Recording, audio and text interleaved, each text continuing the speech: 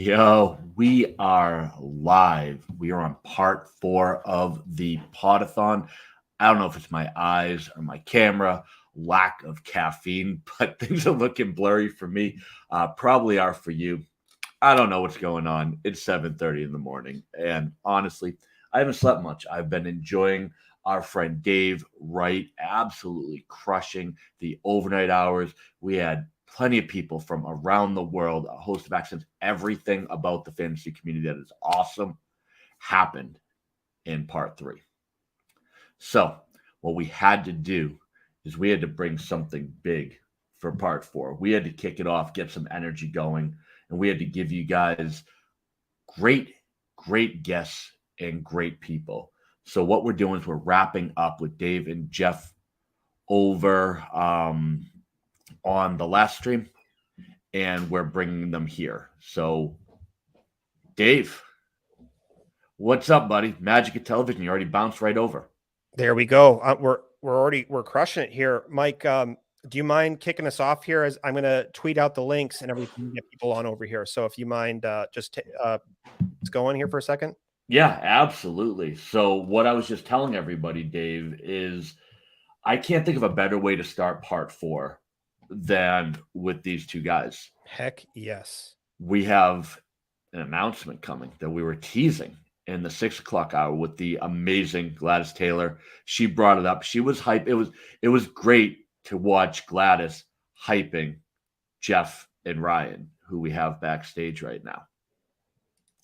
It was amazing to watch what you did hosting around the world. I mean, we had people from everywhere on and watching folks kill it. Herm has the outstanding pinch hitter jumping in and taking over with you for the Podathon when I don't think that man slept last night. You guys went all out. How are you feeling? You still awake? You still alive? I'm feeling great, man. I'm not sure who, Mike. I know you switched over here, so you might not have caught what Jeff is. Jeff really had a really powerful moment at the end, sharing his personal story with a leukemia diagnosis and how the Leukemia and Lymphoma Society has helped him acquire some life-saving medication that he can take once a month, and his white blood cells are fine. And just to see what that charity meant to him and share it with here on the Podathon, I never would have had a chance. I'm not sure if I would have had a chance to get to know that from Jeff.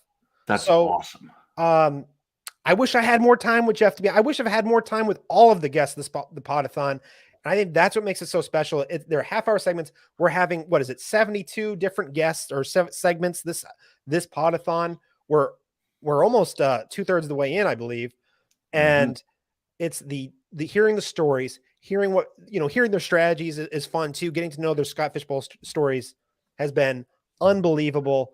But just the connections that you make in the fantasy football space, it's all for the kids, all for our charities, but it takes a village, and to make those connections with people. Mike, we've known each other for a long time. I feel like I've gotten to know you a lot better through this process. And I know we got to get to the upcoming guests here. But you asked me a question. I'm having an effing blast. I love it, man. These guys have been awesome, and girls. So why don't we give you 2 more friends? I love making friends. Why don't we bring up the Going for 2 guys? You're all over them for a second, Mike. I'm going to just work on getting the tweet out or the stream. Let's do it. All right. So what we have for our special guest in the 7:30 hour is my friends Jeff Lambert, Ryan Seifers. What's up, guys? How we doing?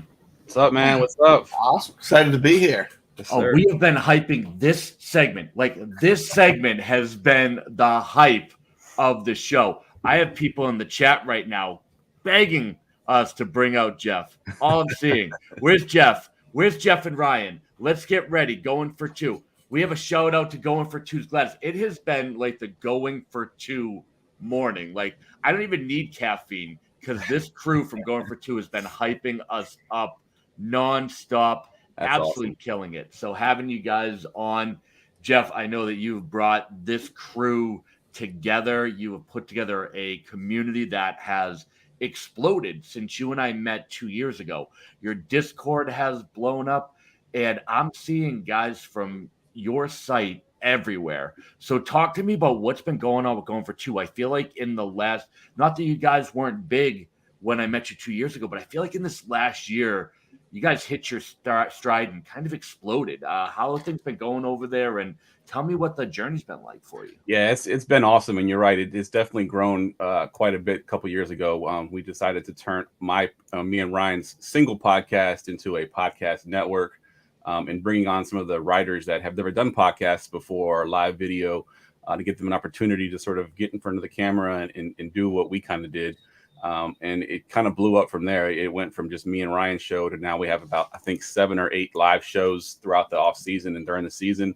Some of the people that were doing, like I said, never done podcasts before, never done video before. It was the first opportunity to jump in and do that. So that really took us to a different level. And then just on the on the writer side of things too, we got some great new writers that have come on. My thing's always been giving people their first opportunities to write. People that have zero experience, come to me. I'll get you started into this business and show you the ropes, and then if you want to stay with Going for Two, that's great. But if you ended up moving on to something bigger and better, absolutely, support that as well. And, a couple of guys have moved on to different things. And, I see a couple have been in the chat that have been with me for a while. So it's a cool thing. I've been doing this now for almost 6 years. So it's a lot of fun. Oh man. And that, people are talking about what you guys are transitioning into, the act that we're following with Jeff, but I can't tell you, knowing what's going to happen on this one, that we're not going to keep things rolling. Now, Ryan, as an OG of the label, man, how are you feeling with everything kind of happening around you and everything? Because I always love what I hear when people are giving folks their first shot, and I think every year with the Fishbowl, that's such a it's an explosion of new talent that we see. So, how are you feeling as an OG, like seeing all this happening at one time here? I love it because we get new people coming in all the time with what Jeff's done, bringing the podcast network. We bring them on as guests on our show. We always try to bring in different people then. Kind of like, not obviously in head with you guys having 72 guests on in 48 hours. Like, we're slowly trying to bring people in their podcasting for it. And that's a big part of what Jeff's done. It's so fun to help either get people started or just getting to know everybody, because everybody's been awesome who's been with us. And I couldn't echo that more. I mean, everyone I've met from your group is just like not only just smart people, but good people, and you love that, right? Yeah, everybody gets it's a good community within Going for Two, and it helps build out from there. So I'm a big fan. It's awesome. I've been here for 5-6 years now with you. Yeah, yep. Brian's been since the beginning, and it's great too because some of the guys like Jeff Bell and Jay Felicio that were with Going for Two, they kind of got their start there. They've gone on to do different things, but whenever they have someone ask them like, hey, how do I get into this business? They send them to me. Multiple of my writers and podcasters, came from Jeff Bell and Jay Felicio and people like that have gone to do other things. And then because of their platform, they send people to me, that want to get their start in the business. So it's like a good cycle. Oh, I love it. And Jay's actually how we met. Jay was one of the first people to welcome me to the community. I was stoked to have him on yesterday afternoon with his crew over at Front Yard. So I always love seeing Jay and, work with Jeff for a long time coming up through Fantasy Intervention. So, those are definitely guys that, big time analysts in this industry. So, and I see you giving a ton of people their shot. I feel like, a bunch of people are tweeting out, hey, I'm starting to do my content over at Going for Two. They said that's awesome. I mean, there's nothing better than, seeing a brand that is literally dedicated to growing the community and expanding it, as opposed to just kind of, where a lot of people are looking for that experience. Where do you get it, right? And I feel like we all have that with our jobs where, hey, if you had experience, I'd hire you. I'm like, cool. Right. Everyone's saying that, you know what I mean? So doing grassroots like that is awesome. And you guys have produced some major talent. Yeah, it's definitely been a huge thing. I love doing it. And I'm always on Twitter looking for people that say, hey, how do I get into this business? And I'll reach out to them and say, hey, this is what we do ever Going for Two. We always have room for more writers. We always have more room for more content. We'll find a spot to fit you in there. So, and I try to do that all the time. Love it. I know. Speaking of your Discord, huge community now. How many? Thousands, if I'm not mistaken, right? You guys are not quite up to 1,000. We did so before Scott Fishbowl. Ryan kind of hinted that we should, sort of redo our Discord because it became just a thing for our writers originally. okay. He's like, hey, we should build a community. So we did that before Scott Fishbowl really started this year. We had probably 60 subs, in the Discord, and that was it. And like 30 of them were my writers. But since Scott Fishbowl, I opened it up and I have the draft, a chat for every draft position. I have a main chat for everybody that's, in the Scott Fishbowl. We're running constant mocks. We've gone from about 60 subs to I think we just surpassed 700 in about 3 weeks. So that's a pretty major jump there, 60 to 700. So it's been awesome. I see a couple of the names that I recognize in the chat that have been in the Discord. We're running mocks constantly. Like my sleeper account has like 150, 200 mocks that I've been running over the last couple of weeks. And my notifications are like off the hook because a lot of the mocks I'm not in, but I still get all the chatter when they're talking in their mocks. It all comes to my phone, even though I'm not even part of the mock. So it's been a lot of fun though. I really enjoyed doing that. Love it. I see my man Justin kicking in the chat. And I will say, Jeff, if you could get him in a couple more mocks, my man needs to practice. I drafted with him on Thursday, and he could use a little practice there. But I see we have Dave back, and I wanted to make sure he was here. I've been talking to Jeff for like 3 or 4 weeks now. He's been teasing me. We're 11 minutes into his appearance. Mike, is he going to keep teasing? What's going on here? Well, I was waiting for your camera to come back on. I know. You I earned know, this but moment. I was so anxious, I turned off my computer by accident. So, all right. Well, why don't you talk about his Discord generosity and let's get to the announcement. You've been teasing this enough, Dave. Take it over with Jeff and Ryan because I'm just going to sit back and enjoy this moment. This is going for 2. I believe their 3rd or 4th year that they've been involved in. No, it's the 3rd year they're sponsoring the Podathon. 4th year on. Yep. 4th year on. Yep. But the last 2 years, you guys have stepped up in a huge way. And I'm not going to say anything else because this is your moment. I want to hear. Let's hear it, well, guys. What's going on? What do you have for the Podathon? This thing we've been teasing for a long time now? You take it away. All right. So last year we kind of pulled all the writers and the podcasters, and we all got donations, and I came live and I donated. It was $500 last year, which I thought was pretty awesome. So huge. It was huge. This year I was like, let me open it up to listeners and readers and people in the Discord and just see if we can get any traction there. And it took off beyond even my expectations. I actually was adding up the amount last night, which is a cool story in its own right. I've already kind of announced it on the Discord because it was such a cool thing. At 1 o'clock at night last night, I'm like, guess what the amount is? And it's crazy. So we're going for 2, right? The total amount is $2,222. 4 2s. Like, how does that even happen? You know what I mean? Like, it's crazy. I had to keep doing my math. I was like, am I adding this up right? Am I forcing it to be this amount somehow in my head? But no, I kept adding it, and that's what landed on every single time. So it was awesome. Nobody remembers the extra point. So that's the saying over at wow.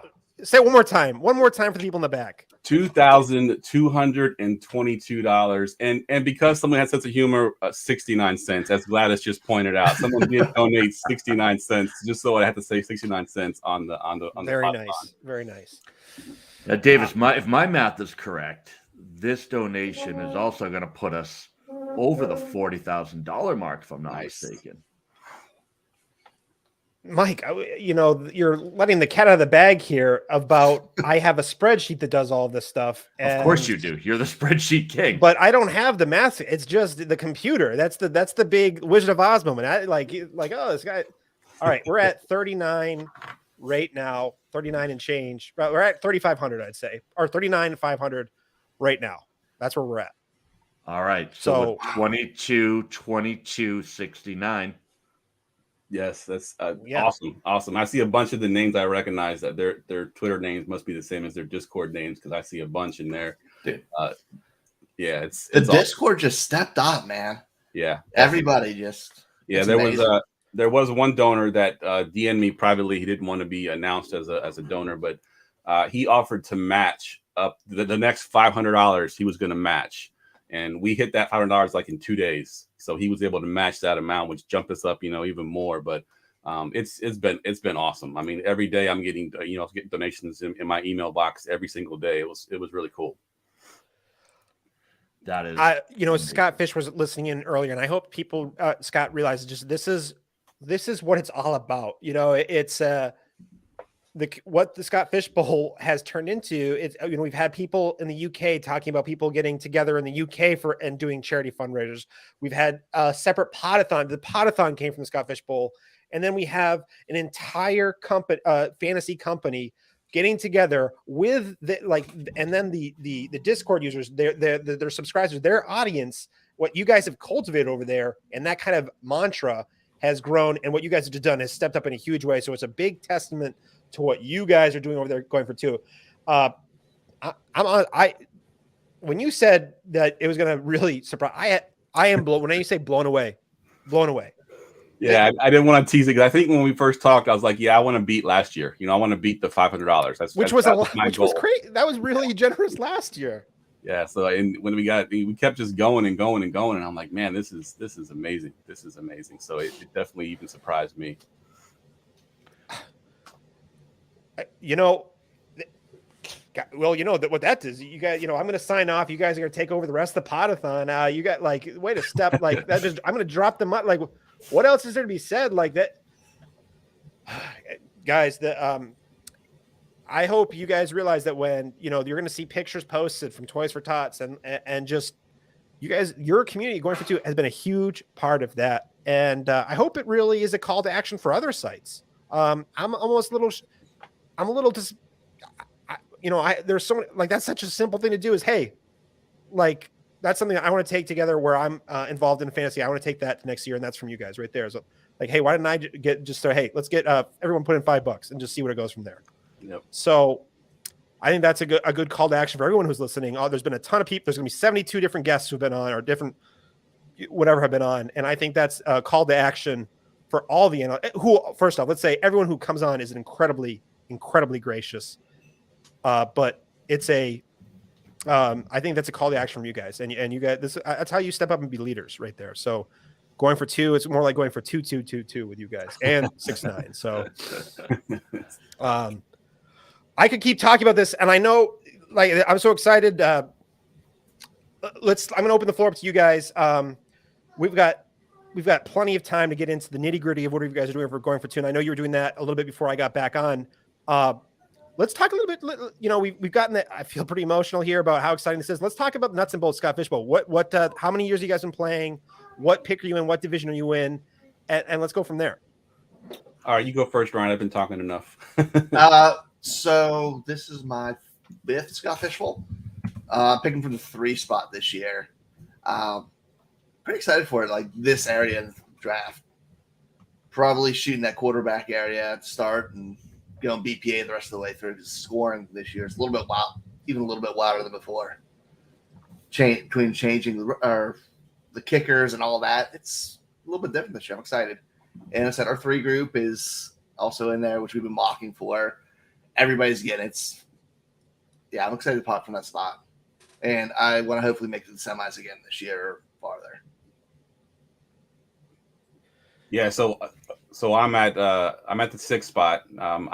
I've always been a 12. This is my 5th year as well. Me and Ryan got in on the same year. And I've always been a 12. This is the first year I took a 6, only because I didn't want to be affected by the 3rd round reversal. So I think being right there in the middle, I was able to get the top 6 quarterback that I want. I think there's 6 quarterbacks and then a teardrop. So I'll get my top 6 quarterback at the 106, and then I won't be affected by the switch of the rounds. That makes me more nervous than anything, because I swear every mock, I'm 8 mocks in and I forget about it every time. Yeah. I'm planning my next pick and I'm like, oh, the round reversal. Literally every time. I never remember. Yeah, last year I went because I had the 12th pick, obviously, and I went 4 running backs in the first 5 rounds. Unfortunately, were Jake Dobbins and Cam Makers, and my season was pretty much over at that point. But This year I'm gonna go quarterback at that 106. I think most of my mocks I've gotten either Lamar Jackson or Joe Burrow, which either one I'll be happy with. A few times I was able to stack Lamar Jackson with Mark Andrews. I don't know if that's actually going to happen in the real thing, but that would be a really cool thing to do as well, to get that on the comeback and get Mark Andrews. All right. So I think that's a pretty good intro to what you guys are doing from your spot there. And I think that's a lot of that is really sound advice, but we've got from Drew here. What strategy deviations are you guys eyeing up this year? Because we know it's a big, large tournament. Some people are like, hey, let's stick to our structural drafting and then kind of like work within that. But then there's also people like, hey, this is a big tournament. You got to be unique. You got to swing for the fences, or else you're going to, who cares if you finish it in the middle of the pack, at the end of the pack. It's all about trying to finish in first. So where do you guys what kind of strategy deviations you guys going with? And let's start with Ryan here to start with. One of the things I always want to do is swinging for the fences. Like, I want guys who might be a little bit of a reach, who I think can have a big year. Like last year, I overreached on Jamar Chase, which ended up working out. But like, I want to try to find moves like that I want to do for that. And one of the biggest things I think I want to do this year that I didn't last year is I want to try stacking a little bit more. Kind of maybe make it a little more like DFS play or best ball, with either stacking 2 or 3 guys from the same team for those big games. Yeah, I think stacking, and then like as far as people who are like trying to stack the week 17 matchups, and you're like, hey, the goal is like it's a big, huge tournament at the end. Why not have some correlation that way? We're seeing it all the time in DFS now. That's like the whole mantra of DFS at the moment, or not DFS, best ball. So I like it, trying to get a little bit of stack, because stacking is getting kind of tough, especially for some of the expensive stacks. Is there a certain stacks you're kind of eyeing, or you just kind of just looking to correlate your stacks a little bit, or is there a couple that you're really trying to eye? I mean, Jeff mentioned the one, the Lamar Jackson, Mark Andrews one. I think that's a huge advantage, just because you're getting a stack at 2 positions. They'll give you more freedom. So if you're picking around where he is, I think that's good. Same with maybe Mahomes, Kelsey. It's just the tight ends are falling so hard that makes it harder. So it might even be a second tier guy. So if I'm getting Lamar Jackson round 1, I might shoot for Bateman in the 6th or 7th round. It may not be my star guys who I'm stacking, and I don't know if I want that. I want it to kind of elevate the second tier players a little bit more. And what about you, Jeff? Any strategy deviations you're trying to do this year, or are you kind of just trying to stick to your strategy and kind of go from there? No, I'm definitely doing different this year. Like I mentioned, I took 4 running backs in the first 5 rounds last year, and ended up getting 2 of them hurt. So this year I want to go with a little bit more of positions early on that aren't as susceptible to get injuries. The quarterback position, I'm going to be going early. I haven't in the past. Last year, I think my number 1 quarterback was Ben Roethlisberger. I was like, oh, he's been throwing for 5,000 yards every single year. He'll do it again, right? Man, that didn't work out so well. So this year I'm going quarterback early, which is something that I haven't done before. And something else that I'm probably going to do this year that I haven't done ever. And if anybody knows me, knows I'm anti-kicker. We have a whole line of clothing that says no kickers. I will be having a kicker on my team this year with the scoring. I looked at it and I just think I can't. I had to do it. Who are you? I'm trying to win this thing, man. I'm trying to win this thing. I gotta have it. I represent the brand, right? That's fine. Hopefully, Linda's not listening, because she's like my nemesis on Twitter with the kickers, and we've gone back and forth a couple of times. But yeah, this year I will have a kicker for sure. And like Ryan mentioned too, stacking as well. I mentioned the Lamar Jackson, Mark Andrews stack. I've also had a few mocks where I got Joe Burrow and Jamar Chase on the comeback. So that's one that I would be able to get at the 106 there. So those are 2 that are high end stacks that I'm looking hopefully to land one of those 2. Guys, so I just want to again, hats off to you guys. In case people who missed it earlier, the entire Going for 2 community was big time sponsors last year, and they've been part of this. Is their 4th year part of the Podathon, but they donated $500 last year, and they're like, hey, we're going to try to do this again, Dave. But then we got teased. They're like, hey, we're going to really surprise you. And the doors were blown off with a $2,222.69 donation, putting us over $41,000 raised between the FSC eliminators and the Podathon. Guys, I want to, as my first kicks on here, I want to kick to you guys. What can you talk about? One more thing that's really on your mind here. It's wide open. And then also one charity that means a lot to you. Let's start with Ryan this time. I I think a charity that means a lot to animal friends.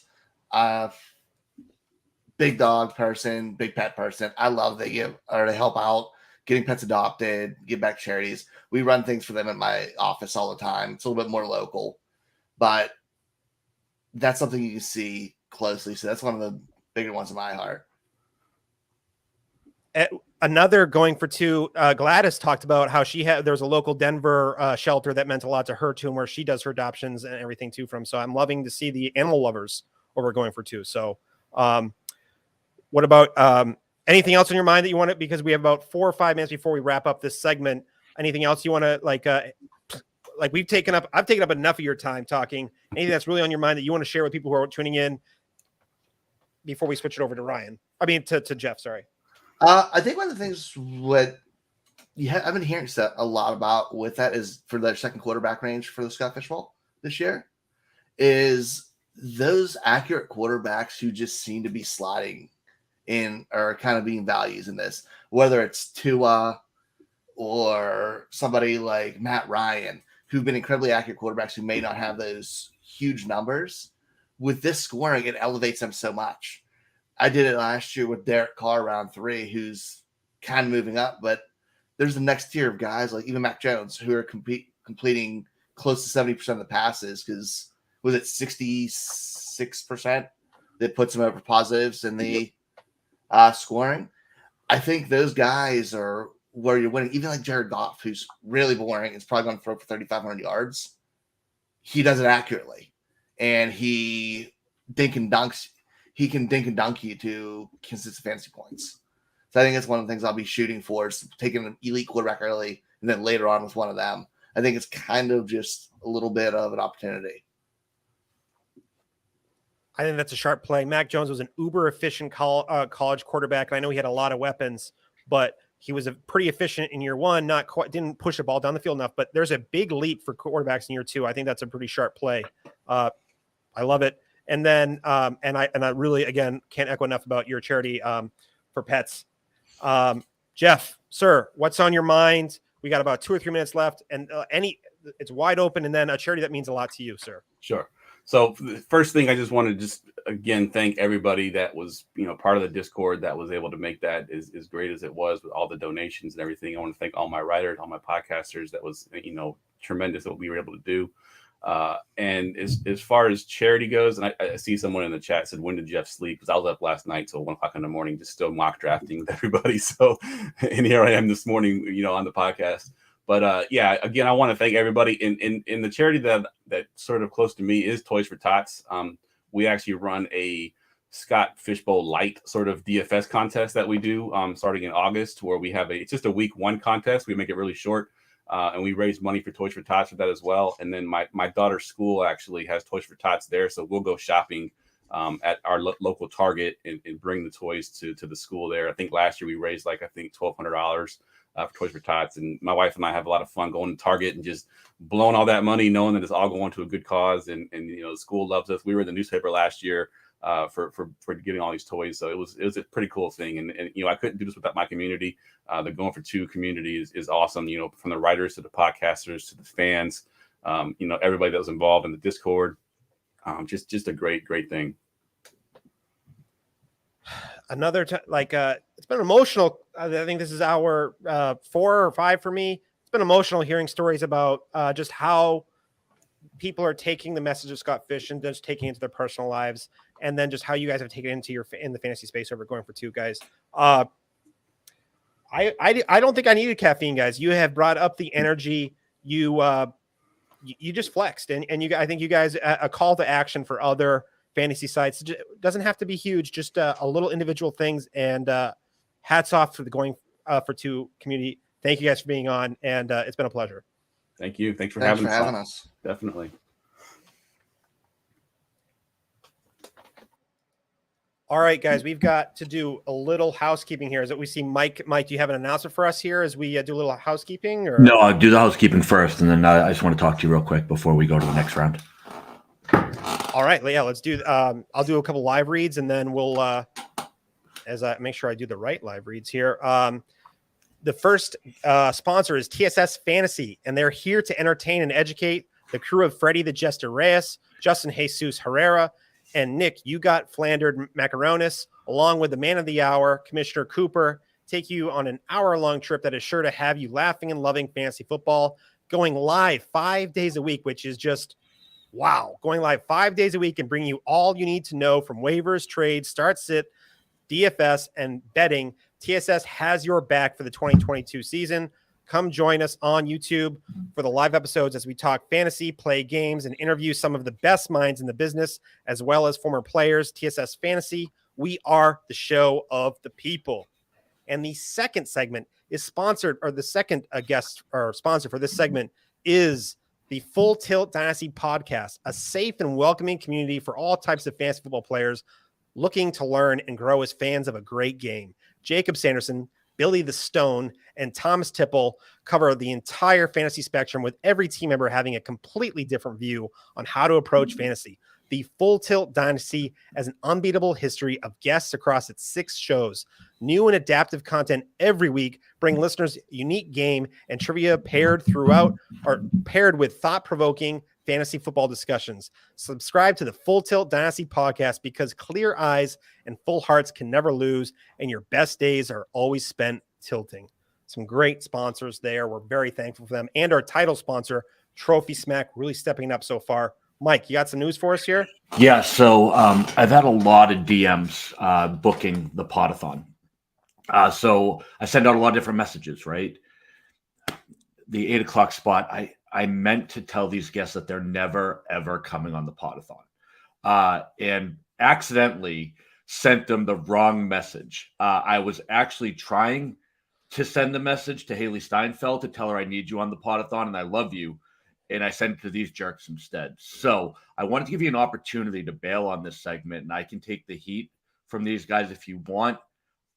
It's up to you. I don't know if you're familiar with these guys, but kind of assholes. So no. They've never done anything like these JWB. I've been reading about their names and how their sponsors all night. Whatever. They've been huge sponsors, but And John Arrington, a longtime sponsor who does a ton of charity work on top of that. Yeah, I don't know these guys. Yeah, cool. That's all stuff to cover up the horrible things they do in life. They're just trying to buy goodwill. But as long as you're good, we'll let them come on. I just wanted to give you the option to bow out. And while they're backstage and can't hear me, I wanted to talk just you and I. Yeah, this is actually, I think we paused the show. This is just us talking, so no one will even know this happened. Perfect. All right. I hate it admitting mistakes, but this was one of them. But just make them feel welcome, I guess. Whatever. All right, I'll put on the face for the show anyway. All right, on 3, 1, 2. And here is all right. The game is up. Best guests ever. Yeah, best guests ever. And it's a great honor to have them on in this segment, Mike. They are some of our very close friends in this space. We spend a lot of our Friday nights, a lot of our group chats talking to Dynasty Coach A, John Arrington, and Wyatt at Wyatt_FF. Gentlemen, welcome to the Podathon. Prime spot, 8 a.m. Yeah, this is such a warm welcome to come in here this morning. We're really excited. I hadn't actually set up my headphones yet right before I jumped on, so I didn't hear what you guys said. But I mean, I'm sure it was all just glowing endorsements and only good things. So happy to be here. John, you sound a little raspy. Were you just yelling? I know you were at the live Orlando draft yesterday. Was your draft that bad that your voice is raspy? Are you not feeling that good? What's going on? There's a reason why the lights are low. I'm not feeling the greatest right now. Honestly, being here has already made me feel like 10 times better. But that guy was there too. He was there yesterday. So. I have to imagine John spent a large portion of the day yelling about how he doesn't like Lamar Jackson. Yeah, when he went in the first round, I was like, "What are we doing here?" And then, I lost my voice shortly after that. But it was great having John on. There was a warning. If he talked about Lamar, we would be the show would no. But hey, it's Wyatt's fault. That's not my fault. That's leading the witness. I'm sorry. Yeah, exactly. Objection overruled. I guess. All right. All right, guys. All right, we've had a lot of fun going for 2 huge last segment. Yeah, that was awesome. There wouldn't be somebody there, honestly, and I know we joked, Mike and I did, no other people that we'd rather have follow it up, guys. Wyatt, I'll start with you. As a huge time sponsor, talk to us about JW Fantasy, and just this is your first time on the Podathon, I believe, sir, right? Or is it? Yeah. So JWB, me and one of my very best friends, Justin, who you can find on Twitter at jwill_ff. We've been working together in fantasy football for a very long time, and eventually, like during the pandemic, it just got to this point. Like we keep on doing all this stuff. Like maybe we should just try and like make some content.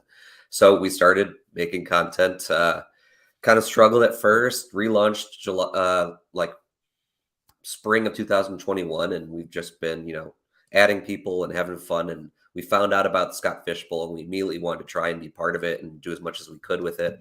And so this year, we made sure to pool together our team and donate as much as we could to the Podathon, because Scott Fishbowl is like the greatest cause you can ask for with fantasy football.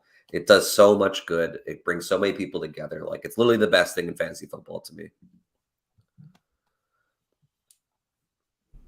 Well said, Wyatt. I love the energy. Man, I love one of my most fun things I've had doing trying to do my best Sal impersonation with a little extra hair on top. But is that just the excitement and what me? Oh,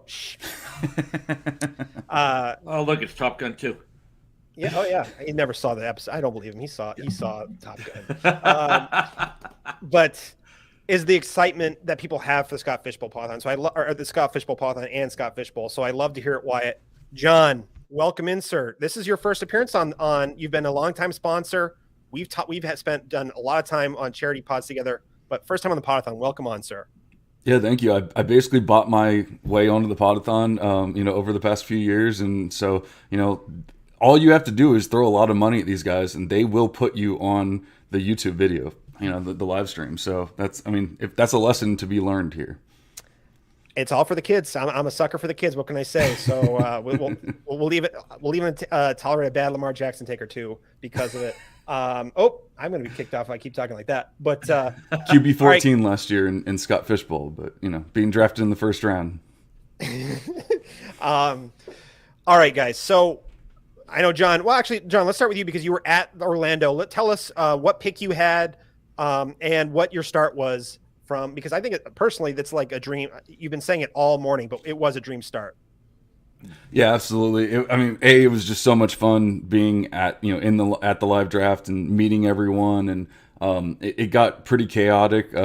So not in a bad way, but just a lot of fun.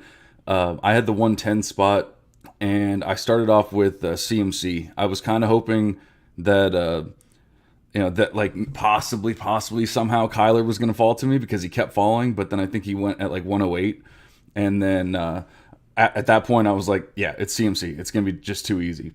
And then I kind of assumed I was going to take Russell Wilson on the way back, and sure enough, took Russell Wilson. And then we got into the third round reversal. In the third round, I took Derrick Henry, who I would have been happy with in the second round. I took him in the third round. So like you said, it was kind of a dream start for me, but I can definitely ask what you guys think about it. Wyatt, what do you think? You're 110er as well. Yeah, I am also 110. I dig it. I dig it a lot. Getting Russell Wilson in the second, I think, is especially good because he was always going in the turn, and you basically never had a chance for him, at least in my experience. So I love Russell Wilson in the second round there. And not to undersell here, my personal dream start is what Wyatt had. Wyatt, set the stage, my friend. It was I view this as like wow, John. Thanks. I'm just getting thrown under the bus today, but it's okay. I already feel that way anyway, so might as well just run with it. John, you would love this start as well. Let's not kid. No, he did. He started off great. So I picked the 110 because I thought there was a chance I was going to get Kelsey at the 110 because I kept seeing him falling in drafts, and he's the first non-QB I would take. But he went 104 in my draft, so I was like, okay, got reassess. I'm probably looking at whatever top skill player after that comes to me because normally the quarterbacks are gone by then. And then there's Kyler Murray staring me in the face, and I'm definitely in Kyler Murray. So 110, Kyler Murray, really happy about it. And then come back around, and Cooper Kupp is still hanging around, and I was deciding between him and Jalen Hurts, but I don't love Jalen Hurts in this scoring system if he doesn't pick up his completion percentage. So Cooper Kupp, easy pick there. And then lo and behold, Austin Eckler staring at me in the face at 303, who's going in the second round everywhere I look. So What? yeah, Austin Eckler, let's do it. And now I'm like, well, I wanted to go early tight end, and normally, Kittle, Waller, they're all gone by the comes back around me. They're normally end of the third, beginning of the fourth, and Waller falls all the way to 410, and I'm just living in dreamland at that point. Well, now I just feel like whatever I do from the 110, it's just not going to be as good as you guys. And Wyatt, you were at a live draft as well, too, right? So where were you exactly? You were at Canton, right? Or yes, Canton live draft. We were at the Pro Football Hall of Fame. Shout out to Bob Lung, who arranged everything, set up the whole hangout for the day. We drafted at the Pro Football Hall of Fame, which was great. Everyone had a blast. It was a lot of fun. Then afterwards, we went to the DoubleTree. We saw our boy Keith serving us drinks at the bar. We hung out there for a while. It was a good time. So y'all had one drink all night then? When we got there, we were the only people there for the beginning, so not so bad. We hung out for a while. Unfortunately, they couldn't make us food though because there was a wedding going on at like 5:30, so they closed the kitchen. But we ordered pizza and got pizza in. Everything was great. We all had a good time. It seemed like everybody had a blast. And I'm jealous because Mike over here is going to be at the Boston live draft. I'm like the odd guy out here. It sounds like there's going to be a lot more interest in this too. And I know it was a lot of work for Scott, a lot of work for the people running this thing. And there's still a lot of more great other live drafts to come too. But it seems like it was an incredible add to the entire Scott Fishbowl experience. Guys, we've talked a little bit about, just Scott Fishbowl in general, but I just kind of want to say, I know you guys are both very active in some charitable causes and in what Scott Fishbowl is all about. So can you guys kind of talk about what it means to be on here at the Podathon as the big day, as we kick off the last 12 hours of the show? Can you guys talk a little bit about that? And let's start with John here. Yeah, absolutely. I mean, your last guest did it perfectly. They donated over $2,000 and just showed everyone what it's all about. I definitely am not donating $2,000 as much as I would love to, but I've done what I could. And obviously Spaceman co-hosts charity pods with me, and so we do this as much as we can, and I love anything donating to charity, like anything about it. I love everything about it. And when we do the charity pods, we don't ask for donate to this charity. We say donate to what's important to you. And so obviously Fantasy Cares is amazing, but maybe there's something really special to you that you just want to donate to, and it doesn't really matter which charity it is necessarily. Obviously there's some that are probably better than others, but if you're doing something for the community, whether it's local, national, international, whatever it is, then I'm a fan. Wyatt, sir, same question to you, my friend. Yeah. Again, I'm going to echo what I said earlier when I was talking about just the Scott Fishbowl in general, but charity with fantasy is like the best thing that I think that's happened because of fantasy football and how much it inspires people to give to causes that they feel passionate about. And like John was saying, a charity tournament, anything that happens, like hit me up, send me a DM, like I'll come join your fantasy charity tournament. Like I'll make room for it, because giving to charity is, I think, one of the more important things that you can do, because there are so many people in need. And if I can, I'm going to quickly mention the charity that's near and dear to me, which is the Preeclampsia Foundation. It's the charity that I donate to personally, in addition to the different things with Scott Fishbowl. My son was born 10 weeks early from my wife having preeclampsia. There's no known cause. There's no known cure. It happens about 8% of women. And the only actual way they can deal with it is to deliver the baby. And they basically just try to keep the baby in the womb as long as possible. So if you're looking for a place to donate some money, Preeclampsia Foundation. Love it. Hey, Dave, can I just jump in on the charity tournament front just for a minute? Yeah. So, I mean, one of the ways, obviously, we've talked about, we know these guys really well. And I wanted to throw a question to John in particular, rather than Wyatt. And John, we did a... Why am I nervous right now? If you remember last year, the group of us from the happy hour chat that we're all friends on, and we all chat in, did a co-host, did a co-owner league for charity last year, and I was trying to remember who won that. I tried to put it in the show notes, but I forgot. But there were two people in particular that won that league. Do you remember who that was? You know, that is a great question. I don't really pay attention to redraft all that much, so you know, I can't even say I remember that particular league at all. That explains John's Scott Fishbowl performance too. But it does, yeah. Wyatt, do you recall who won that league? I'm just trying to remember. I just want for completion so we can talk about. You know, I'm really trying to remember. I think their names might be Mike and Wyatt. I think. I'm pretty sure. John, I don't personally remember either because I was busy making the finals of the Fishbowl, so I was also busy at the time. But yeah, I do recall two people on this stream absolutely dominating our first annual Happy Hour Co-owner League for charity and for bragging rights and for this exact moment.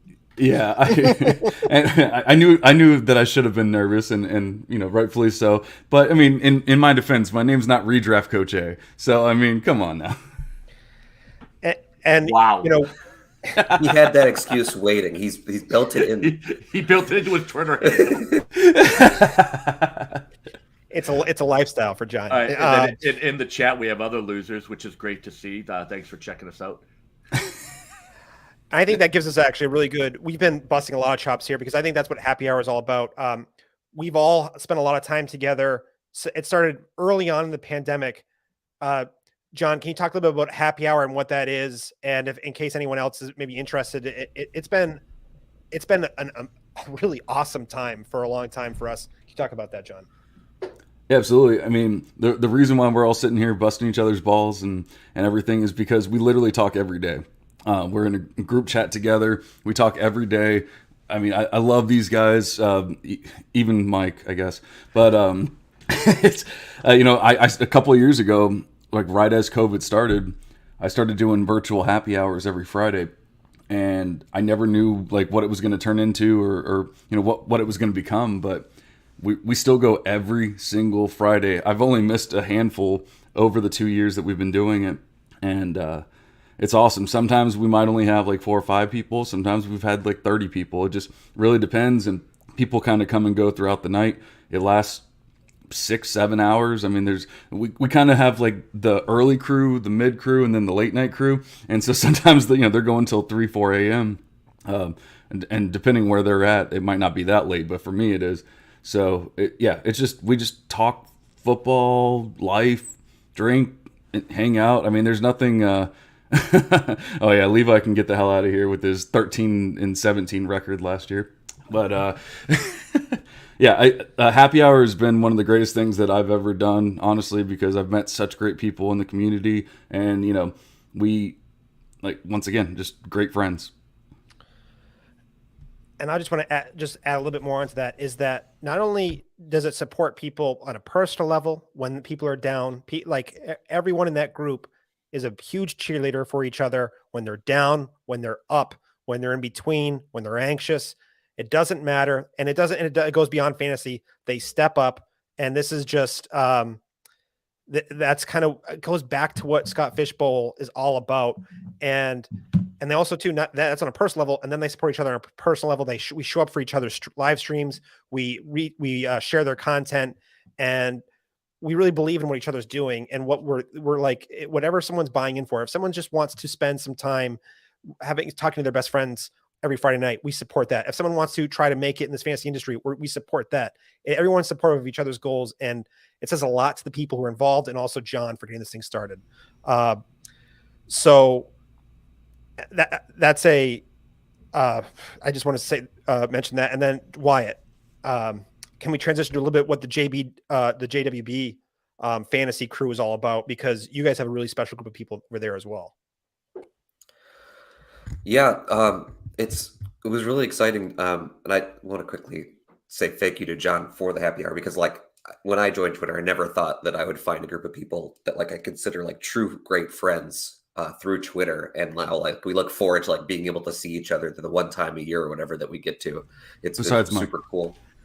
But but in the same way, that's kind of how JWB built, because like I said before, me and Justin started JWB, and then through Twitter met Skyler at the FF Buffalo, who really became like the third member of like the executive team of JWP, where he's the man behind the YouTube. He does such incredible work.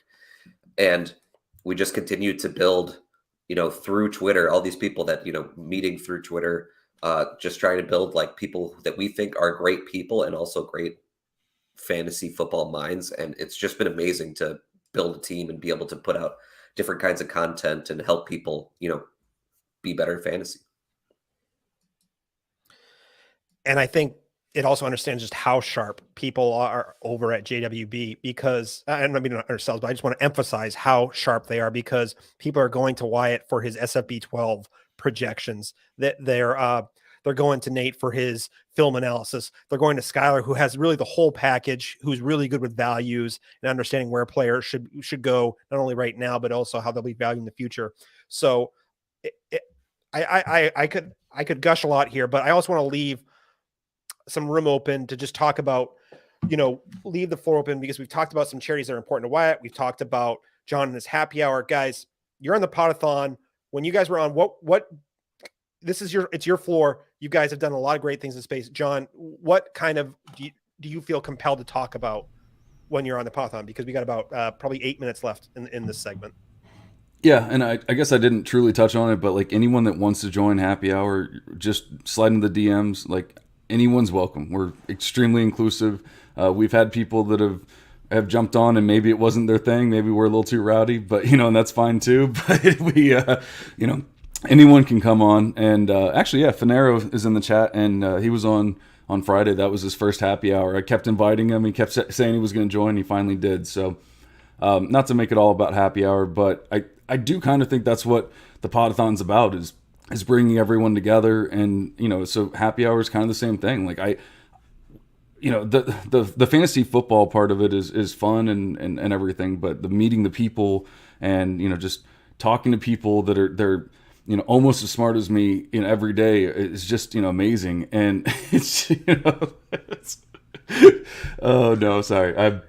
I'm actively dying right now, so I'm just trying to spit out whatever's actually going through my brain. But I actually want to follow up too because I think you've really communicated one part that I really value as a friend for is what you do for people, what you do for charity, but also too you're an incredibly excellent dynasty player or a dynasty player. No matter what Mike says, John, can you talk about a little bit about your content over at the Monocle, your pod? And some of your tools you have over on your Patreon. Yeah, actually, I was going to touch on it earlier, but one of the live reads that you did was from the Full Tilt Dynasty podcast, and I'm actually taking over as their Devi host. So I'm going to be the host of the Full Tilt Devi podcast coming up here pretty soon. I've actually been the host the last 2 times, but it wasn't technically official until just about now. But I'm also the host of the Monocle Dynasty podcast and the host of the Devi Devotional podcast. In case you haven't noticed, I like talking quite a bit. So that's basically what I do. And yeah, I love it. I'm a big nerd. I love spreadsheets almost as much as Spaceman, and I stare at them. I stare at them basically all day long. I've created models and tools and all kinds of stuff. One of my favorite things I recently created was the league evaluator, and it's only for sleeper leagues, unfortunately, right now. So MFL can get the hell out of here. But it's sleeper for sleeper leagues, you can actually put in your sleeper ID, the league ID, and then you can download it. Or it automatically downloads every team and then it rates or like evaluates the teams and it shows you exactly, where you are value wise, like dynasty value wise and stuff like that for each position. And it shows every other team, and where they have their strengths and weaknesses and all that kind of stuff. So I think it's really cool, especially for trading. We got Russ here. He knows a little bit about trading, I think. And, for trade purposes, you can go look, oh, this guy, his team sucks, but he has really good wide receivers. My team's amazing, but I need a wide receiver. Oh, bam, I can go make a trade. And it just, I love the tool, and I'd love for more people to use it. Well said. And we're joined by not only Dynasty Ad House himself, Russ, but we're going to tease a little bit, build up some anticipation here because honestly, people are, let's be honest, they're excited to talk to Outhouse, listen to what he has to say here. But I want to follow up a little bit more with Wyatt. Wyatt, the floor is yours, sir. We've got about 3-4 minutes before we close out this segment. It's been an honor to share with people who are watching just what kind of content, what kind of people you and John are, but take her away, Wyatt. I just want to say that like this right here is what fantasy football Twitter is all about. Like getting here, getting to sit and talk with you guys the way that we do so often is like literally the best thing. I said it before. I never thought I'd meet such great people and like find like true friends like this and be able to talk about fantasy football. Like you feels like you found found my clan or something like that. And I encourage everybody out there who's on Twitter to do the same and find your clan, find the people if you haven't already, because like, as you were saying before, Dave, like it's a great support system for you, both as a person and as someone who's possibly trying to create content. It's just really amazing. And I want to say thank you for having me on. Thank you to the Podathon. What this Podathon does is amazing. And just thank you. And that is thank you, really, John and Wyatt. But the man, the myth, the legend, people were worried that he was sleeping in, getting some extra Z's. Sal is back. Thank you. He's trying to save the show. He's seen the ratings, and he's come to save the day. I've seen all that. What I want to know, really important question is, in the hours that I was gone, did the porn bot show up? I'm on my third computer. Wow. That's a lot. I was just listening to John and Wyatt. Wyatt, you and I have been on a show together before, right? Did you do Off the Ropes with me? Was that what we were on recently? Yeah, TrophySmack. Yeah, yep. All right. So good to see you guys. I've read your reads all day yesterday, so we want to thank you. It's about everybody. It's about the community. I love everything I've heard over your segment. I didn't want to step on Dave and Mike's toes. They've been doing an amazing job. I jumped in to say, Russ, I told you 9 o'clock, not 8:30, 9 o'clock. That's all. These guys look tired. I mean, I just figured I'd come in here and reinvigorate the Podathon. I was here to save the day. Russ is the best. Russ is the best. I'm definitely happy to see Russ, more than other folks that have joined this morning. Russ, I personally am happy you showed up early. I was trying to bail before Sal woke up, but unfortunately I missed and had to connect back with them. But Sal, you look as good as you can. Russ, you look amazing, and I'm happy to see you, my friend. Work with what you come with, you know what I mean? But these two guys right here, honestly, these three guys this past half hour has been amazing. Some of my best friends, some of my favorite people, and probably my favorite intro that I've ever been able to do, because honestly, it's what we're about in our group. But check these guys out. One of the things that I've always said, when you're looking at the fantasy community and you see anybody have any kind of success, and we talked about that. I did fairly well last year in a couple of leagues. These three guys that I've been on with this past half hour, they're the people that I go to. Whenever you send me a trade, they see it first. They're the people I go to for advice. If anything smart has ever come out of my mouth, which isn't often, it's probably from one of these guys, because they are legitimately not just great people, but also incredible analysts and wildly underfollowed. So if you want any chance of beating me, which is slim, you should follow these guys, because they're the brains behind all of it anyway. I'm only counting two of who you're talking about. I was going to say we will absolutely be making fun of any trades that you send Mike as well, because anytime you guys send these wild offers, we just laugh and joke about it for like the next 5 days. Yeah, we do have a lot of fun with the, hey, how about Jamar Chase for a few picks here? I'm like, let me send this to my friends before I say no. Yeah. And also, you could tell the true professionals that when Mike started talking, immediately John and Wyatt muted their mics. Which I have never done in my entire life, because I'm way too lazy to click a button. Plus, I know I'll forget to unclick it and then go to talk every single time. But like that just shows the level of commitment and just the level of professionalism that they will show to even Mike, who, I mean, I was actually trying to cancel out of the deserve professionalism. Yeah, he doesn't. I was actually trying to cancel out of the podathon, podathon, but yeah, try to be nice. I love how they both went to say the exact same thing right there. Yeah. This Well, is guys, why I introed the way we did. It's been a lot of fun, but you know how it works here. As the show moves on, we've got some sponsors to take care of, and I'm not sure who wants to read it. Sal's pipes might be well rested. If he wants to tap out on one more, I'm cool with doing it. What Sal? You're the boss. What are we doing here? I got the next few hours. Go ahead, Dave. Send yourself off with a bang. All right. This guest is sponsored by Upper Hand Fantasy, created by Faraz Sadiq. Upper Hand Fantasy delivers high-quality content in digestible Instagram stories and posts. Don't assume you can't find good fantasy football content on Instagram. Upper Hand Fantasy was built an amazing community over the last 4 years, and so many depend on Faraz for his opinions and analysis as the NFL landscape shifts every day throughout the offseason and during the season. Come find out for yourself and visit Upper Hand Fantasy on Instagram at Upper Hand Fantasy, again, at Upper Hand Fantasy, and send Faraz a DM to say hi. And the second sponsor of this hour is the Fantasy Whispers Mock Draft Marathon. 24 hours of continuous, nonstop mock drafting with Whisper Nation and some of the best fantasy experts in the industry. We would love for you to be a part of it.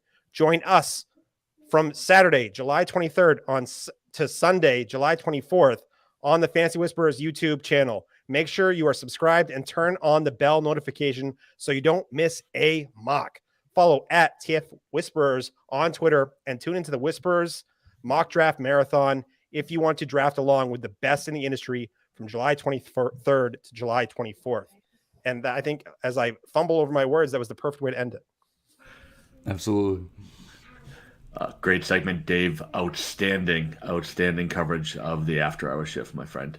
But Sal's here, so I'm going to leave. Y'all have fun. Yeah. Sal and Russ, we're excited. Take it away, boys. Be good, Dave. Thank you. Get some rest. They were very excited to leave. Just a little too they got out of there quick. All right, Wyatt, John, we're gonna let you guys get out of here. We have the next group waiting in the wings. Thank you again, gentlemen, for all your time and your donations and sponsorship. Absolutely, thank you. Yeah, thank you. Sorry, Wyatt. So Wyatt was still talking. Hey, Russ, what's up, buddy? I feel better now. You need to be in that main seat. I was very uncomfortable being that first picture. Yeah, I'll be honest with you. Dave said something about my voice being well rested. You can hear it. It is it's not spectacular, but I'm going to do my best. And I got Russ here. He's well rested. You're at like halftime of a Giants game like Giants playing Raiders. Like this is how your voice is. I was actually at that game this year, and the Raiders lost to the Giants, so maybe we would have had a better position in the playoffs. So I got that going for me. But let me bring in these two gentlemen, Ryan and Joe. Hey, what is up, guys? How are you? How's it going? Hello, guys, hello. Ryan, you've been with me before, right? I mean, I've definitely spoken to you. I think we've definitely crossed paths on a podcast before, but I don't know if I've been on any like just me and you type show. So. Well, you want me to get rid of the other two, or let's do it, me and you, buddy. Hey. I'm very used to people pretending I'm not here, so go. Yeah, go ahead, you guys. Talk fantasy, and of course, Ryan with Football Guys. Go ahead and introduce yourselves and tell everybody what it is you're doing these days. Oh, you're gonna let me go first, Joe? Of course. So I am Ryan Weiss. I am, like you said, with Football Guys. I do all of my written content with Football Guys, but I do all my podcasting with Club Fantasy, and I'm here representing Club Fantasy with my co-host, the wonderful Joe Zolo. Yeah, I am Joe Zolo. I've been with Club Fantasy almost since the beginning for 6 years, host of No Punt Intended, and then we do a few other different shows and stuff like that. I am not as active in writing or anything like that because I have a full-time job with a baseball team, which takes up a good amount of my time, but luckily have an awesome team with Ryan, Josh, all of our writers that really pick up any of the slack that I leave behind, but I'm just the guy that handles all the conversation on No Pun Intended, makes it fun and interesting for everybody listening and watching. So we appreciate everybody that listens and watches to the show. Well, you threw it out there, so talk to us about this job. What a baseball team. Yeah. We are the Bismarck Larks. Follow us at Bismarck Larks because I have goals to hit and money to make, so that would be amazing. Just like we're trying to make money here, we're trying to hit our goals here in Bismarck. We're a Northwoods League team. It's a summer collegiate baseball team. I'm the director of content, but also the on-field host. which just perfectly translates from what I do in the fantasy football industry. Currently in the middle of a 6-game homestand. Got home at 1 a.m. last night and woke up this morning because I heard we were trying to raise money. And that's why I'm here. More than happy to wake up and do this early in the morning in the Central Time Zone. I love it, man. It's a good job. Been here for about 18 months, and I think we're the third most successful franchise ever in summer collegiate baseball history. So trying to slowly build on that to make that number one. Really exciting things happening in Bismarck, North Dakota, the place you thought you'd never visit. Oh, it's a hotbed for baseball activity, from what I understand. And I recently participated in a celebrity softball game at the Brooklyn Cyclone Stadium. Nice. In obviously Brooklyn, New York. And we played against the Real Housewives of New Jersey. Okay. And, interestingly enough, and their husbands and their grown children. So when I say we lost 20-18, it wasn't to the New Jersey Housewives. Okay. It was some of it was to the Housewives. But anyway, You see the video of Sal showing no mercy, going for that home plate with one of the Housewives playing catcher, just running the catcher over, elbow out. And she put me on my ass. So, we were working closely with the on-field people who do all that stuff. So I know exactly what it is that you do, and getting the crowd involved and all the in-between inning things that go on to keep everybody occupied. That's got to be a lot of fun. It's a lot of fun. There's a seat in Bismarck apparently, which made it a little. I did not realize that. Made it a little hard to find, but you got one more follow. Oh, yes. I appreciate that, There you Russ. go. Get him that paycheck. Yes. Yeah, no one knows. Dude, it's ironic. We actually got hats printed from our manufacturer, and they didn't put the C in there. It was just BISMARK, which I originally thought was the way to spell Bismarck. So that was embarrassing when I got up here and started spelling it like that. Yeah, everyone, I still forget that there's a C sometimes. But also especially because you got the wonderful, rhyming of Bismarck Larks, and I'm like, all right, well, there's no C in Larks, so let's keep it going. And one would think. Maybe we should have added the C into Lark just to. That's what I was thinking. Yeah, make it your own. Yeah, I didn't make the team, so I'll take that over with my GM. Maybe we'll do a rebrand next year. Like it. Yeah. So Ryan, Ryan's like, hey, you guys all just want to talk to Joe. Before we get to you, is that a Ben Coates jersey, Joe? Yeah, it is. Yes. So let me tell you here. So were you alive when Ben Coates played football? No, God, no, I was not alive when Ben Coates played football. No. I am. Do you see the John Hanna jersey? I was definitely not alive when John Hanna played football. Yeah, it's a little glare on it, but I see it. Yeah. So it is John Hanna signed, Ben Coates signed, because two of the best jerseys in Patriots history. This is just a Solar Bears jersey. I interned with them in 2017, 2018. And this is a Manchester Monarchs jersey, both ECHL hockey teams. That is a signed Christmas sweater jersey. And then I have like Frank Gore, Ricky Williams up where you guys can't see. Joe is king of the minor leagues. I love it. Oh, yeah. Absolutely. Minor leagues have the best logos, by the way. Of course. Oh, facts. Yeah. Facts. Ryan, talk about moving on to work with football guys. When did you start that? And, they're a pretty well-established company and organization, and it's the next level up from the stuff that we've all done. Yeah. The stuff that we start on our own and build, but now you're working with a group of guys that have been there almost since the beginning. Yeah, I got a lucky break just from the beginning. And so I started my own site 6 years ago where I was focusing strictly on top 5 lists. That's why my handle is the Fantasy 5. So it was all top 5 lists, top 5 sleepers, top 5 busts, all the kind of stuff that have become enormous Twitter threads now. I was trying to do in article form. And at that time, the Fantasy Footballers actually put out a tweet. And I like to joke, I got in at the ground level before they had even hit 10,000 followers on Twitter. And they said they were looking for writers. And so I sent them a couple of samples, and Jason Moore got back to me and said, hey, we're going to bring you on. So I was with them for about 5 years and mutually decided it was time to move on, and reached out to a friend of mine, Lauren Carpenter, who was still with the Ballers and was with Football Guys. And we were just talking, and she said, I think you should meet Joe Bryant. And I was like, yes, absolutely. And the first time I met Joe, I couldn't stop talking about how for years before my friend Joe Zolo was even born, I was using the Rate My Team tool on Football Guys just to show my league how easy it was going to be for me to make the playoffs and dominate in this, that, and the other. And Joe's like, well, what are you going to do now? And I was like, honestly, I'm enjoying the podcasting thing. And he's like, well, would you want to do some articles with us? And smile across my face about a mile wide. And so Joe the nicest guy, just inducted into the Hall of Fame, the nicest guy in fantasy football, one of the best people I've ever met. And we just really talked about what my vision was for what I wanted to be in fantasy. And it just felt like the right place to be. So that was about a year ago now. And I've just had a ton of fun. What I really love about being with a big established thing like Football Guys is that in the group chat, it's still the same as any other group chat in the world. We're telling each other why we're right, why we're wrong. I get to argue with Sigmund Bloom on a weekly basis, which is like a really fun thing to do. But Joe's always trying to bring on new talent. And that's one of my favorite things is when he's bringing in new writers, I get to be the person who kind of like go over their articles with them and like meet them and all that kind of fun stuff. And helping other people grow and get better in this industry has honestly been my favorite part of my time in this industry. You know, two things I was going to say, and you said it, is there a nicer guy than Joe Bryant? I don't think there is. No. And how do you argue with Sigma? I mean, how do you argue with a guy who talks at a pace like this? I mean, it's very difficult to argue. You're arguing with such positive energy that I couldn't even bring myself to argue back with you because I respect it too much. Argue might be the wrong word. Maybe civil disagreements, because you're right. Sigmund presents everything so clear and concise. But even in the group chat, it's weird when I was the new guy, you don't want to step in between, but like Jason Wood and Adam Harstead will just yell at people and tell people they're so wrong and you respect their opinion, but like they're yelling at people whose opinions you also respect. And then after a while, you're like, I'm just going to dive in and I'm going to be right too. Yeah, I mentioned yesterday plenty of times because we built this show basically to mix the smaller shows and the new people coming to the industry with the big titans of the industry. And it's important for me that we get as many of the smaller up-and-coming people on the show as the big names.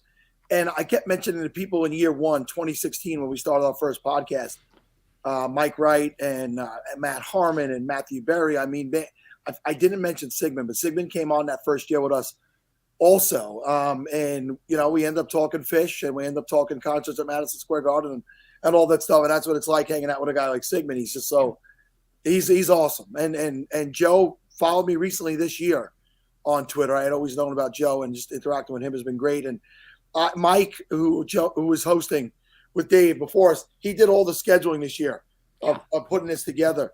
And it's my fault because I definitely wanted to reach out and get Joe on, and I forgot to bring it up. But I can't complain. Mike did such an awesome job. I mean, he brought you guys to us. So you're representing Football Guys. You can go back and tell Joe what an amazing job you did. Absolutely. Yeah. So you want to get into some SFB talk? Let's do it. Either one of you guys doing a live draft? No. I am doing the Canton slow draft. I'm actually born and raised in Northeast Ohio. I tried to get into some of the New York drafts. I moved to Albany last year, but all the New York drafts filled up way too quickly. And so I ended up just going back to my roots. So I am in the Canton slow draft kicking off tomorrow. So, yeah, you know, I'm New York and Russ is New Jersey, right? And, you know, I waited too long to jump into a New York draft also. So I found Gotham City had one spot left in it. So I said, why not get the make pretend New York? There you go. You've got a few New Yorkers in the make-believe New York, actually. And Russ, so Batman happens to be my favorite. I was saying Russ is rocking the Batman shirt, if I saw correctly. Russ is also tattooed.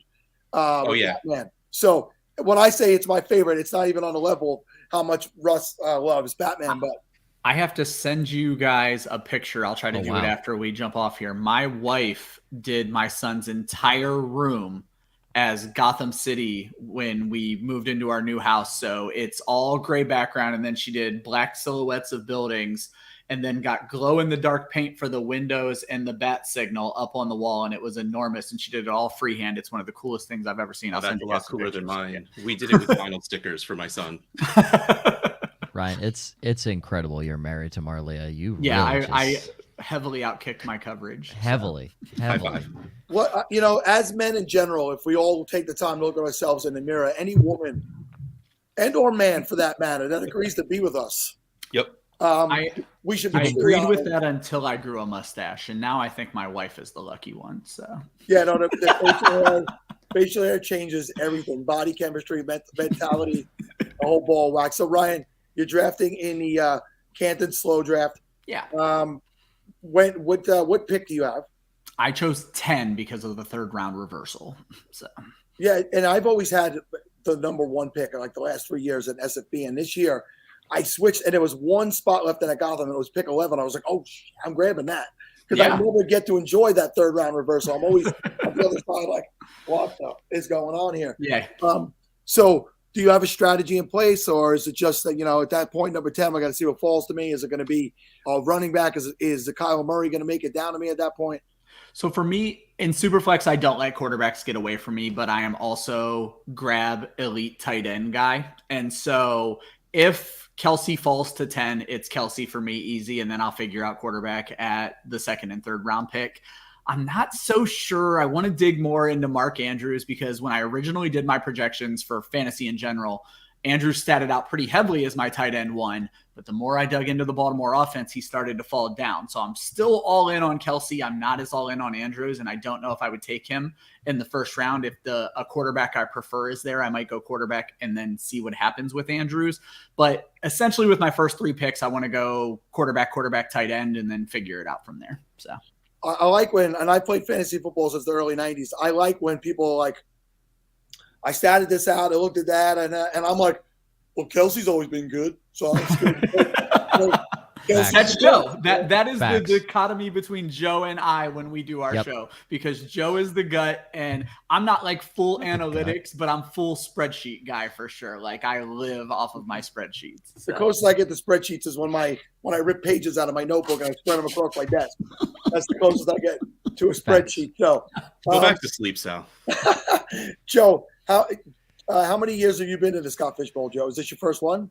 I actually am not in Scottfish because I have not had time to even apply. Joe, I have the right to give out spots, and you are now in the Scottfish Bowl. Oh, so fantastic! Great, thank you. I'm sending it over to Ryan and Scott right now. Joe Zolo, Joe_Zolo. Congratulations.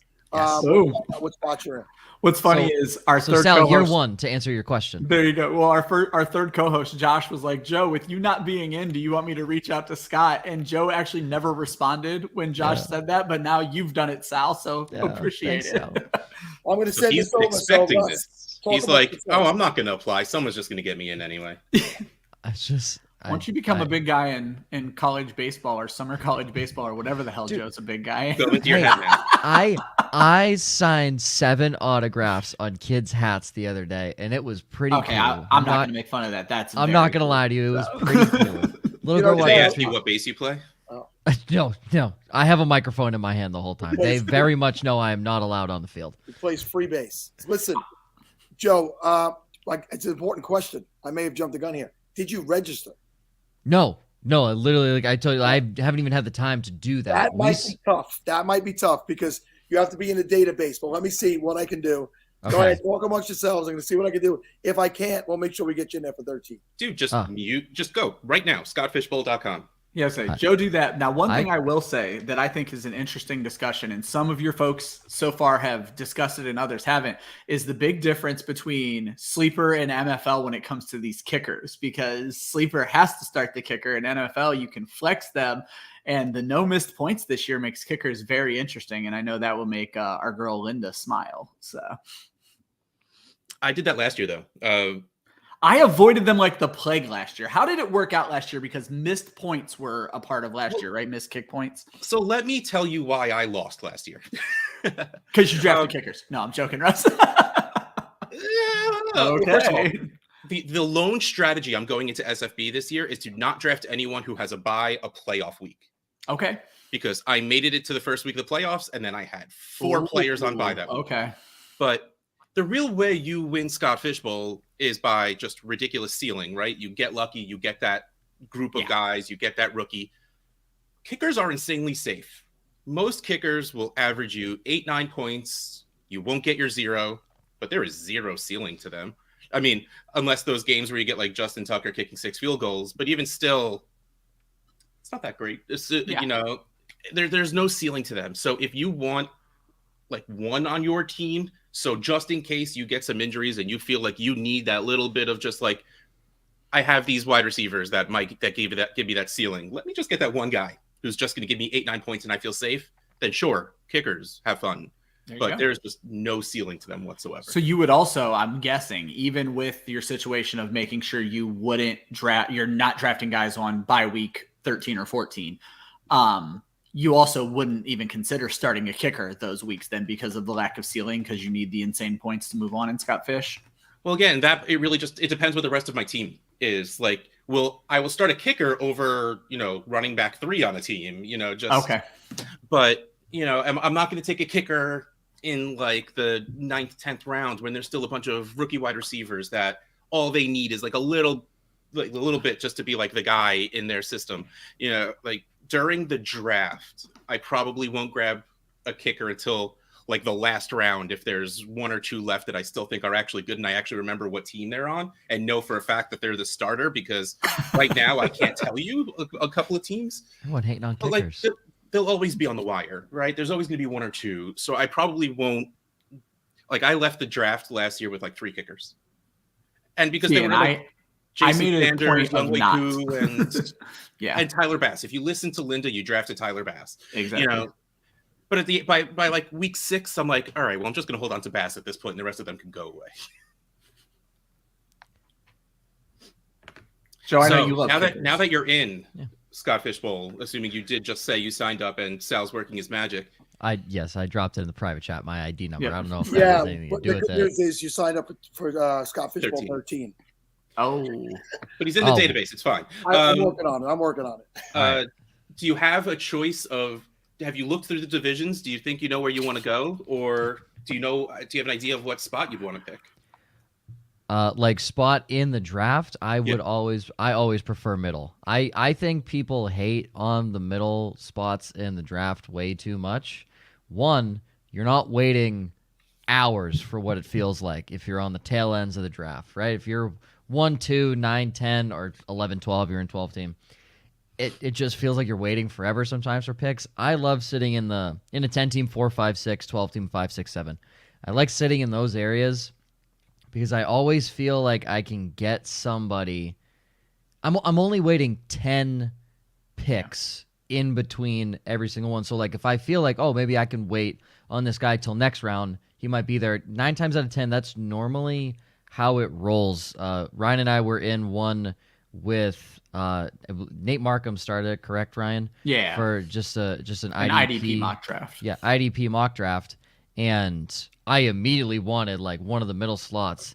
And I only lost out on a couple guys that I really wanted, but I always feel the middle spot is ideally the best spot to go. And I am a heavy running back guy. I do not like taking tight ends early. I could care less that they get an extra half points per reception. If it's like, I still, to me at this point in that, if it's like Tony Gonzalez back in the 2000s, if you didn't have Tony Gonzalez, you just punted on the position because it was Tony Gonzalez in the field. At this point, if we look at, I'm pretty sure we look at the scoring, yes, there's obviously Darren Waller, George Kittle, Mark Andrews. It's Travis Kelce, and everyone else can go kick rocks essentially. Yeah. So go ahead. I'll take just the touchdown upside of Hunter Henry. I'll go and just get a guy. Ryan does fantastic streaming articles. 9 times out of 10, I just listen to him and stream a guy. Streaming kickers. Find the dude who kicks inside against the best red zone defense. Guess what? They're going to get stopped inside the 20 every time there's 3 points. It's those little things. I love drafting from the middle. And yes, this is super flex, but the lose a point per incompletion scares me. Like -4 for an interception. I'll wait and just take Kirk Cousins as my quarterback one. At this point, he was going to throw 73% of his passes, and he'll have bad games where he throws interceptions, but realistically not horrible games where he's really going to cost you. I'm like, oh, well, Lamar Jackson could be good because they don't pass the ball a lot. His completion percentage is all over the place, and he's sometimes willy-nilly with the football. So that scares me. I think Josh Allen's probably the quarterback one if I really had to throw one out there, if I was really going to take a quarterback round 1. But, dude, load me up on running backs. That position is awful after round 5 in traditional drafts. Awful. So much to unravel from what you said. Like, we got a willy-nilly reference, which... Willy-nilly was wonderful. Thank you. A willy-nilly from somebody so young. From the youngest person in the room. Yeah. My dad raised me well. Anybody who wants to fight me on this, Tony Gonzalez, greatest tight end to ever play the game, bar none, period. Well, and that's not easy for me as a Raiders fan to admit. Ben Coates. Yes, well, Ben Coates, he had his purpose. Yeah, and so, Joe, it sounds like you're going to get in, but what if I forced Scott to give you like the 1 pick overall? So you'd have to take 1 in a super flex 3rd round reversal, and you're going to wait a real long time. And let me tell you what, Kirk Cousins just might not be there when it comes back around because he will not be there. Scott Fishbowl, he doesn't go as late as you think he's going to go. So you got to make a real tough decision with the number 1 overall pick, and I didn't tell him to do that, but let's pretend I did.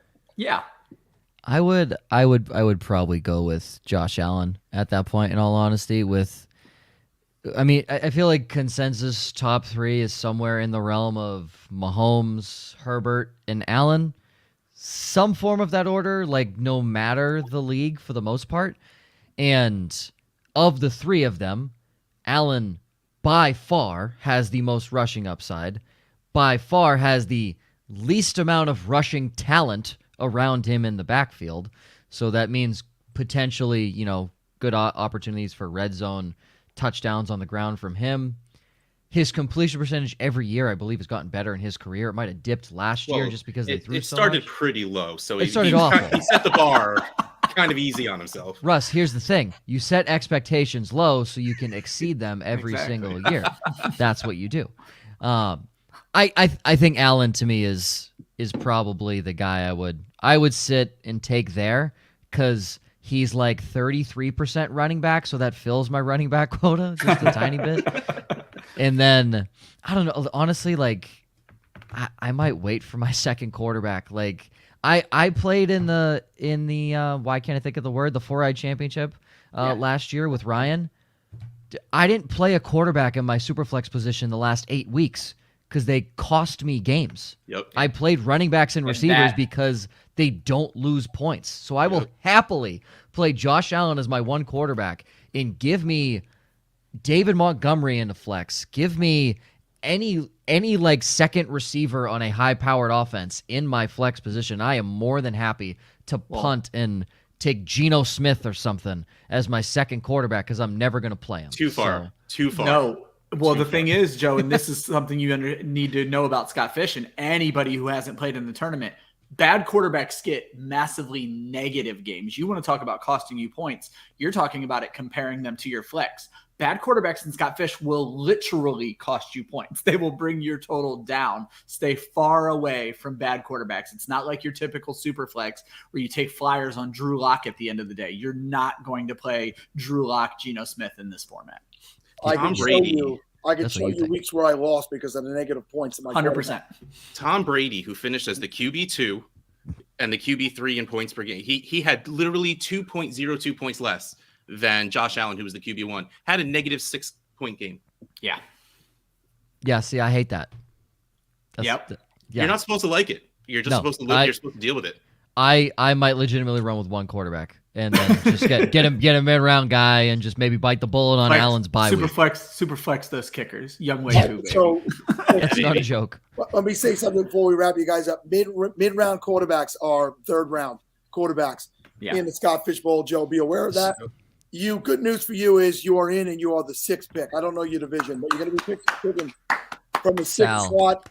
Thank Scott Fish. He put that together. Thank you, Sal. Thank you, Sal, and thank you, Scott. So just real quick, Sal, you're telling me that the electric arm of Tua Tagovailoa is in the 3rd round? I would say 4th round at the worst. Yep. Dude, I say you better get that negative attitude out of your mouth when talking about Tua. Russ, positive attitude towards Tua hasn't been a thing since his freshman year at Alabama. So let's be real here. You know what, Russ? Come on the show. Let's talk, and I'll tell you why Tua Tagovailoa is going to underthrow Tyreek Hill on every deep ball this year. And I will literally just sit here with my fingers in my ears, stomping my feet, going, no, Tua's good. That's my defense. Just Ryan, wrap us up. We got to get you guys all out of here. Wrap us up.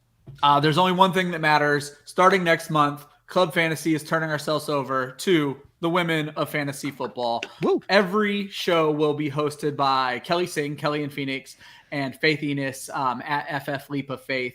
They are going to have some of the best guests you're going to see all year long on our show. We had Liz Loza last year. I believe we had Stefania Bell, and we're trying to get her again. I mean, ton of really big names, but way more importantly, we're shining a light on the women in this industry, and we are raising money that is going to go to Laura Oakman's Galvanize Foundation to help more women be able to realize careers in sports. We had Laura on last year as well, which is how this whole thing came about. So if you go to our website at clubfantasyffl.com or womenoffantasyfootball.com, you will see all of the details about the shows, raffles that we're doing. We do raffles every week of autographed merch, and all of the money goes towards Galvanize every year. So Absolutely. That's how I got into SFB last year. That's amazing. Look how lucky you are, Russ, to know these fine gentlemen. Support everything you guys are doing there. I'm the father of two daughters I want to know and want them to know and believe that they can do whatever it is they want, no matter what it is in this world. So I love what you guys are doing over there. Support to the Galvanize movement, and thank you for coming, guys. Be well. Thank you guys so much. Good luck. Appreciate you guys. Thank you. Yeah. Get Joe out of here. Russ, hey, Russ, did Dave send you the reads or no? No.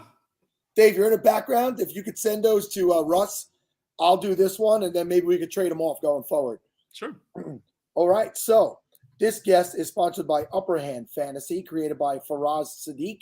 Upper Hand Fantasy delivers high-quality content in digestible Instagram stories and posts. Don't assume you can't find good fantasy football content on Instagram. Upper Hand Fantasy has built an amazing community over the last 4 years. So many depend on Faraz for his opinions and analysis as the NFL landscape shifts every day throughout the offseason and during the season. Come find out for yourself and visit Upper Hand Fantasy on Instagram at Upper Hand Fantasy and send Faraz a DM to say hi. And this guest is also brought to you by The Lateral Show podcast, a sideway look at fantasy football. If you're looking for ADP breakdowns, late round target talk, and combing the depths of the waiver wire, The Lateral Show is the podcast for you.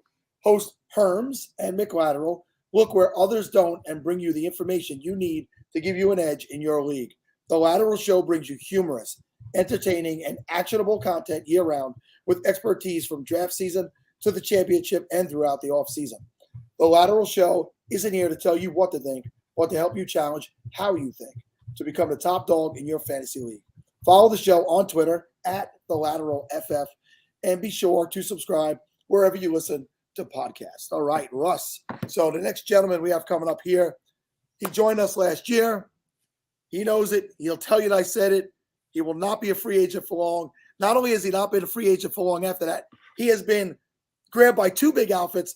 And what a year that this gentleman has had. He earned it. He deserves it. And that is the one and only Lawrence Jackson. And the Lord don't lose. What is up, my friend?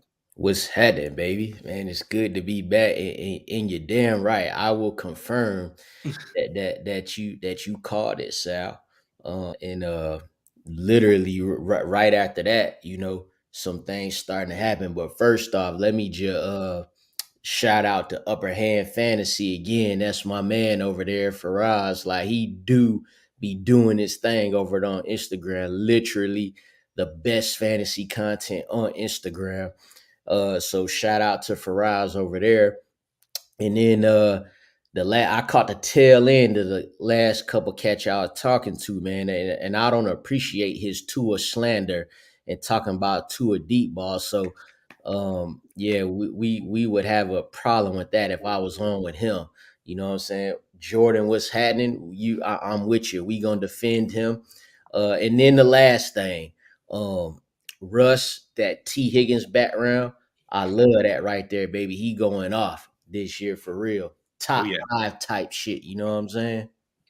I love me some T. Higgins, baby. Hashtag Team Clemson, big wide receiver. I got Jamal right here. That man is the reason T. Higgins will never be wide receiver 1, and it's awful. Listen, man, it crazy that DBs got to deal with them two dudes, man. And them two dudes is still young with multiple years on their rookie contract still. So it's gonna get scary. Well, Lawrence, tell everybody what are those things that started happening. Tell everybody about your journey from last year's Podathon when we last spoke to you here and where you are today. Yeah, for sure, man. About this time last year, I was coming on a Podathon. We about a month away from the expo. And at that time, I was just pushing out the content, solo dolo, just I wasn't out here, saying, hey man, somebody let me get this job, you know what I'm saying? Just continue to do what I do the only way I knew how to do it, which was really, no way. I love the game, and I found a way to be a part of the game, and that was through fantasy football, so went to the expo, met up with the dudes from NBC Sports Edge, and they brought me on it in some capacity for the 2021 season, as a part-time employee. Went through that season. While going through that season, this is the important part, and I'll say this to a lot of people who doing contributing only to some sites. When I was simply a freelance contributor, I took the time to, learn some other things, what I'm saying, to put myself in position to be able to make this thing a living for me. There was times when I would stop doing my regular job to get on some content or some live with the dudes at NBC. So I'm like, hey man, if I lose my job today, man, I know what I'm really supposed to be doing, So like I was driving trucks, you know what I'm saying? So I'll pull over the truck. They'd be like, hey, can you get on this Twitter Spaces? I'm like, hell yeah, let's talk about it. You know what I'm saying? So things like that. I did a lot of things like that. And, it's risky, especially when you got family to take care of. But I like, hey, you got to go for it. That's basically how I live my life. So just as a contributor, I tried to learn different things as I went along. And, the past couple months I've been with them is full time. And in that span as well, for a short time, I was with Matthew Berry and them at Fantasy Life. Me and him had a couple of conversations. Me and Matthew did before I actually got on with a brand. You know what I'm saying? Just getting to know each other like that. So I mean, that was good. And then when it came time for me to be exclusive at NBC, I talked to Matthew. We actually had met up in the draft during the draft in Las Vegas. We chopped it up, and he's like, man, he's like, hey, you know what, man, go do your thing. You always have a home here if you need it, and that was that. So for me, man, it just really been a blessing. But I also know that I did what I needed to do to put myself in those positions. You feel me? So, but it's been all good, man. Yeah, and that's why so much of what you say resonates with me, because I may have called it, but only because I saw it coming because of the work you were putting in. I mean, that's what I could see coming. And over the years, and I kind of started what I do here around 2015. 2016 was when I started podcast. I started writing in 2015. And the very first person who I saw that was up and coming, that I was like, oh, wow, this guy is going to be. No, Russ, it wasn't you. It was Matt Harmon. In 2016, he was doing the Backyard Banter podcast, his own thing. Perception was kind of getting some foothold in the business. And I was like, oh, and within a year from that, he just elevated up. He was at NFL.com and then NFL Network, and now he's Mr. Yahoo. And we all know the Matt Harmon story. The next guy was Elliot Christ, who was the CEO over at Fantasy Life. But when he was coming up doing his 30-minute segments on college football players coming up, and we had him on, I was like, this guy has a different thing going on. Lawrence, I saw the same thing when I seen you start putting your content out. I wanted to get you on the Podathon because I knew before long you were going to elevate in the industry. And we had Matthew on yesterday. I know Matthew a kind of a long time, and he told us exactly, he recounted just what you also spoke about. And one thing I know about Matthew is he's never going to hold somebody back and be like, no, we gave you something. We gave you up. No, go get. I mean, there are tons of people in this industry, bigger name people in this industry that started out with Matthew Berry in the early 2000s. So, right. Everybody gets to start somewhere. And the other thing that resonates with me is I am a blue collar guy at heart. I worked in construction my entire life, and then I eventually made it into an engineers union where I did hospital engineering, but still hands-on. And all my stuff, I don't work for that company anymore, so I can say now how many times a day I was jumping on things, writing stuff while I was working. I was definitely stealing time away, and if I got caught, I could have been in trouble, but I didn't want to take the chance of passing anything up. Now, I got to a point where I had to make a decision. Was I going to try to go full-time in this industry or stay in the direction I was going? So I got a really good opportunity November of 2020 in my personal business. Hang up my tools, go do an administrative thing in a hospital system. I took it. And 14 months later, I got a bigger opportunity. It's the one I'm at now that I took in January. And I can tell you that I don't know that it's as fun every day as fantasy football, but they made me a really nice offer. It was the right move for me and my family. And I went that direction. So I'll continue to do the Podathon and be a part of the guy in a fringe and enjoy the success of people like yourself. And, Russ, tell me about your if you would have had if you wasn't able to put them tools up though, you might be in fantasy right now. If I had to keep the tools on, I might be sitting right next to you. Right. I don't know if I'd be sitting next to you because I don't know if I'm as charismatic, but I'd be somewhere working. I told Matthew yesterday, Matthew, I know you're a long time. I see a lot of people getting jobs over there. What can we do? They coming up. He did tell me he loved me. Then he gave me, I got to check with Elliot. But Lawrence, I do have to say, first of all, we all as people appreciate that you were willing to actually pull over from driving before you started recording. Yeah, definitely. Man. Very, very important that we all appreciate that. Yeah. Gotta do that. Hey, if I don't got no life to live, I can't do no content. You feel me? But yeah, because honestly, that is really the first thing I remember about your videos that you started posting on Twitter. Besides the fact that everything you said, I was just like, you're always just sitting. I thought it was a car at the time, but now you're just sitting in a truck, just like this is going to happen. This guy's going to be good. I'm like, that guy's going to be good. Yeah, I like that. That and Sal, you could never be sitting next to Lawrence because you don't have those shoulders, man. Just saying. Or do you have a truck?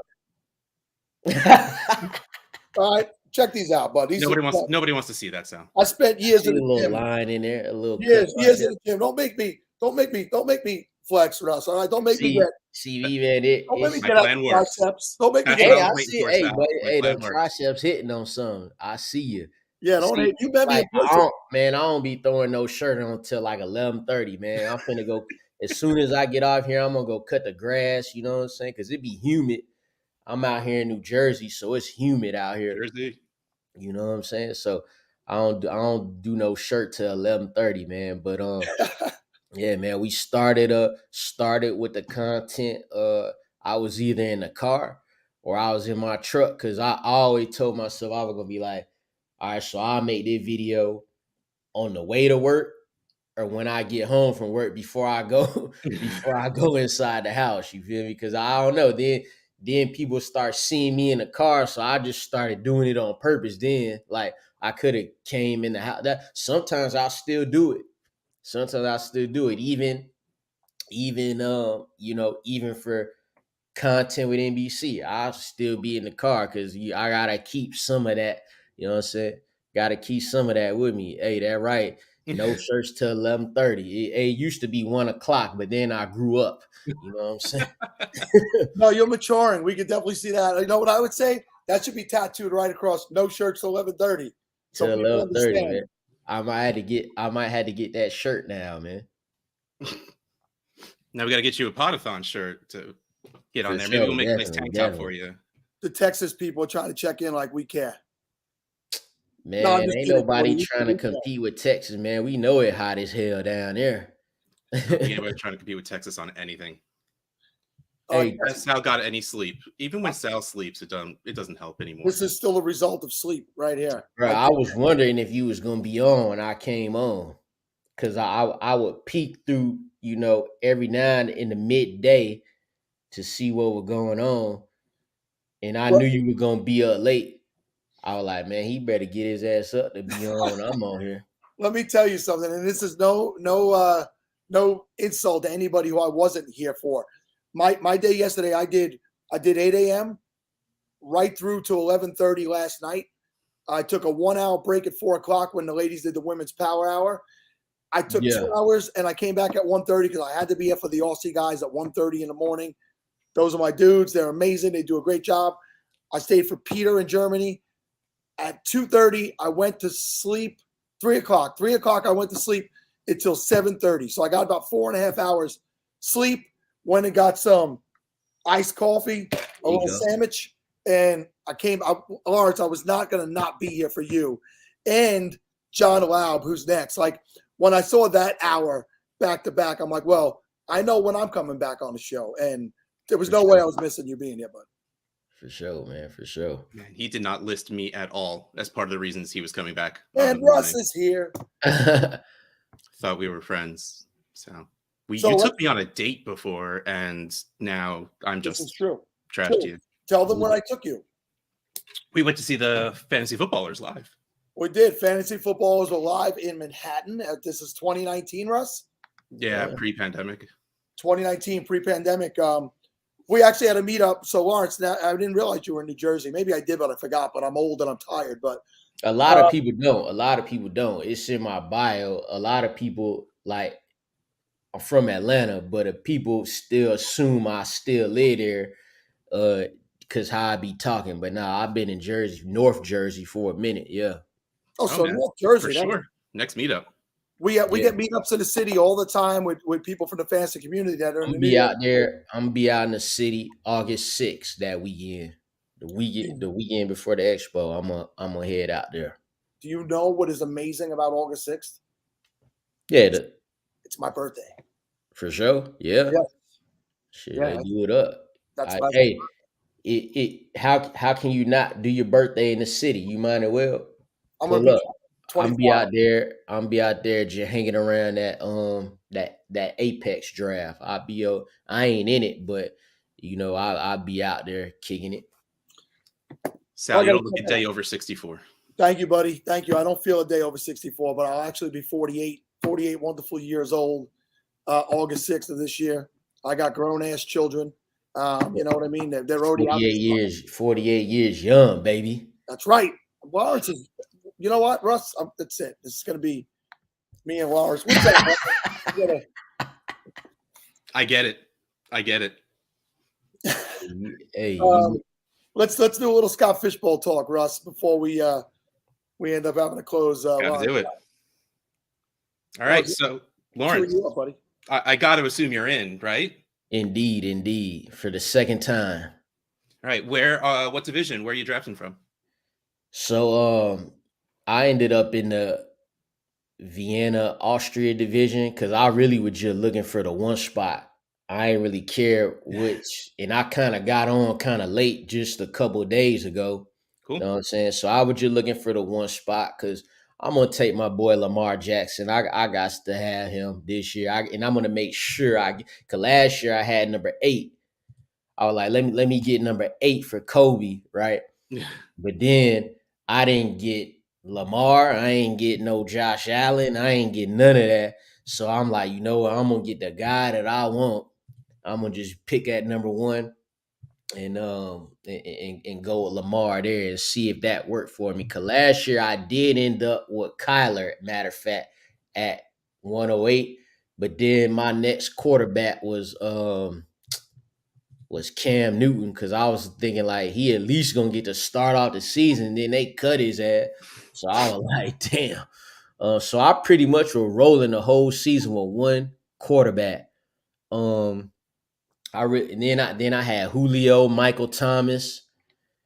So that how my season went. I probably won about 3-4 games last year, but this year I'm whooping some ass this year. So you're settling that Lamar Jackson is more important than taking advantage of the 3rd round reversal. That's how in on Lamar you are right now. Yeah, for sure. Yeah, definitely. Because he gonna give me, he about to give me 4,000 passing yards and 1,000 rushing and 40 total touchdowns. So I'll be good with that. Yeah. Wow. I'll be good with that. Listening to Lawrence's team from last year, I had Cam Akers, J.K. Dobbins, Cam Newton, all these guys. I had Cam too. Oh my God! By the time we got to the actual season, I was like, "Well, you had nobody. We got to do this over again." Yeah, at least I got to make it to the season. You didn't even get to do week 1. Hey, listen, I made the playoffs on points. I figured out a way. I added players. I picked people up. I'm always like a ninja on a waiver wire, and I didn't make it past round 1, but I did with like a 4-7 record somehow make the playoffs. So here's a question: why Lamar over Jalen Hurts? So this is why I go Lamar over Jalen Hurts. First off, he better.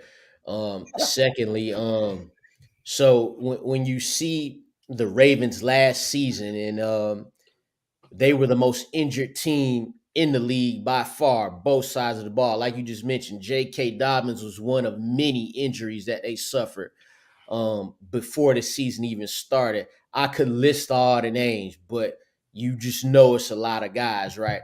Despite all that, when Lamar himself went down with injury on that depleted team where they were playing practice squad players on the defensive side of the ball, that team was 8-4 when he went down and was tied for first in the division that ultimately was won by the Bengals.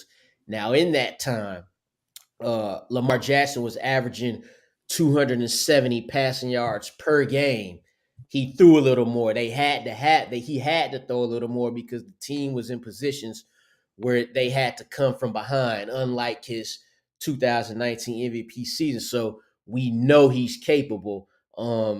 Had he not gotten hurt, he was well on his way for that 4,000 passing yards and 1,000 yards rushing easy. I mean, when you think about it, he missed 5 games and he still ended the season with 760 rushing yards on the ground. So that's crazy. So that's why I'm gonna go with Lamar Jackson over Jalen Hurts. And he still got it. He lost Marquise Brown, but Rashad Bateman will come in and he'll be better. And he still got his boy Mark Andrews there. So them just getting their team back healthy is why I'm so confident in Lamar Jackson and the Ravens this season. Lamar Jackson is just flat out one of those people I would pay to watch play. You know what I mean? Like, I steal my stream. I have a bootleg Fire Stick. I steal that from them every week. I mean, I stream my games, but if I had to pay, Lamar Jackson is the guy I would pay for. I love to watch that man play. So, I mean, Jalen Hurts is fun, but he's not Lamar Jackson. Yeah, and don't get me wrong, I don't got Jalen Hurts too many rungs behind him as far as fantasy go, because Jalen Hurts is the reigning rushing QB champion because of Lamar Jackson's injury, but that's him. Him getting A.J. Brown can only help him. That can only help him. He's not gonna, all of a sudden become worse. So that'll be good for him. He's got what he need around him to succeed. Okay, so last year was your first Scott Fishbowl? Is that what you said? Or you played the year? Yeah.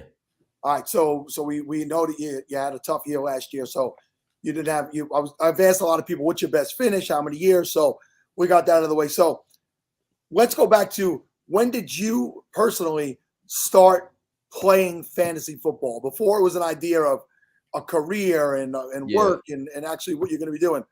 How did you get started and when? 10 years ago, 2012 was my first year. Because prior to that, I played football. I played in college and I played in some leagues after that. And I was one of them dudes, like, you know how most NFL players, they don't like fantasy. They don't like to talk about it. When you only play, you don't be liking fantasy like that. And so I was like, man, them dudes some nerds, man. You know what I'm saying? Still are. I mean, I'm just one of them. So 2012 and 2013 were my first 2 years playing, and I didn't really know what was going on. I just was like, hey, you know who the best players are that play, so pick them on your team and see what happened. So I was in one league for 2 years and I won it the first 2 years. So everybody, I started bragging, even though I didn't even know what no RB1 was or nothing like that. And I didn't do all that stuff. I just picked who I saw was the best players or who I thought was the best players. And then around 2015, I was either in the championship of that one league, or I was either in it or I was winning it. So then I started a league at my job, and then I just started getting in more and more leagues. So I would just play here and there. Then I started learning some things. I started doing a little research. Hell, man, in let's say 20, I was just telling somebody this the other day. 3 or 4 years ago, it's only 5 or 6 analysts I ever heard of, and that's because I seen them on TV. Matthew Berry was one of them, so I didn't know much about it like that. So then in 2017, 2018, I started making some videos on Instagram. I was like real laid back in the video, like I was high all the time.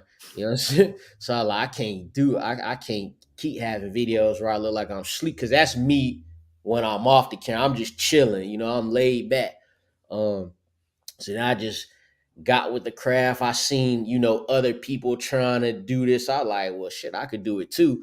But the only way I'm gonna be able to do this is if I do it the way that I am already. I can't come out here and be, like trying to change how I talk, because it ain't gonna work. Like I don't talk like a lot of the fantasy people.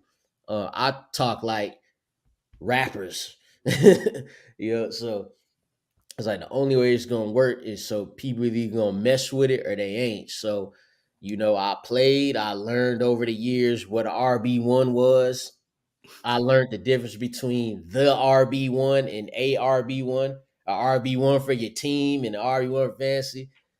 I learned all that stuff, and then started doing the content, man. Learning stuff is overrated. I'll put it right out there in the first place. Overrated. But also, real quick, in Scott Fishbowl scoring for this current season with last season's stats, 0.35 points is what separates points per game Lamar Jackson from Jalen Hurts, with Lamar Jackson above Jalen Hurts. Just to put it out there that you are correct, that Lamar Jackson did technically do better than Jalen Hurts did. Yeah, I figured on a points per when I didn't know I don't even truly know all the scoring. I know it's different. I know people take a lot of tight ends, so I hope to get Kyle Pitts in the second round. I did take him in the second round last year, but that could he played for my hometown team, the Falcons. I was gonna pick him anyway. So Scott Fishbowl, man, I just want to pick my favorite players. A lot of them happen to be amongst the best at their position. Well, that's why they are favorite players, right? So I'm gonna just have fun with it. I ain't gonna be out here making no dumb choices, but I am gonna get, players that I actually like, just have fun with it. Interact with some of the people who in my division. Faraz from Upper Hand Fantasy, he in my division. So me and him definitely gonna compete, talk some shit here and there. So it's gonna be fun, man. It's gonna be it start tomorrow, right? Like the regular drafts. Correct. Yep. I was gonna ask if you're flying to Vienna for the first day of your draft. I thought about it, but I just had to cancel right now. Oh. So it's our fault. And he's got to mow the lawn. So his flight was at 10:45 and no shirt till 11:30, and they wouldn't let him on. Maybe I'll drive. You gotta wear shirts in Vienna anyway, so all right, I'm out. So forget Vienna. You just draft from a distance. Lawrence, just to touch on what you said, I think that the choice was a smart one, to be yourself. So if you be yourself and people don't like you for who you are, then forget those people, right? The people you want to support you, the people you want to follow you, are the people who are going to be like, oh, I dig Lawrence Jackson because Lawrence Jackson's real. This is who he is. He's genuine. He's not putting on a facade. So when I got into it, the first time people heard me talk on a podcast, they heard my accent, like, oh, listen to that. Wow. So I loved it. I fed into it. So I want to thank you for being you, for joining us, for coming back. I know I say this jokingly, no matter how big you get, you'll always come join us because that's just the person who you are. I wish you the ultimate of success and best of luck in the future. Thank you for joining us. Appreciate you. Thanks for having me, fellas. Have a good one. Russ, did you get those reads? Speaking of reads, yes, it was a Mr. Reed who actually sent me the list. I got him, though. You ready for this? All right. Podathoners, if you want to win your fantasy leagues, you need to go to goingfor2.com. Why goingfor2.com? Because you can't go for 3. Going for 2 has some of the best up-and-coming writers who want to share their passion for the game with you. From redraft to dynasty to daily fantasy, goingfor2.com has it all, including live shows at Going for 2 Live, found on YouTube and syndicated on all major podcasting networks. Visit goingfor2.com today because no one remembers the extra point. That felt good. I've never used that like announcer's voice before. Like I feel that felt like official. All right, but I'm definitely not doing that 2 in a row. Our next read, JWB Fantasy Football is your #1 destination for everything fantasy football. From weekly digestible videos and articles to rankings and projections covering redraft, dynasty, best ball, and DFS. JWB Fantasy Football can be found on YouTube, all your listening platforms, and at jwbfantasyfootball.com. Visit now to watch the JWB Dynasty Digest, see our redraft rankings, download the JWB SFB12 scoring projections, and much more. Let JWB Fantasy Football give you the analysis you need to crush your competition. And I think I was supposed to say this next segment of the Podathon brought to you by those 2 reads I just did. Yeah, no, you do it out. I mean, that was about as professional as I guess you can get. No, that was good. That was really good. So we just had Lawrence, and we talked about being original and being yourself. And these next 2 guys coming on together are also exactly that. John Laub, who I tell him all the time, and I hope my friend Josh is here because he lives for Laub. There he is. Look, as I say it, right away, just shows up. It's time. He loves John and the energy that John brings. John is just himself. And Jamie, who we've come to know, is the SFB song parody guy. He's here as well, and I'm going to bring both of those gentlemen in now. And I say, as I bring John and I bring Jamie in, Jamie, good luck getting a word in the next 30 minutes. Look how cute this is. They match. Definitely did not text each other beforehand to do this.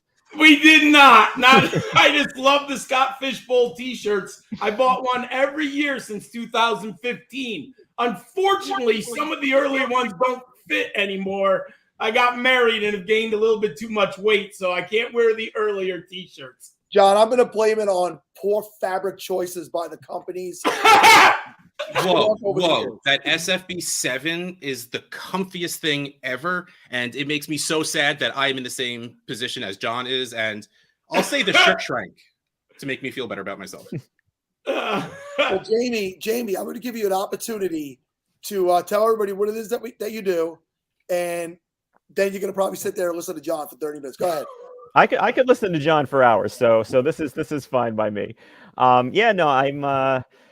I work now for Football Diehards. I just finished 4 segments in the magazine, the newsstand magazine, on DFS strategy.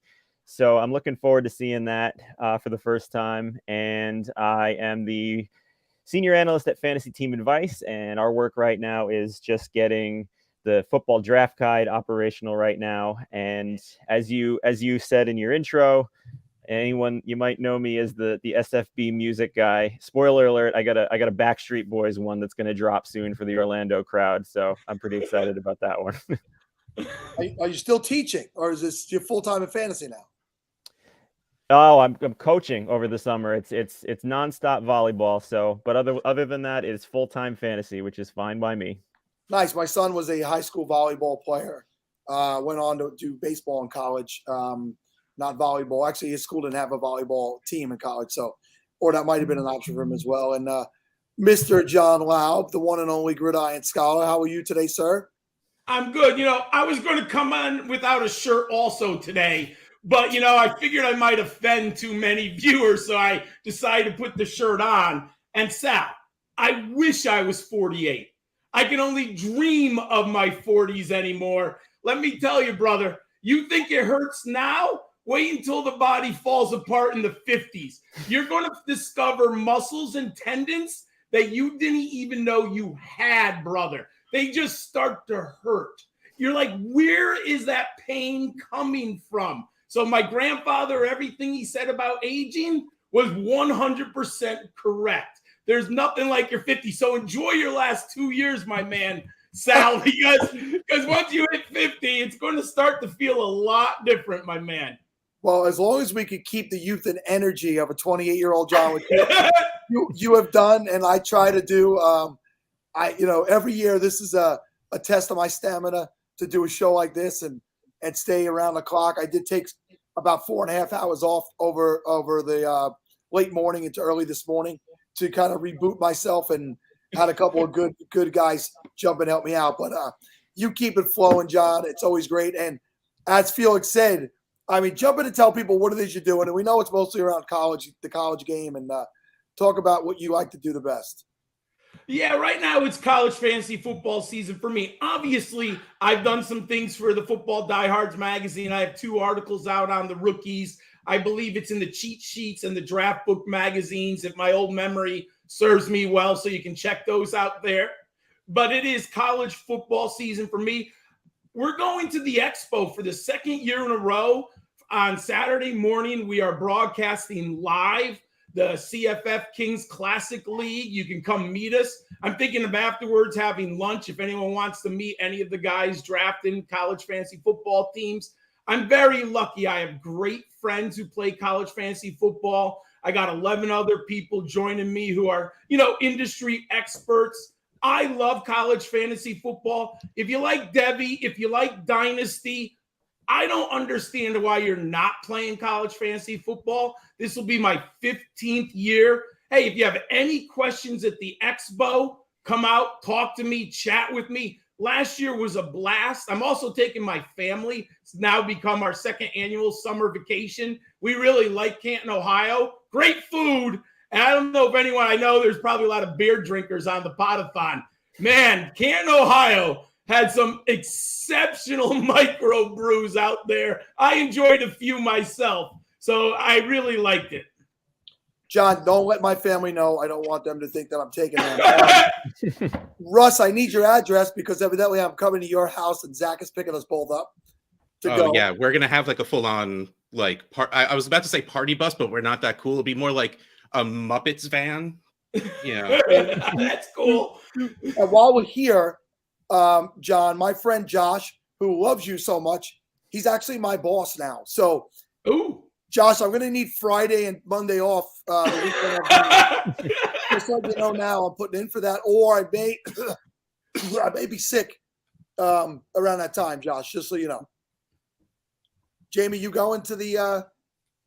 Well, I fully plan on it, and I'm looking forward to it. But I fully planned on it last year, and there was a combination of flight cancellations, and then I decided to drive, and then the New York Thruway was shut down, and then I blew a tire. So something kept me from being there last year. But yeah, no, I am all set to be there.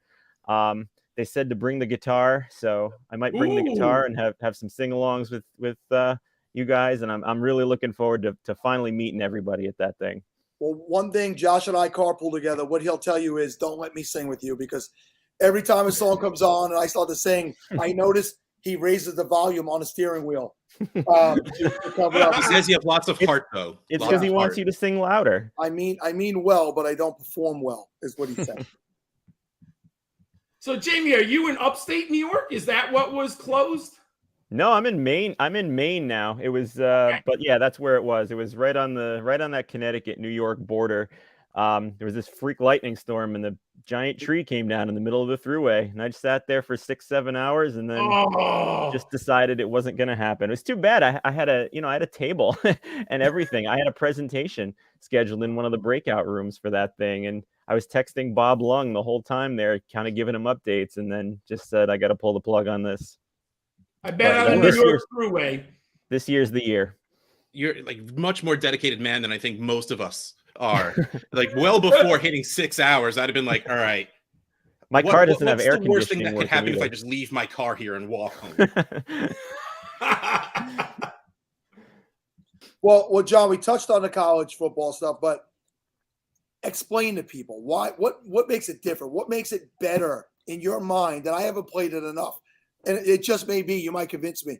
What makes it better than playing the NFL game? First, the waiver wire is even more active than the NFL.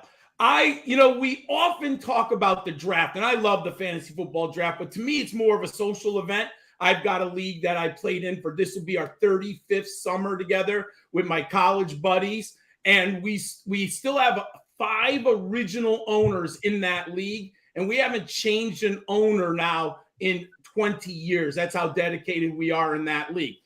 But sometimes when you're playing with really smart people and you have deep rosters, the waiver wire can dry up.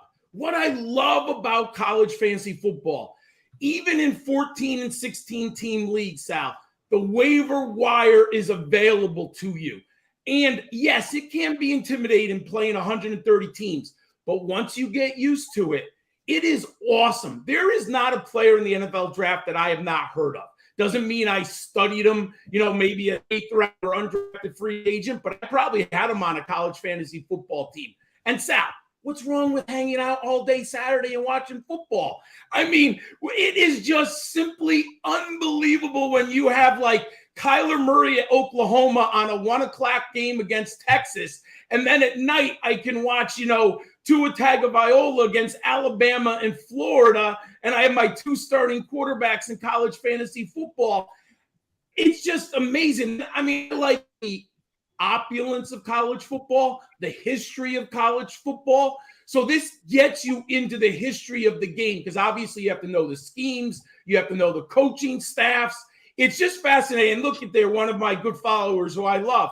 C2C is a great league, because if you're scouting a player in college fantasy football and then you join a C2C league, take him on the waiver wire. Pick him up when he goes pro. If he gets drafted, he's on your NFL team. I mean, Sal, I just love my Saturdays. And the best part about Saturday, maybe you have to go with the family from 1 o'clock to 4 o'clock, or maybe you have an evening dinner. But college football is basically from noon until about midnight. Every Saturday, my friend, I'm watching Mountain West or Pac-12 games at midnight, trying to stay awake. My wife's like, turn off the TV, turn off the lights. But I love that all-day football. And you don't have to be like, at least me, I'm in front of the NFL red zone, right? You have to be there from 1 to 4. That's the key time, right? The most games. College football is just all day long. You can do your family and still watch 5 or 6 hours of football, my friend. All right, before I ask Jamie a question and we get to some SFB stuff, John, you're a smarter college guy than me. You gave no love to my man Jeremy Ruckert. You every time. So I got to bring him up to you. I got to say to you, I think he's going to be more successful than you believe he would be. But through your eyes, a guy who studies other players, I'm a little biased because I know Jeremy since he's 6 years old. I watched him grow up, play every sport his entire life. He grew up with my son playing every sport imaginable. Great kid, great family, good head on his shoulders. He's being labeled as a blocker going into the NFL. Kid was a wide receiver in high school. I seen him make every single one-handed amazing catch, literally carry a high school team to multiple championships. Now, high school's high school, college is college. He did not get used enough at Ohio State to be exposed as a receiver, but what you've seen, what are your feelings on what he could do in the NFL? I think Jeremy Ruckert can have a better NFL career than college career. Now, this is where schemes matter so much. Ohio State is loaded at wide receiver. They had just 2 players going off in the first round, Garrett Wilson and Chris Olave. This year, they have arguably another top 3 player in the entire draft in Jackson Smith and Jigbo at wide receiver. They are so deep. There is no reason in their offensive scheme, Sal, to use the tight end in the passing game. I mean, I like Ruckert. When you've seen highlights of him, there's no question he can get down the seam. I wish he had a little bit more wiggle to him, maybe on some quick out routes and crossing. But if you need to attack the safety, Ruckert can do it. And if my memory serves me, he's like 6'5", 6'6", isn't he? Very big tight end with strength. And I've seen him take some vicious hits from safeties. We know in the NFL, if you cannot corral the ball and secure it against NFL safeties, quarterbacks aren't going to call your number. I think Rucker can do that, and I expect him to have a nice NFL career. Yeah, great. He's 6'6", 260, I believe now. There you go. From the last time Sal measured him, that's where he. Yeah, no, I have access to the internet just like everybody else. You sick gorilla. He's last thing I'll say about him, and I'll move on. 6 years old. He showed up at the soccer field, and I'm like, oh my god, this kid's like head bigger than everybody.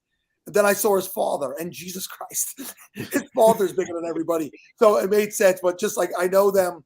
Like I said, I know them about 15 years now. What a great family. And I'm happy for them. The success. He signed his first contract, and I hope he stays healthy and plays, even if he blocks for the next 15 years, stays in the NFL. But, let's get it. Go ahead, Jamie. I'm rooting for him too. I got a connection as well. I actually student taught in that school. Obviously before he was there and before moving back out east Long Island. But I was in Lindenhurst for an entire semester. So, I was waiting for his name to be called in this draft because I'm rooting for the Long Island roots. That's right, Jamie. We talked about that. You were in the Lindenhurst area back in the day for a little bit. Yep. Before we move on to wherever Sal has next, I have a quick question about the college fantasy football and the college side of college to Canton leagues.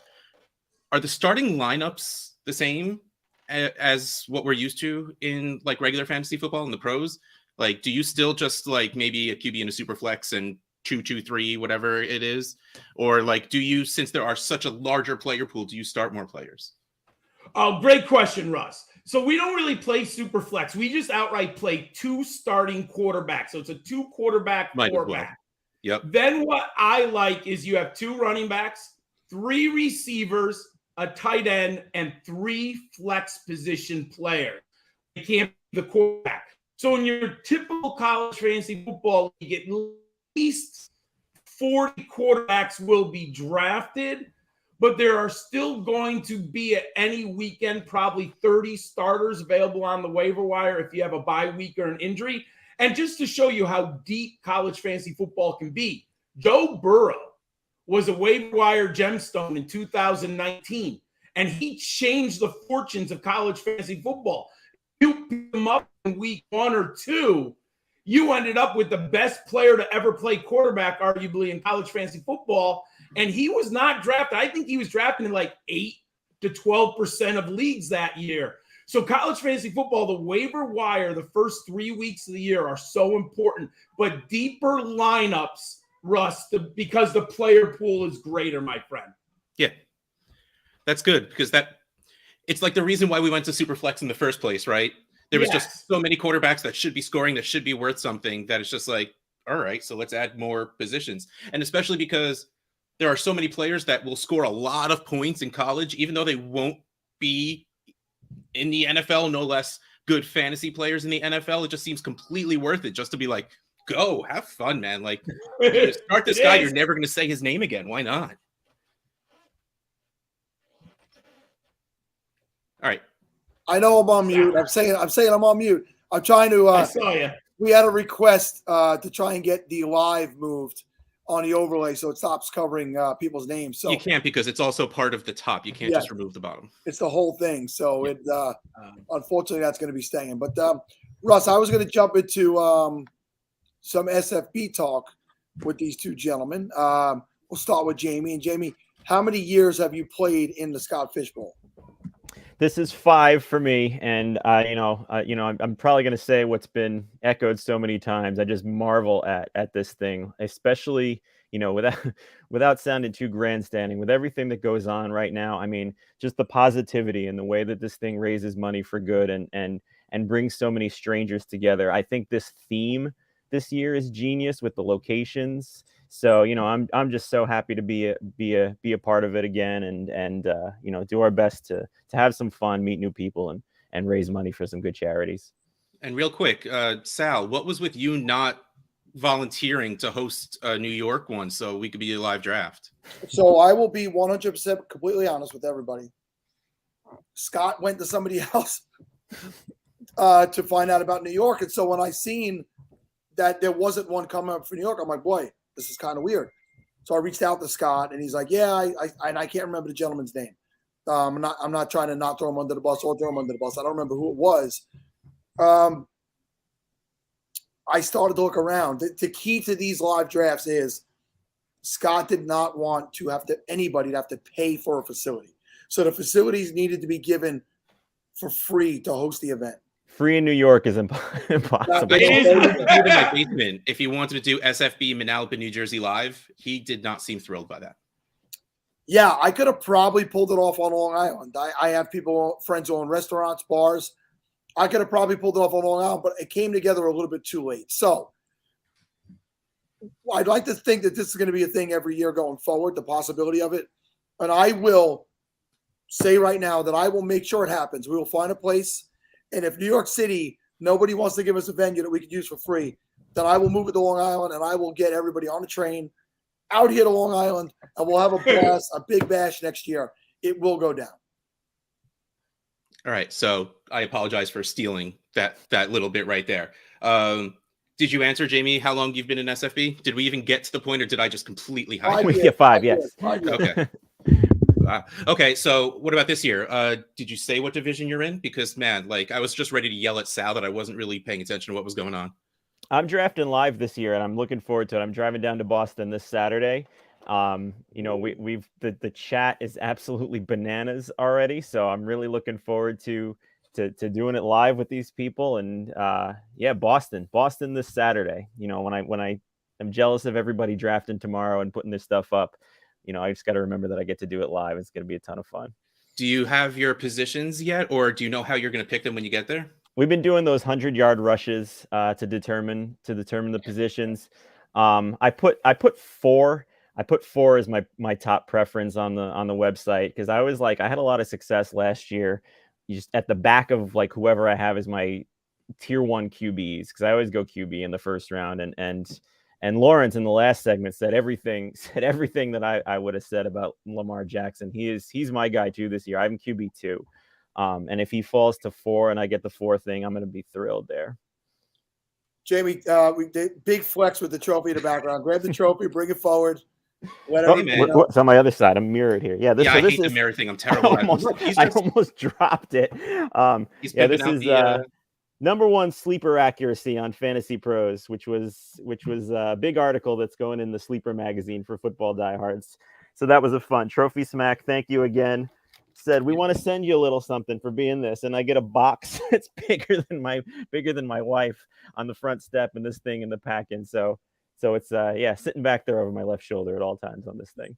You know, Russ, the more I'm hearing about this Boston draft this upcoming weekend, I think it's very doable for you and myself to make a trip a little north of where we're at. Maybe just surprise some people for that. Oh, dude, I would be there, and I will bring pom-poms, and I will be a cheerleader for this draft and just be super excited for everyone, and on the inside crying that I'm not part of it. No, but that's it. There's no pressure. We could have fun. We can make fun of everybody. We'll do a different type of mocking, which is actually making fun of Kevin Cotillo, who's not here, who started the show with me 5 years ago and then bailed. You know, John and Jamie, you notice I know Kevin knows Steve this year. They life got too busy. All right. Yeah. My buddies, I love them to death. They really hate Sal. And that too. So Russ, why don't we go and ask John about his history in the SFB? All right, cool. Like you were talking and just didn't want to ask, so I'll ask it. Hey, John, how long have you been in SFB? I can't believe it. 2015, I started, and I remember the email from Scott saying Emil Kadlec and Bob Harris sent us your name from Football Diehards, and I didn't know who Scott was, but what I always do is take advantage of anything at any time that someone offers me. This is the 4th year on the Podathon. I did not know Sal either. I remember him reaching out to me and saying, would you like to be on the Podathon? I'm like, of course. And now both of them are my favorite annual events in July. I just love the Podathon. And even more importantly, I want to talk about the charity that this is all about Fantasy Cares, in my opinion, at the end of the day. I'm a teacher like Jamie. I don't know if I've said that before. And I work in an urban environment, which over 40% of our kids below the federal poverty level. And I know for a fact that we have children who do not get Christmas or holiday gifts every year. And when you are around these young kids, and I was lucky enough my whole life, I had parents who were able to give me Christmas gifts, and I got everything I needed. You know, maybe I wanted something bigger and better, but that doesn't mean I need it. I had wonderful Christmases, and I can't imagine being a young child and not even having a gift. What we do at my school is we have fundraisers for clothing. If you live in the Northeast and you work in a high poverty school, you will learn that there are a lot of children without clothes in the winter. If you have 3 or 4 children and they keep growing up and changing sizes all the time, it is hard to buy winter clothes. I mean, I have 3 children and you're constantly buying new clothes for them. So we'll have like donations of jackets and mittens and hats, especially in the Northeast when it's cold. But what does that mean? That a parent is going to buy a hat or gloves for their 8-year-old child before they buy a toy. What Scott and what Sal and everyone in this community is doing, my favorite time of the year, I think it's usually around Thanksgiving, when Scott posts those pictures on Twitter, when he uploads all the toys that he has bought, and then other people across the country are buying at Target, and you just see these shopping carts and shopping carts. This is about the kids. So to be able to partake in this since 2015 is unbelievable. It's just an honor. Now, I think, so this is my 8th year, 7 years I've made the playoffs, I think 4. And I will be honest, I was humbled the first 2 years. You know, I think I'm pretty good. I'm not saying I'm the greatest, but the first 2 years I got it right here, 6-6 and 5-7. And I was like, oh my God, I better wake up. I got to figure out how to make the postseason in Scott Fishbowl. So, you know, I've been better. So that means, you know, 4 out of the last 5 years I've made the playoffs. 2 hints that I think people need to, that I think is important. Quarterback. You got to get one. I have picked 7. I'm in the New Haven League. I live in New Haven too. So thanks for putting me in the New Haven League, Scott. I appreciate that. Or whoever else put me there. I'm getting a quarterback at pick 7. If you don't have a quarterback, it becomes brutal very fast. The waiver wire is barren at the quarterback position. So if you have an injury and you don't have a quarterback, I mean, Sal's shaking his head. You know how hard it is to get a quarterback. So I'm getting there. And I'll say this. Kickers, I don't know why people aren't talking about them. They're valuable in this scoring format, folks. I love kickers. The story of the NFL cannot be narrated without the story of kickers. I'm an advocate for kickers in fantasy football. No Adam Vinatieri, there's no Patriots dynasty, folks. If Adam Vinatieri, I've said this for years, is the 3rd most important Patriot in the history of the game. Look at the games he won. How many kickers could win 2 Super Bowls? That kick he made in the snow in New England. Everyone talks about the Duck Bowl. I could care less about that bad call. Look at Vinatieri's kick to win that game. I love kickers. And you're telling me the 58th wide receiver is better than a kicker? My friends, I'm drafting a kicker around 7. There is value. Put him in your flex. Just play him every week. Kickers, kickers, kickers. Look, if you want to know the effect kickers have, even on themselves, just go look up Ray Finkel. This is what happens when you miss a kick in the Super Bowl. This is what can happen. Scott Norwood. He never did anything. Sal's a Giant fan. Scott Norwood never did anything the rest of his life after he missed that kick against the Giants. Man, you've been doing this for like 86 hours straight. You'd figured you'd know when you're muted or not. But that was Dan Marino's you're absolutely fault. right. And I was saying it before that kickers absolutely have a place in here. And we're just so used to kickers don't matter. Kickers don't matter. I don't like kickers in fantasy, but this is a little different, especially with, if you look up the scoring, they are insanely safe. They are great and they're even better this year than last year because of the no missing points. That absolutely, you're going to find yourself with injuries. You're going to find yourself with bye weeks. Kickers will save your week when you do that. 15 points from a kicker is nice on that flex position. Yeah. Einhorn is a man.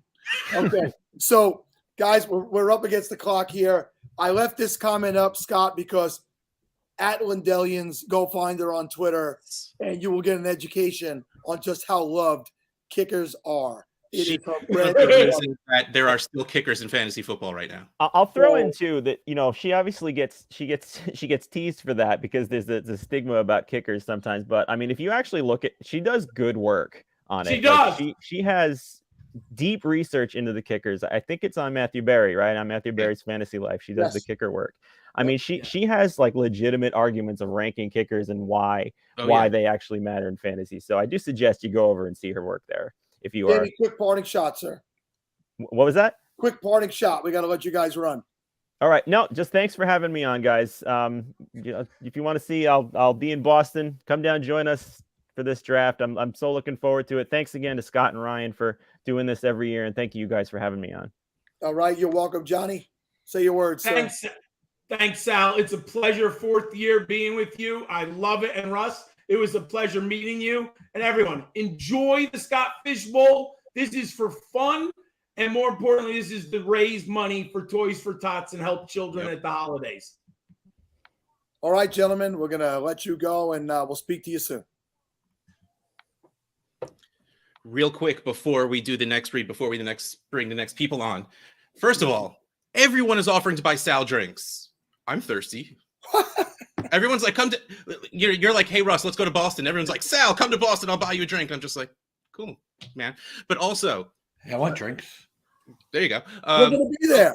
Along with giving money to Fantasy Cares, ffpodshirts.storeenvy.com was all of the SFB12 shirts, stickers. I'm going to add mugs soon because, like, if you saw, like, I have my SFB11, like, this is old. This is obsolete. This, like, what am I supposed to do with this now?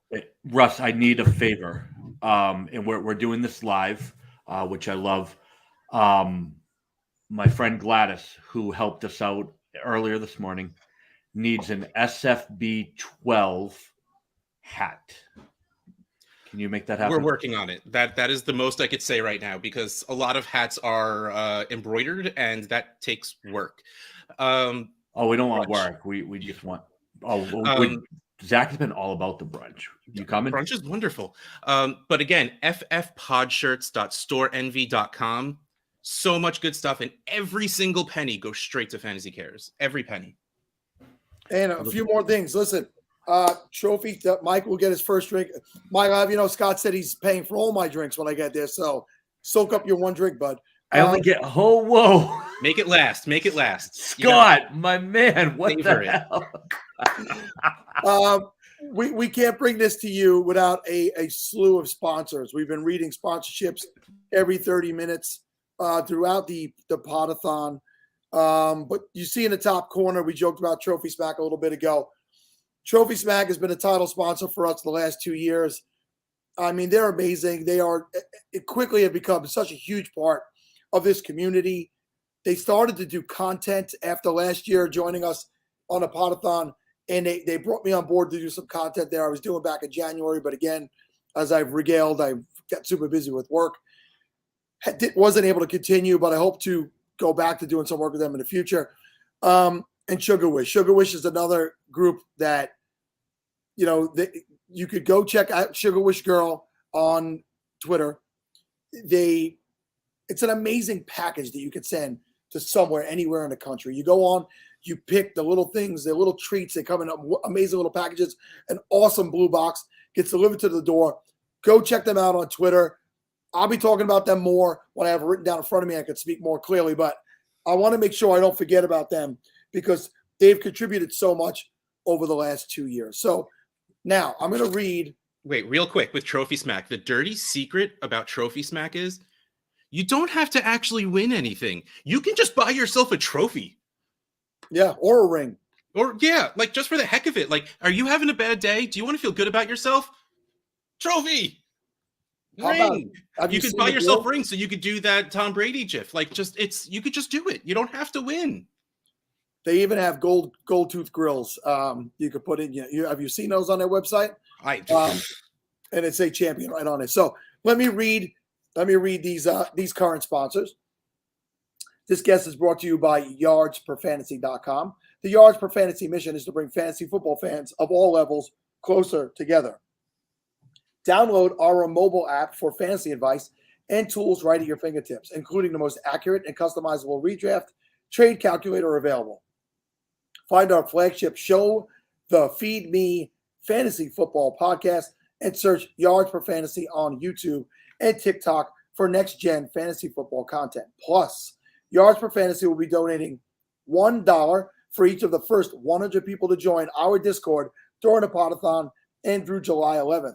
We will be donating 50% of the proceeds from our 2022 projections template to the SFB Podathon. Check out Yards Per Fantasy today. And also, TrophySmack is your one-stop destination for your fantasy league this season. Bring your draft party to the next level with the coolest and most complete draft boards in the industry.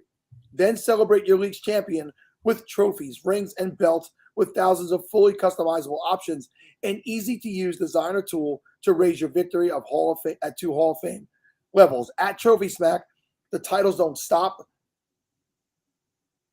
I didn't freeze, Russ. I just froze in real life, not on the screen. At TrophySmack, the titles don't stop there, as every championship isn't complete without a league, toilet bowl, or Sacco trophy. Relish in your league's defeat and capture their tiers in your one-of-a-kind trophy found only at TrophySmack.com, the official title sponsor of the SFB Podathon. I didn't even realize that they were sponsoring this particular 30-minute segment when I said that. But let me bring on these guys because Nate is a guy who has also sponsored plenty of segments on his Podathon, and he's done it for years. And we also flash that shirt. Yes, and Keith is joining him as well. What's up, guys? Welcome back. Good to have you with us. You can flash your shirt too, Keith, if you want to. Oh, I was gonna do it. You guys hear me all good? Oh yeah. Can I just flash? Like, hey, I mean, I think not that kind of show, right? That if you no, want to go Lawrence shirtless, came on completely topless just an hour ago. So. Oh wow. Okay. I was going to ask you, Sal, what you're wearing for pants or shorts. So we should have a guess for that. So very, very sumptuous of you to think he has any. Are the porn bots back yet? After I went off at 3 a.m, it appears like they went to bed. But every time we mention them, they seem to pop back up. So good job, Nate. There it is. Yeah. Oh man, the chat's been amazing. And Sal, I got to give it to you. Taking the ball breaking like a champ there this year, and I don't know. I think the past couple years it's been pretty great. I appreciate you, and if you do come to Boston, I got a beer for you. This is amazing, Russ. You have to drive. I'm going to be ridiculously drunk in Boston. I'll bring the IV and everything you'll need to survive the rest of all of these drinks that people are getting you. What I'll tell you, Nate, is I've been a ball breaker my whole life. Like, to me, that's how, if I'm breaking your balls, it means I love you, your family, your friends. Yep. And so when people do it back to me, if you can't take it, then don't dish it out, right? So the other thing I know is most of these guys, I'll beat their ass in person. So, no, I'm just Teddy kidding. bear. Teddy bear. I'm not a fighter. I'm a lover. Just nobody wants my love. But the point I'm saying is, you got to take it if you're going to dish it out. And this is trash talk, and that stuff is what this game is built on, right? I mean, so have fun with it. Never take anything too personally, and that's why I do it. Yeah, absolutely. And I've been watching the Podathon, pretty much since you guys started yesterday. Not continuously, but getting in the chat, that's been amazing. But I really appreciate the time and effort you put into every single word when you do my ad reads. Yeah, I try to just actually make sure my focus and vision is still capable. A lot of attention to every word. At his age, it's keeping New York his vision education focused is very difficult. See, and here come the zingers, Russ. This is why I haven't taken you on a date in 3 years. As a very few years younger than you are, yes, I will absolutely make old jokes towards you. Plus, with those glasses on, you notice I'm not wearing glasses. No offense, Nate. You didn't say nothing. Russ did, so now I got to attack a little bit. I've survived without readers to 48 years old, so I'm proud of that. But I can't hear very well. What? Yeah, exactly. Yeah. And apparently, you lose your sense of humor also. What? My hair? Oh, sense of humor. So, Nate, Keith. All right, cool, man. All right, well. How do you transition off of such garbage? I don't even know right now. I love it. Yeah, no. You got it, This Russ. is peak Podathon right now. Well, you know what, Russ? Let's start with Nate. Nate, you have a lot of different business ventures. You're doing a lot of different things. Talk about all of them. Let the people know what you have out there, where they can find your stuff. Yeah. So I am the founder of IDP Guys. We're a website, idpguys.org, where there's a solid group of us now putting together, content across the spectrum of fantasy football. From, we kind of focus in a little bit on, IDP. If that's a 4-letter word to some people, just to understand that we're there to help you through the whole process. But we also cover Dynasty on the offensive side, redraft, all that stuff. We put together magazines every year. Sal, last year I sent you a couple of them, and you were kind enough to show them on air, which was awesome. But that's kind of like what I do in the community as far as like football creation, football content creation. And then I'm by trade a graphic designer, web designer. So I launched 3 years ago my own company, Writer Design, and both IDP Guys and Writer Design the last 2 years have been sponsors of the Podathon. So we've gotten some pretty good play between, on the show. And this year, so I kind of transitioned my read for Writer Design from looking for clients to a new project that I'm doing called Content Design Coach.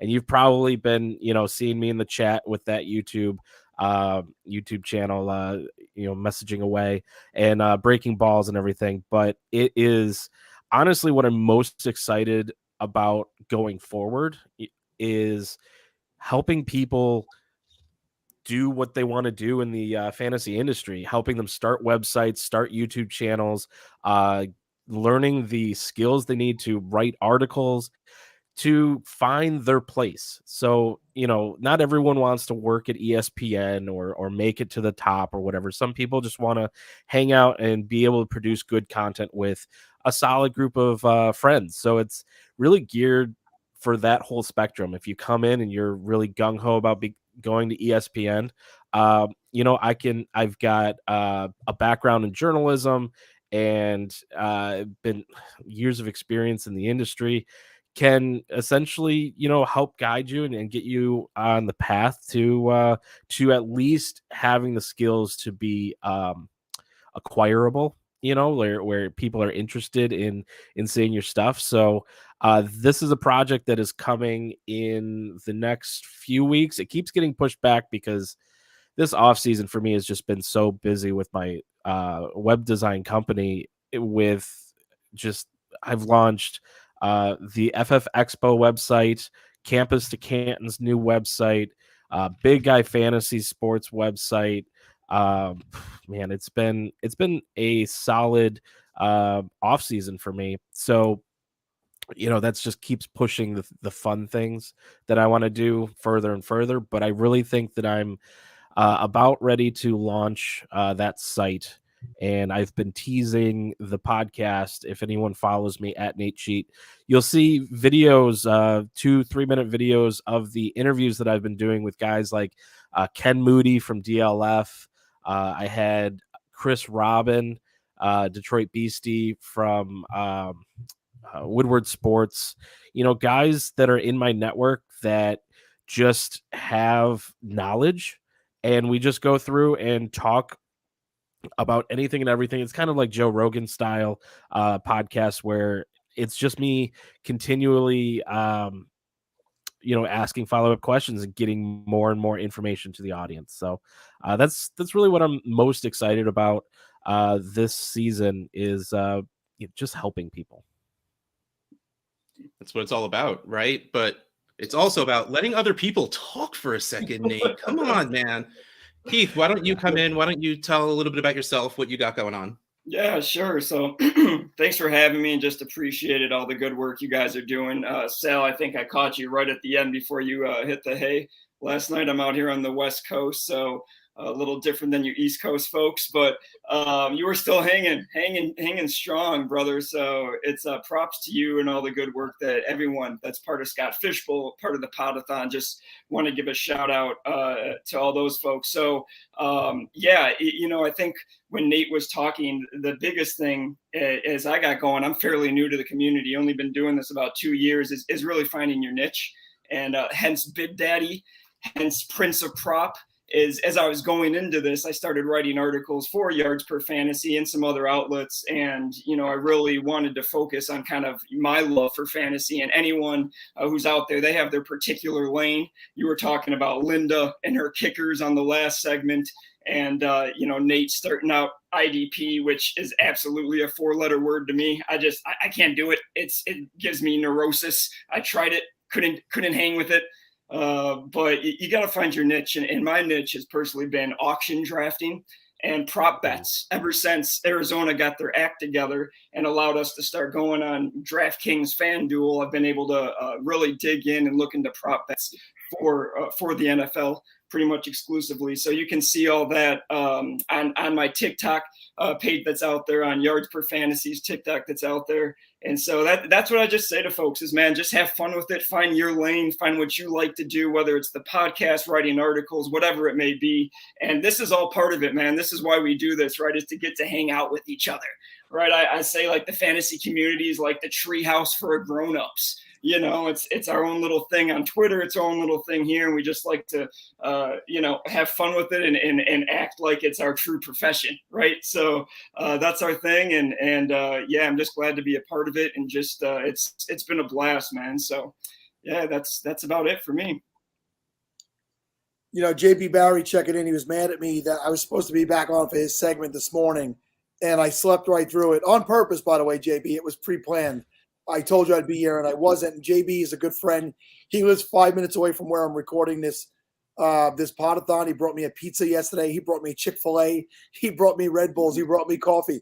He's awesome. And then I slept through his segment. So, and still rocking that SFBX Avi.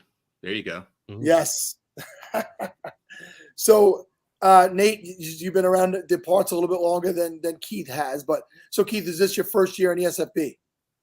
Yeah, I'm actually not in the SFB. Not in it. Still trying to get in. I know. Did you register? Crazy. Did you register? I did. Oh yeah, I registered. Yeah. So Alex from Yards Per, he's in. He may have a couple of folks from Yards Per, and they asked me to do the podcast. So I said, yeah, man, I'm all in. It's such a great cause, and it's such a cool event. And I feel much like my high school days is left out, as I'm seeing all these Twitter things for the SSB and all their invites and everything. So no, I could care less. I want to be a part of it, but I love everything about it. I love every take. So yeah, I'm not in, but I follow along, and hopefully next year. Well, I'm going to work on something for you right now, but I'll give it Russ. I'll turn over to Russ to ask Nate the SFB questions while I work on something. I love Sal's level of hosting where it's like, Russ, take over and ask this. You were just talking, Sal. Just push it over and start doing what you need to do. But no, it's like, Steve Russ, for years. do this work. You're my new Steve. Ouch. Wait, you know what? Here, I'm going to do my best Steve impression. I am sorry for that. Well, ladies and gentlemen, the Podathon chair is back. Here, Steve. Nate, see, look at that. I'm so flabbergasted by you calling me Steve. How long have you been into Scott Fishbowl? How many years you got in? So I think this is my 5th year. I was trying to think of that before getting on. It's tough to think back. I know I haven't been in it as long as some or a lot of the OGs in the community, but it has been a minute. I think that it was SFB 8 that I got in first, and I'm just excited to be part of the community and being able to join this league. I've kind of like really pushed into it even farther with, joining the Avi Makers. I believe that was last year, was my first year with the Avi Makers. And it's just that part of the community is even more fun and meaningful to me as a designer, because, I get to talk with other people in my like career path, and we bounce ideas. That chat is active 365, like all year round.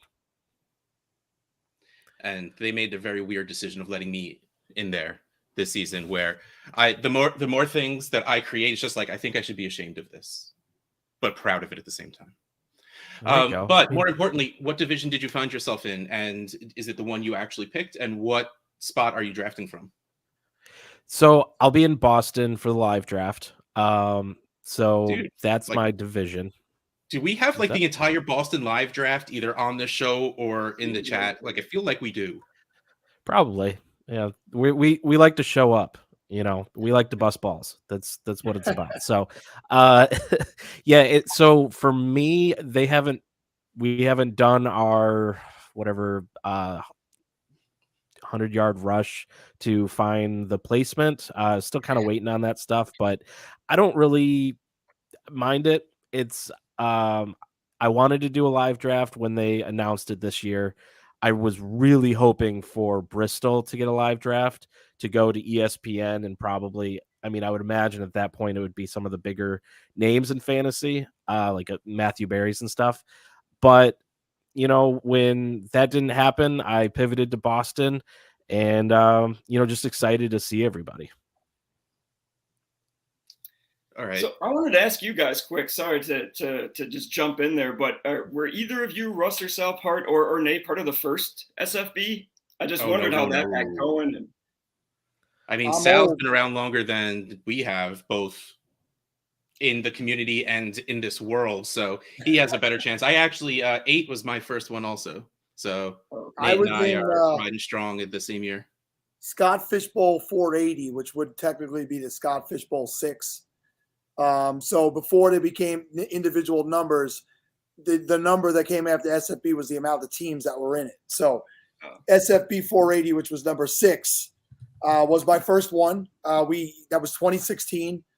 That was our first year of podcasting. When I say our, I say me, Kevin, and Steve, the aforementioned Steve. And I saw this floating around Twitter. I said, Steve, Kevin, get yourselves get an application in. Let's get in this league. We got to get in this league. There you go. We want. I figured it would help legitimize us a little bit. We much like all these young guys coming up. Keith, he's just getting into the business the last couple of years. Nate's been working behind the scenes and grinding for 5+. I come from the same background. I never made it super big in fantasy.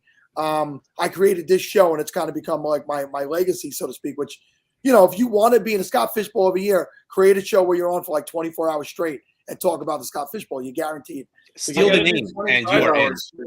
I got it. It's like 4-minute abs. There's, if you're doing 5-minute abs, Sal, I got to do 4-minute abs. Nobody's doing 4 minutes. Nobody's doing. What does 4 minutes? That's ridiculous. You can't do 6 minutes. That's it. Seven's the magic number. So we got in that year, and it's crazy. I think that's probably the jumping off point, 2016, where this community, where this industry started to ramp up. So when we came on and doing our show, there really were not a lot of podcasts around. Matthew Berry's existed, the football guys. The fantasy footballers, I believe, were just wrapping up year 1, but they did such a good quality show. 1 or 2. They were in the early stages. They did such a good quality show. They shot to the top pretty quickly. But me, Kev, and Steve, we had 2 other guys with us at the beginning that didn't last with the show. Five voices on one show is just too many. And we were plugging along. And it was actually a surprise to me about a year or 2 in, where people were like, oh, we see people. It's actually draft. Do you remember the app draft, which was sold, and eventually Underdog Fantasy is basically draft now. So we got reached out to by the guys from draft, and they were like, hey, we see a lot of people wearing your shirts. We see a lot of people follow you guys, also following us. And I'm like, You have pictures of those people wearing the shirts? Because like I wasn't even aware that we were making we were getting somewhere. And I said this before, and they're out of business now. Draft, we threw a stupid number at them to sponsor us, and they said yes. And we were just like, shit, we should have asked for more. So we started recording 3 times a week because they were paying us every time we recorded. And I would say a year after that, 2018, the market really, I don't like to use the word saturated because there's so many great people out there, and I don't want to make people feel like stop doing it. Do it. That's what we did. Who am I to tell somebody not to do what I did also? And everybody's got their niche. Like you said, Keith, you got to find your niche in this market. Mine was just trying to be a funny guy. Like I've always been a class clown. I've always joked around. This is me. This is my real life personality. I bring it here. I bring it there. And like I said to Lawrence, be yourself. Be natural. People like authenticity. So I met Scott. I got to know Scott better over those couple of years. And I was like, I want to be a bigger part of what this is. I'm a little bit older. Russ might remember these. There used to be these Jerry Lewis telethons on TV that were on 24 hours straight. And they were variety shows where they would bring different people on to perform. That was my idea, a podathon. Bring on different people for 24 hours, stay awake for the full 24 hours because that's my gimmick. I could stay awake. That's my talent. And it's blossomed into something I never thought I could imagine. We had to expand it to 36 hours. We have 30-minute segments, which means I think we have what? That makes 6,000 guests? I don't know. I'm not good with math. But, yeah, it is what it is today. So this started with you asking which SFB I was in. I decided to do an origin story. I like so it. 8 years. This is my 8th year, I think, in the Scott Fish Bowl. Nice. That's awesome. And real quick, because I love the format and follow it, what's your guys' strategy going through it? I'm a double quarterback guy in Superflex generally, unless it's, maybe pick 11, 12, and there's been 10 straight quarterbacks, and I might zig and zag. But what do you guys like to do? I keep saying my lone strategy is not to draft guys who have bye weeks in the playoffs, because I was loaded with that first week last season. Like it was the Colts, the Eagles, and there was like one other team where it's just like, oh, I didn't pay attention to bye weeks because I'm way too used to Dynasty, and oops. Right. That literally that is my lone strategy, is to, if I get lucky enough to make it to the playoffs, don't let me be the reason I lose. Let the players do poorly, let someone else do better than me, but don't let my drafting be the reason I lose. And there's week 14's brutal this year. You got JT and the Packers and the Bears. So any of those guys on there. And so the Colts again, I think also, real late. That's the new twist the last couple of years with the extended season and the bye weeks going a little bit later into the year. I don't really have a good Scott Fish Bowl strategy. I've tried different ones every year, and only one of them has really worked. I think I think 2018 I made it to the semifinals, and on the backs of Christian McCaffrey, it was his sophomore year, so I got him at like the 3rd round. Aaron Jones, who was suspended for 4 games, so I got him at a really good place.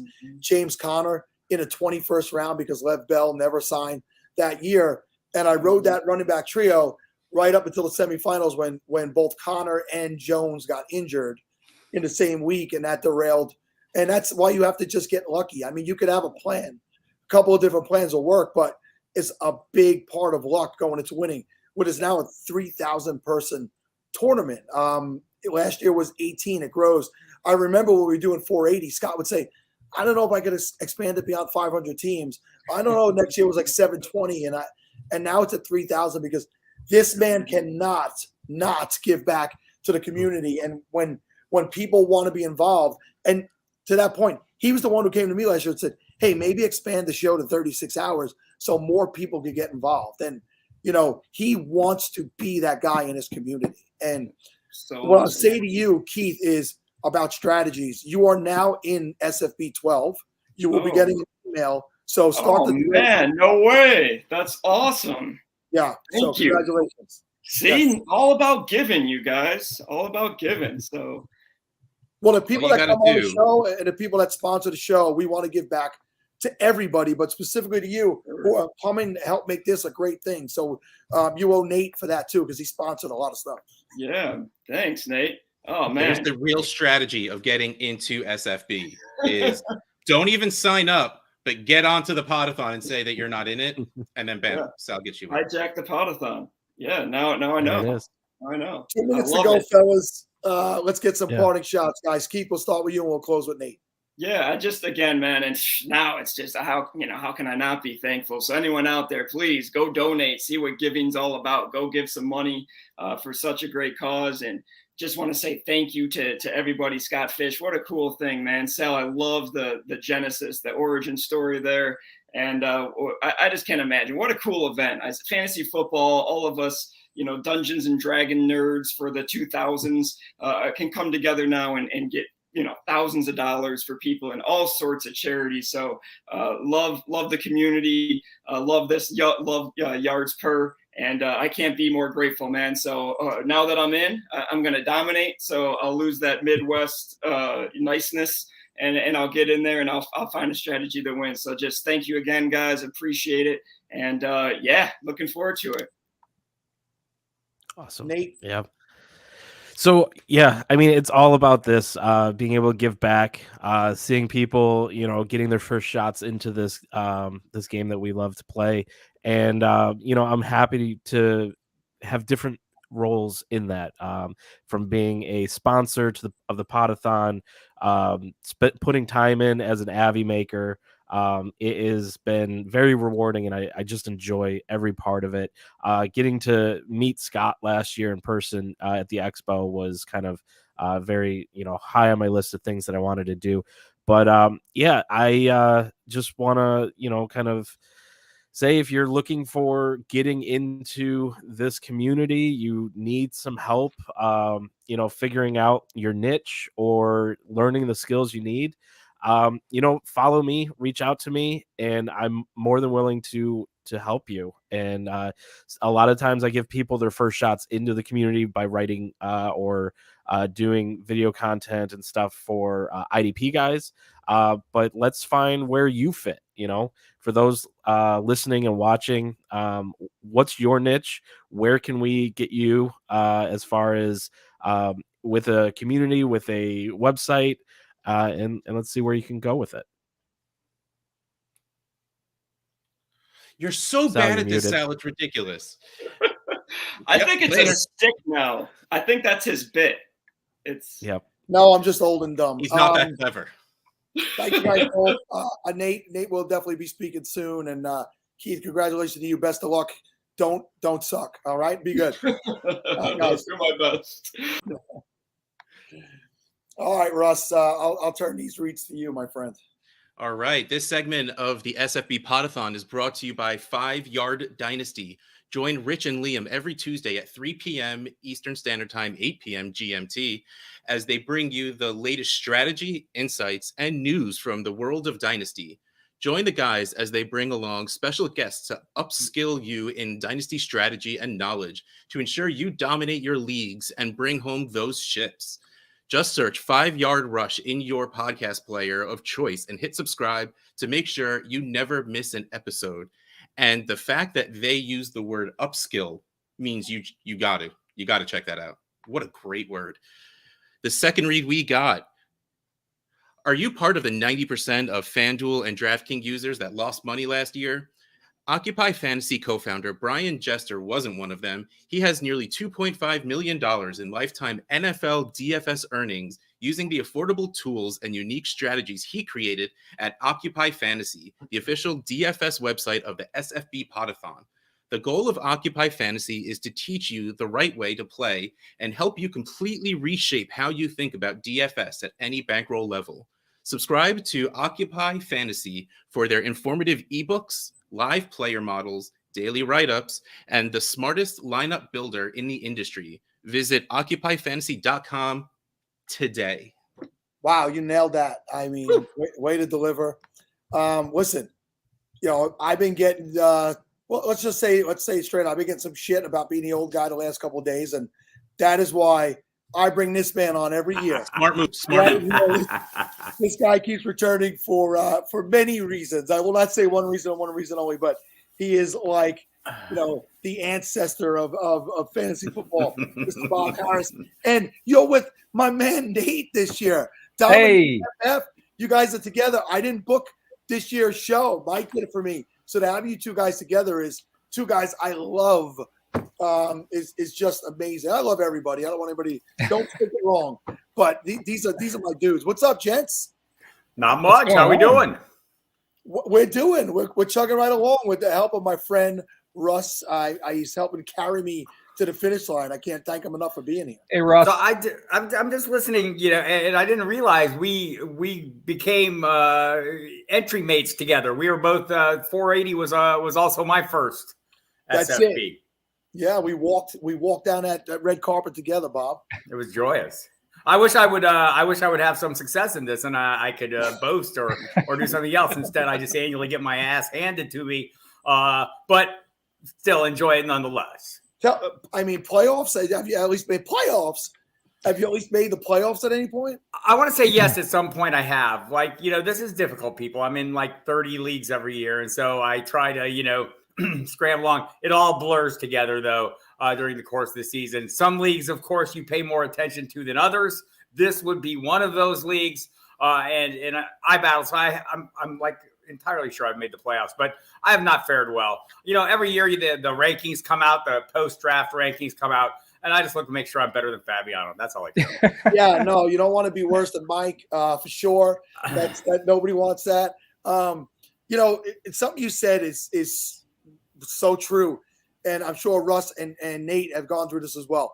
As we've all become, bigger, more involved in this community, we get asked to be in a lot of leagues, a lot of charity leagues. And usually the charity leagues are the ones we don't do well in because we're so busy with our main leagues. We jump in, we draft, and it's like, oh, damn it, I have a league on this platform I forgot all about, and you got to go check it. And by then it might be too late. So, what we give to those people is the ability to trash talk us, right? Yes. Because they've beaten us. But it does blur together. I had to shed some dynasty leagues this year. I think I was in 16 or 17 dynasty leagues coming into this year. Russ probably got that beat. He runs an entire network.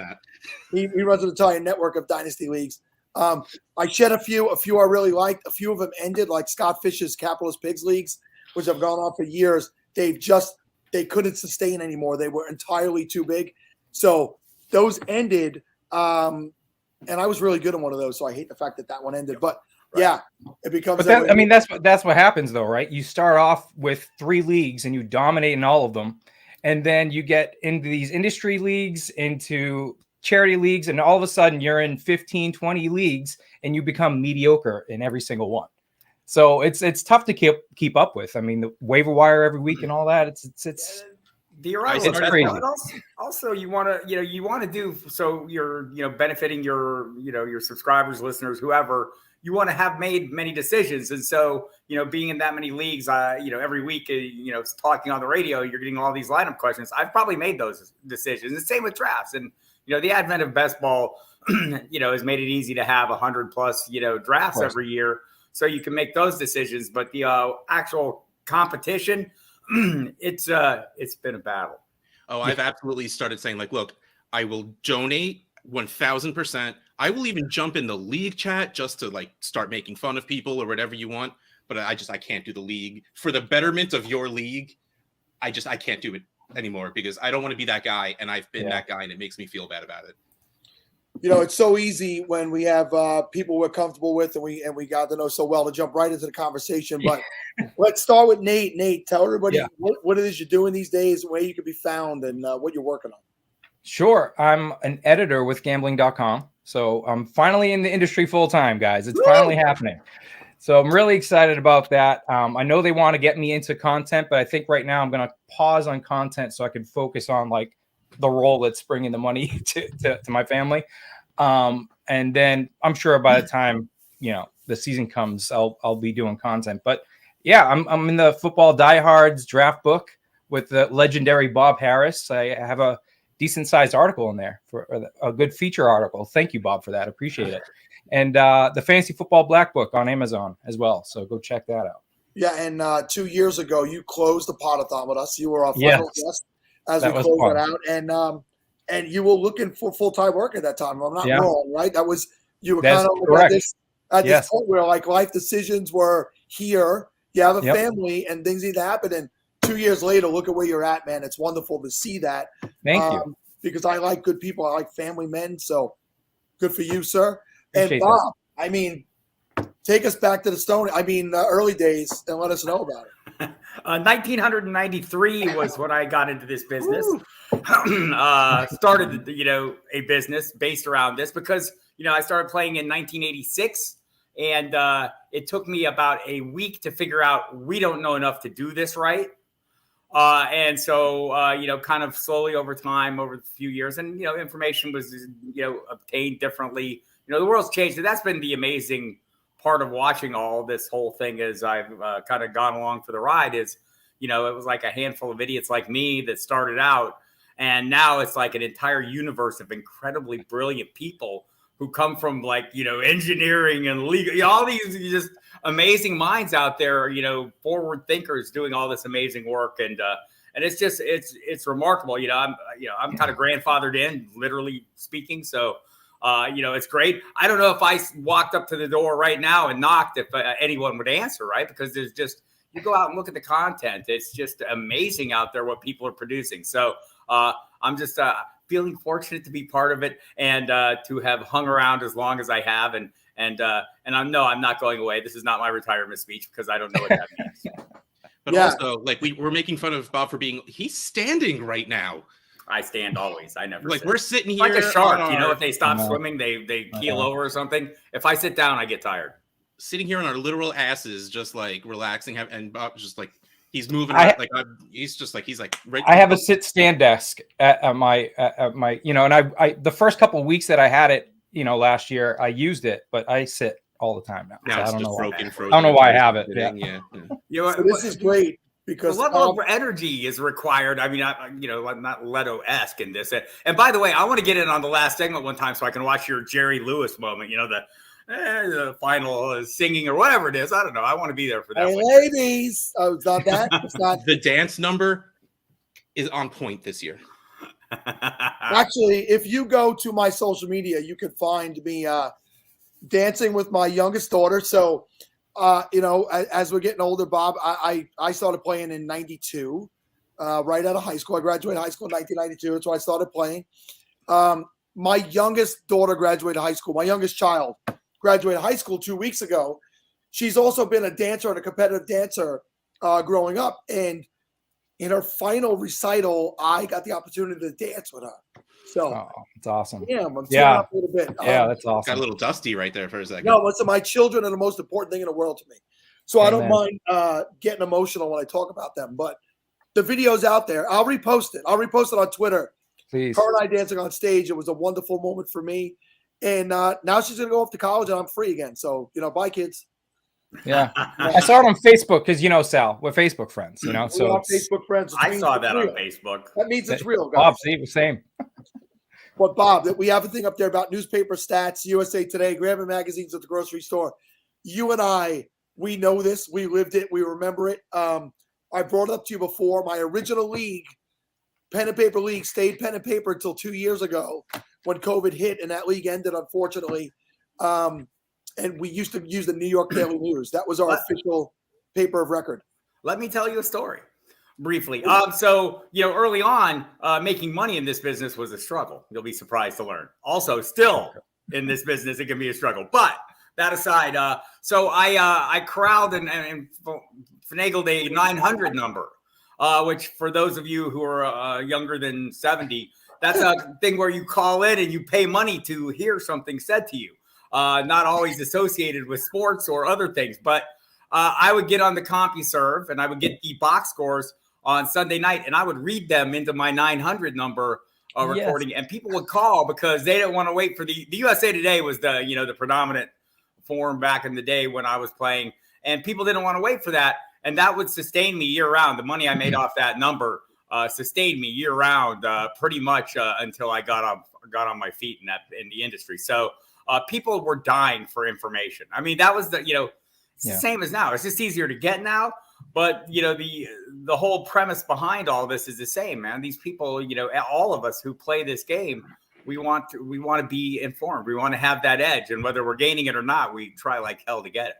there is a 100% chance I called that number. Because we used to look for every little thing that could put you over the top. So Pro Football Weekly, I loved it, and I think you know those. You might know those guys from back in the day, Bob. Sure. Who wrote that. They used to have the tidbits, the little sights and sounds and all that stuff. And I can remember one year we had just had our draft, our in-person draft. It's a South Jersey Fantasy Football League that I was in. And I was driving home and I picked the paper up, and like 2 days later, I saw a little blurb that Stephen Davis of the Washington, pardon my name, this was the name of the team, Stephen Davis of the Washington Redskins is in the lead to get the starting running back job and nobody knew who Stephen Davis was. Right. So I called up, on the phone. That's how you had to make your ad drops. I added him, and he had 6 touchdowns in the first 2 weeks of the season and had a ridiculous year that year. That's how we got our information back then. Yeah. A little easier back then. I used to do a fax every late in the week as part of my service, right? And the first year I did this on a single phone line. And so every time somebody would call, the bitch that their fax wasn't there on time would slow down all the rest of the faxes, and I would have minor heart attack. But how I got the information, what I would put in is that practice information from that day, right? How did I get that? I had a kid who worked at WFAN in New York City at some little radio station back there. Worked for the Mike Francesa show, I believe, at the time. His name was Steve Cohen, and he would call me. He was a producer, and he would call me up. Harris, I got this. And he would give me, and I would run down, and I would write something for every team, who was practicing, who wasn't practicing. That kid Cohen is now my boss's boss at Sirius, the NFL vice president of NFL programming at Sirius. It's been a long time, but we would send out those little tidbits just on a fax, and man, people could not get enough of that. You know what I'm loving about this, by the way? First of all, I don't feel very young. I'm not young. I feel super old. Okay. But if I ever want to feel young, I just know to call Sal and Bob and just have a conversation. And you don't I even feel have young to. again. You just say like newspaper, say like rotary telephone, just like drop a word and they'll just start talking. Yeah, that was good. That was good. Be like youthful. All right. Actually, I have a story, and I'm super happy that I'm on with Bob because Bob, I'm pointing this way. So last year at the Fantasy Football Expo, I go in and I'm sitting down and I'm watching all the top dogs draft, right? Bob's sitting there at the table. I'm sitting at a table with Scott Fish, just kind of chilling, just watching the thing. And Bob looks at me, and he gives me a big wave. And I'm like, he's waving at me, and I'm sitting next to Scott Fish, and this guy's waving at me. I'm like, what is like, who am I, right? And then Bob makes me feel like I'm on top of the world. And then later on that day, I drive to Buffalo Wild Wings with Ian Hartitz and Andrew Erickson. And as we're leaving there, I hear, "Hey, Nate." I turn, I look, it's Bob. It's Bob sitting with Michael Fabiano, and I just run over. We hug, man. It's like, it was awesome to meet you in person, Bob, and I can't wait to see you again in a month. So it's these big get-togethers have been godsend. You know, you meet all these people, and we all sit here and we do this work, and everyone's a Twitter avatar, or the one-dimensional kind of thing. And when you meet people in person and get all these personal connections, it's one of my favorite things. I don't go out much, so when I do, I try to maximize it. And these things like the FF Expo, good work, Bob Long, and all these kind of events make that really worthwhile. And also, Nate made the very smart move of putting his name in his handle, because, you could walk up to someone like, "Hey, Nate, Dominate. Yeah, how's it going?" Yes. Yeah. Hey, I'm Russ. Outhouse. Hey, how's it going? No, you named yourself after the place people go to take a dump. Nice. That really wasn't part of the thought process when there was no thought process. Well, my name Nate is in a lot of words, so I love play on words. I'm a dad pun guy, so here we are. All right. Well, we are rounding that time where Sal is about to say, "Hey, Russ, ask them about the Scott Fishbowl." Do your job, Russ. Do my job. So let's start with Nate. Nate, what was the first SFB you got into? 7. So this is my 6th year, I think. SFB 7 was my first one. The 2000s was my division at the time. So yeah, it's been a while. I had to look it up before I came on because I knew you guys were going to ask that question. So it's really funny. Like usually I have to do it like, okay, well, There was video games. Like I have to count backwards with the themes to figure out themes, when I was going. Yeah. Yeah, it definitely helps. But this year I'm in the Mount Olympus. So first of all, like because all these live drafts, I have plenty of people upset with me that I didn't do like the Boston one or one near my house. I would have loved to do it, but I just started a new job. I'm pretty busy with the family right now, so I can't do a live draft as much as I want to. Trust me, it's one of the best things to do. But I decided to do the Mount Olympus division. So we're playing fantasy. Why not be in a fantasy world with Greek mythology? So I'm in with Christopher Harris from Harris Football, Jeff Manns, my good buddy Matthew Betts from the Fantasy Footballers. And I don't know how Scott Fish and Ryan did this, but Nate Hamilton's in my division as well. So, I mean, it's pretty convenient. It's a good thing. Is it, or are we going to fold over time and space and just like, did we create a paradox? Well, I mean, the other day I watched Doctor Strange, the new Doctor Strange movie, and then caught up on Stranger Things. And my mind can't take all this crazy multiverse stuff anymore. I can't do it. What spot are you drafting from? 11. So that was the thing is I wanted something close to the turn. That's just what I prefer always. Like you guys can take the one pick all you want. That's fine. You got to wait another 30 picks before you pick again. I want to pick 2 top 12 guys at their position in pretty much back-to-back picks. So that's why I like picking close to the turn. Nate, is there an 11 group chat that you're in? Yes. Can you tag me in it? I'm in 11 also, and I just haven't had the time to look. All right. And actually, you know what? I'm not in 11 group chat. I'm in just my division one, but I'll find one and I'll let you know. He's going to start one if he has to. Yeah. I just have to say there's not nearly enough Jason Voorhees in this angle you're sitting at now. I see you got one when you move your head. I remember a day where you had like 8 things. That's Michael Myers, my friend. Michael Myers.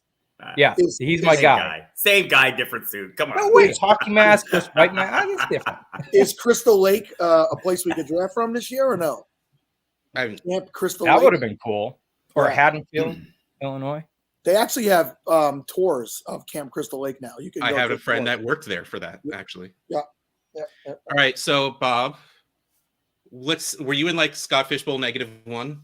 Yeah, no, I came in with 480 was my first, and it's been a struggle ever since. It's been a phenomenally fantastic, joyous struggle. And keeping up each year with the rules changes is enough to be a full-time job for me. So looking forward to this year. And by the way, our picks. I'm in the LA. I'm at the TrophySmack headquarters. Looking forward to that. Hanging out with all my friends there, and it's great groups of people. I don't want to start listing because I'll forget people, but Paulson and Ratcliffe, Liz Loza, tons of people that I love and adore, and Fabiano. And then but they haven't assigned the picks yet, right? So somebody put me in a 6-pick group chat. And it's amazing, and I can't leave. I mean, I'm just sitting there going, "Hey, I don't really have a pick yet, but I'm not leaving." And also the LA draft chat is kind of lit, as the kids would say. So enjoying that as well. I am so disappointed. I can't be at a lot of these live drafts, but the LA one. So I've been doing some work with TrophySmack. So since they came out as a title sponsor last year, and I told this story jokingly. Matt Walsh reached out to me last summer after the Expo about Chase Vernon, and Chase will be coming up at 12:30. Chase is going to host for a few hours. 12:30 my time, Bob. He's going to host for a few hours. And Matt asked me, "Hey, I met Chase at the Expo, and what do you think of this guy?" And I gave him, a ringing endorsement. And Chase has now jumped in with TrophySmack, and they're producing content, and they wanted me to be a part of it. I hosted a show for them for like maybe 4 episodes. I just got entirely too busy with work, and I couldn't do it. I don't want to hold them up, so they have brought a few other people in. They're holding the spot for me, but I hope to get back there and do some work with them. But they're great people, man. Yeah, Chase is great, but just to selfishly promote something. Thursday night on Sirius on the Football Die Hard Show, we're going to devote an hour to the Scott Fishbowl. Scott will be on briefly. Matt Walsh will be on briefly. But Chase is going to kind of be a quasi co-host for that period of time, and we're going to kind of go through the history and strategy and kind of then talk about the LA thing. And I got to find my grill. Walsh sent me a grill a year or so ago, and when I moved, I packed it, and I have to find it. So when I walk in LA, I'm sporting my fine bling, because nothing says that like an old dude like me. I really think we need to that needs to be like an ad for TrophySmack. You with the grill in. I mean, it says it's pretty horrifying. It's as horrifying as you can imagine. It's the next level up from the Six Flags dancing guy, Bob. So if you're a Northeast guy, you know the commercial. So Bob, I'm working on something behind the scenes, and my daughter lives in Burbank. So I think I'm going to try to get her into the Scott Fishbowl and have her over that live draft. Do it. Represent the Lido family name. Do it. Let me ask you guys. I've had an idea. I've talked about it the last couple of days. We have Scott Fishbowl live drafts. We have Scott Fishbowl slow drafts. I have an idea. Next year, Scott Fishbowl live slow draft. We put all the people in a house for 2 weeks, and they have to live together for 2 weeks. With the one guy who just won't make his pick. Well, you have access to that guy now. And I think that this is the content that we need in this community. You shouldn't have put that out there publicly, because it is such a genius idea where it could be an actual like TV show for the whole preseason where we're doing that, slow draft. And like you said, Bob's not making his pick, and we just go knock on his door and be like, hey, dude, let's go. Wake up, make your pick. I love that, man. That's awesome. I would love to do that. I just submitted my application to it. Nice. Well, then sign me up. Trademarking it right now, stamped, trademarked. If anybody does it, listen, we are the fantasy football community. So if anybody does it, we're all going to kick their ass, right? Exactly. I have the backing of everybody. Big Brother Fantasy, somebody said. I don't know what this is, but I think she got so excited. I did. Looks like my last article. Well done. Hey, I didn't plan well for my shirt. It just says "call me," and the fact that we're talking old stuff, it's actually called me old fashioned. Is what my shirt says, and it's ingredients for an old fashioned drink. But I just realized as I'm sitting here this entire time, all you guys can see is just "call me." I thought you were wearing like a "Call Me Maybe" shirt or something. Well, I mean, I guess I could have left it up to everyone's imagination. I thought you were already employed, man. Come on. Yeah, I know. Call me. I don't know. That's so weird. Guys, time flies when we're having a good time with people we know. I know Russ was about to say something, so I'll back off for a second. Go ahead, Russ. No, I wasn't. Russ and I have not hosted together enough for me to pick up on his signals, but I apologize, sir. Two great guys, as I said at the top, so I want to give you both at least 2 minutes each or so to give a little parting shot. We'll start with Bob. Talk about Scott and the whole thing that's around what we're doing here. Right. Just remembering how, Scott coming on to he'd been around, right? Fantasy Oasis, Fantasy Football Oasis, him and Gary Davenport, old website they had. And they just, kind of a presence out there. And then just watching this thing become a thing has been amazing. All the awards that Scott has gotten, so well deserved. And the funny thing about Scott is, there's always like, oh, he's such a nice guy, and I mean, but it's, this sounds so trite, but it's true. He is such a nice guy, an amazing person when you meet him in human form, as we now have been doing more these days with people. And so I'm looking forward to seeing him again, hopefully see him at the Expo this year as well. So I wish he was coming out to LA, but he may not be. I heard there will be pickles there or something. I don't know. So, so we'll work on that. But man, just what a phenomenal thing to show the power of this community. And I think, all the things that have kind of grown from that, the offshoots, the people having ideas to do their own things along similar lines is just demonstrating the power of this community. And what a guy with a little bit of imagination and a lot of gumption and effort can do. I mean, it's true. If it wasn't for this community, I would have been out of the game years ago. And I'm just being honest. Like, it's because of this community not only showing support specifically for me, but just everyone supporting each other. And that's what's amazing, especially nowadays. We can get so caught up in there's so much negativity, right? I mean, you can easily fall into that rabbit hole of just being negative, feeling negative, just passing that along. But, as soon as somebody does something good and it's about giving, amazing to see people coming together, and it just gives you that faith in the community back. And it's just, people want to poke fun to, it's fantasy football, all that stuff, but it's so much more than that. And if you don't get it, that's fine.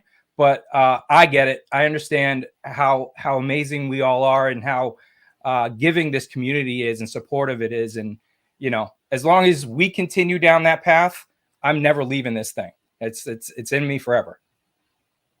And also, we all want to be original. We all want to be able to have that thing. And we all know that stealing from other people is bad. But I will absolutely say out there that I know for a fact Scott will be okay, that if you steal the idea of donating to charity through your league, he will be okay with it. I promise. Yes. And it's the one thing that is just like the greatest thing this community has ever put together was that the charity aspect of everything is just so overwhelming at times that don't think it's enough. It's never enough. Keep going. You're starting a league, throw at least an entry to charity, if not more. You want to start a 36-hour podathon, donate some of that money, collect some money somehow. I know, right? Who would ever do that in their right mind? Get some sponsors, throw money to charity. We play a silly game and we put money into a silly game that not everyone has money to do silly things with. So help out other people. That's right. To me, the best part of all of this. Agreed. Well, very good. I see Mauricio in the chat here. Mauricio is going to be in LA too. Hi, Mauricio. Yeah. Mauricio has been on with us a couple of times. I don't think he made the cut this year. He got we big timed them. Step up your game.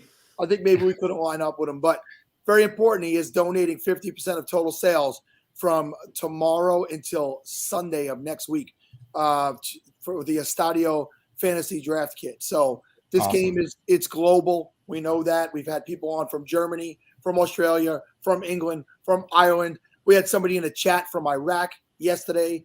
The game is worldwide. It brings us together. What a great community. And two great members of it. Guys, be well, and we'll speak to you soon. Thank you. Appreciate you having me on. Great. Love all this, what you're doing, Sal. As he was saying, you too, Russ, you kick him out. I couldn't have gotten that little bit. Russ, everything I do is 100% planned. Yes. Yeah. None of that's true. No. This next guest is brought to you by fanspeak.com. Fanspeak gives fans a place where they can get information about all forms of fantasy football while providing tools to test out the NFL draft and NFL free agency. Fanspeak is growing its fantasy community to cover best ball, dynasty, DFS, sportsbook picks, and redraft. Their team, headlined by @Steve O Speak and @Mega08DFS, offers compelling and dedicated content, ignoring team bias to give the best all-around perspective in the industry. Follow @FanSpeak on Twitter and visit fanspeak.com to find the edge podathoners need for their fantasy football passion.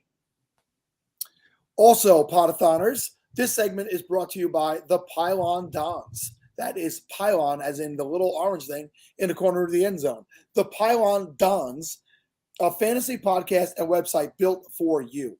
Whether you want to win your office league or tear up your dynasty trade deadline, host Ben and AJ are here to help. The Pylon Dons elevate above the rest with energy and effort. Cliche? Sure, but not as cliche as handcuffing your RB1. When you tune into the Pylon Dons, you'll get breakdowns and nuanced analysis on everything from drafting in round 1 of your office league to discussing future NFL stars. If that's what you're looking for, make sure to follow @Ben the Pylon Don and @AJ the Pylon Don and listen to the Pylon Dons today. How many times did I say Pylon and Don? So and just to put it out there, the description of what a pylon was not in there. That was 1000% just off the top of Sal's head. That was beautiful. How about we address what a Don is? No, you come to me asking me for football information. Don't do that. All right, so my impersonations are not good. We might as well get to some people who are actually talented that are in the waiting, and let's bring on Victoria. Forget the other two guys. We don't need to. We love the other two guys. We bring on Kluge and Troy and the What's happening, fellas? There's my boys. What's up? What's up, Good everybody? morning, everybody. Or Sunday morning. Good to see everybody. How's it been going? I would say it's been going is the best way to describe it. You guys are troopers. My voice is really beat down at this point. You say beat down, I hear sultry. That's what I hear. I think it sounds great. Hey, ladies. Don't do it I'm like great. that I'm now. Please don't refreshed. do I had a wonderful night's sleep. Had Love some it. breakfast, nice cup of coffee. I did step out and get myself a Dunkin' iced coffee. So wonderful. Yeah, I have an empty mug that I keep going to grab and drink from, and there's still nothing in there, and it's pretty disappointing. But we wouldn't have known there's nothing in there. You should have just kept rolling with it. I would just get pretend like sadder something and was in there. sadder every time. I'm just like, what time do we move on to this? There it is. About an hour. It'll be noon. But no, you you're can on start the East early. Coast, and when you're on a podathon, I don't think time really matters. I mean, you can and when do you've been any awake moment. straight, does time matter anymore? Like, No. What is it doesn't time? matter. So listen, let's go around the horn there. Troy, you were at the live Orlando draft yesterday. Let's hear about it. I don't know if the other two were at that draft as well. I don't know where you guys are in the country. They would not. But we'll start with Troy. First, Troy, do a quick background on you, your journey over the last 2 years to get to where you are now, because it's been like a quick rise in that time and the Orlando live draft yesterday. Sure. Well, for those who don't know me, my name is Troy King. You can find me at T King Mode on pretty much all social media platforms. Man, I started about 2 years ago, August. I've been around for about 2 years now at this point, almost 2 years. And yeah, I've contributed to some amazing companies in my time. Previously, I've contributed to Yahoo. I'm currently contributing to Football Guys, as well as I just joined Kyle Yates's team for the Fantasy Playbook. So that's a little background on what I'm doing now. And I do a show with these two knuckleheads every Wednesday for Football Guys. It's a mailbag show, 7:30 p.m. Eastern Standard Time. So make sure to check that out every single Wednesday. But but in terms of the Orlando live draft, it was an amazing time. There was about 40 of us. It was a mix of fans and analysts, and it was just awesome getting to get with everybody and just, the drafts. We had 3 divisions, and like the drafts are very different, right? I've seen other cities too. The drafts are nothing has looked the same, but I appreciate it. Thank you. But it's been completely awesome in terms of just getting to meet people face to face, that I've never met before. And shout out to Bob Gilchrist. He's really the mastermind behind the Orlando draft. So I want to make sure I give him his flowers, as well as Zach Berger. He helped a lot too. So I want to make sure I shout them out. But it was an awesome experience. The drinks were very nice too. Yeah, that definitely made things more fun also. But yeah, it was such a fun time yesterday. Well, before we move on to the other two guests, typically the Scott Fishbowl Podathon is on the Monday when the drafts kick off. That's always been, we've always been on air when the drafts started. We will not be this year. We expanded it to 36 hours.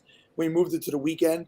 That way it just made sense for all people who needed to be involved in it and jobs and all that good stuff. So we usually get the live play-by-play of the first few rounds and what's going on. It's something crazy, something strange. Yes, they're all different, but what can you tell us that maybe blew your mind, or somebody that went way too early? We heard of Trey Lance going number 5 overall in a draft yesterday. I don't know if that was yours. That was in the San Francisco draft, so I think that makes a little more sense. Oh, well, that makes sense. Okay. Yeah, so the two things that kind of shocked me, it was the first round actually. So Herbert went 101, right? So I mean, like, even though I know he's in the conversation of top 3, he went 101 in my draft, as well as Burrow went 103. So that was pretty surprising. I was those two moves. So it kicked off right in the beginning of the draft, I'm like, whoa, like my game plan of people like there's a lot of people that follow to me. It's almost too many options. I was 107. So I was like, too many options. I'm not expecting some of these guys to be here. I went Lamar, but those were our draft started off with a bang. So I would say those two moves were like, whoa, I was not expecting it, but here we go. Nice.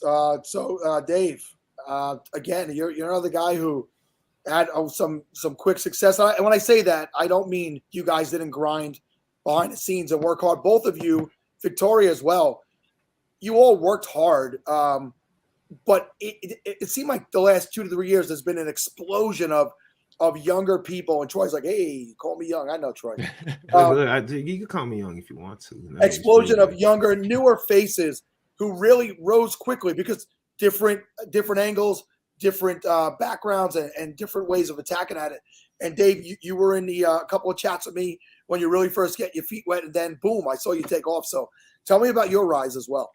Yeah, well, I had been creating fantasy football content kind of as a side thing for a few years. I was working for Fantasy Pros on their news desk and just never really had the time to fully commit into making content the way that I wanted to. And then I think a lot of people that kind of came up around the same time as me have a similar story.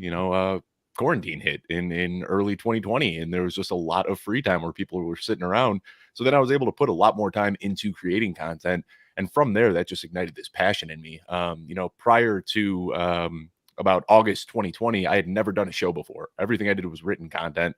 And, I feel like there's kind of a ceiling when you're just doing nothing but written content.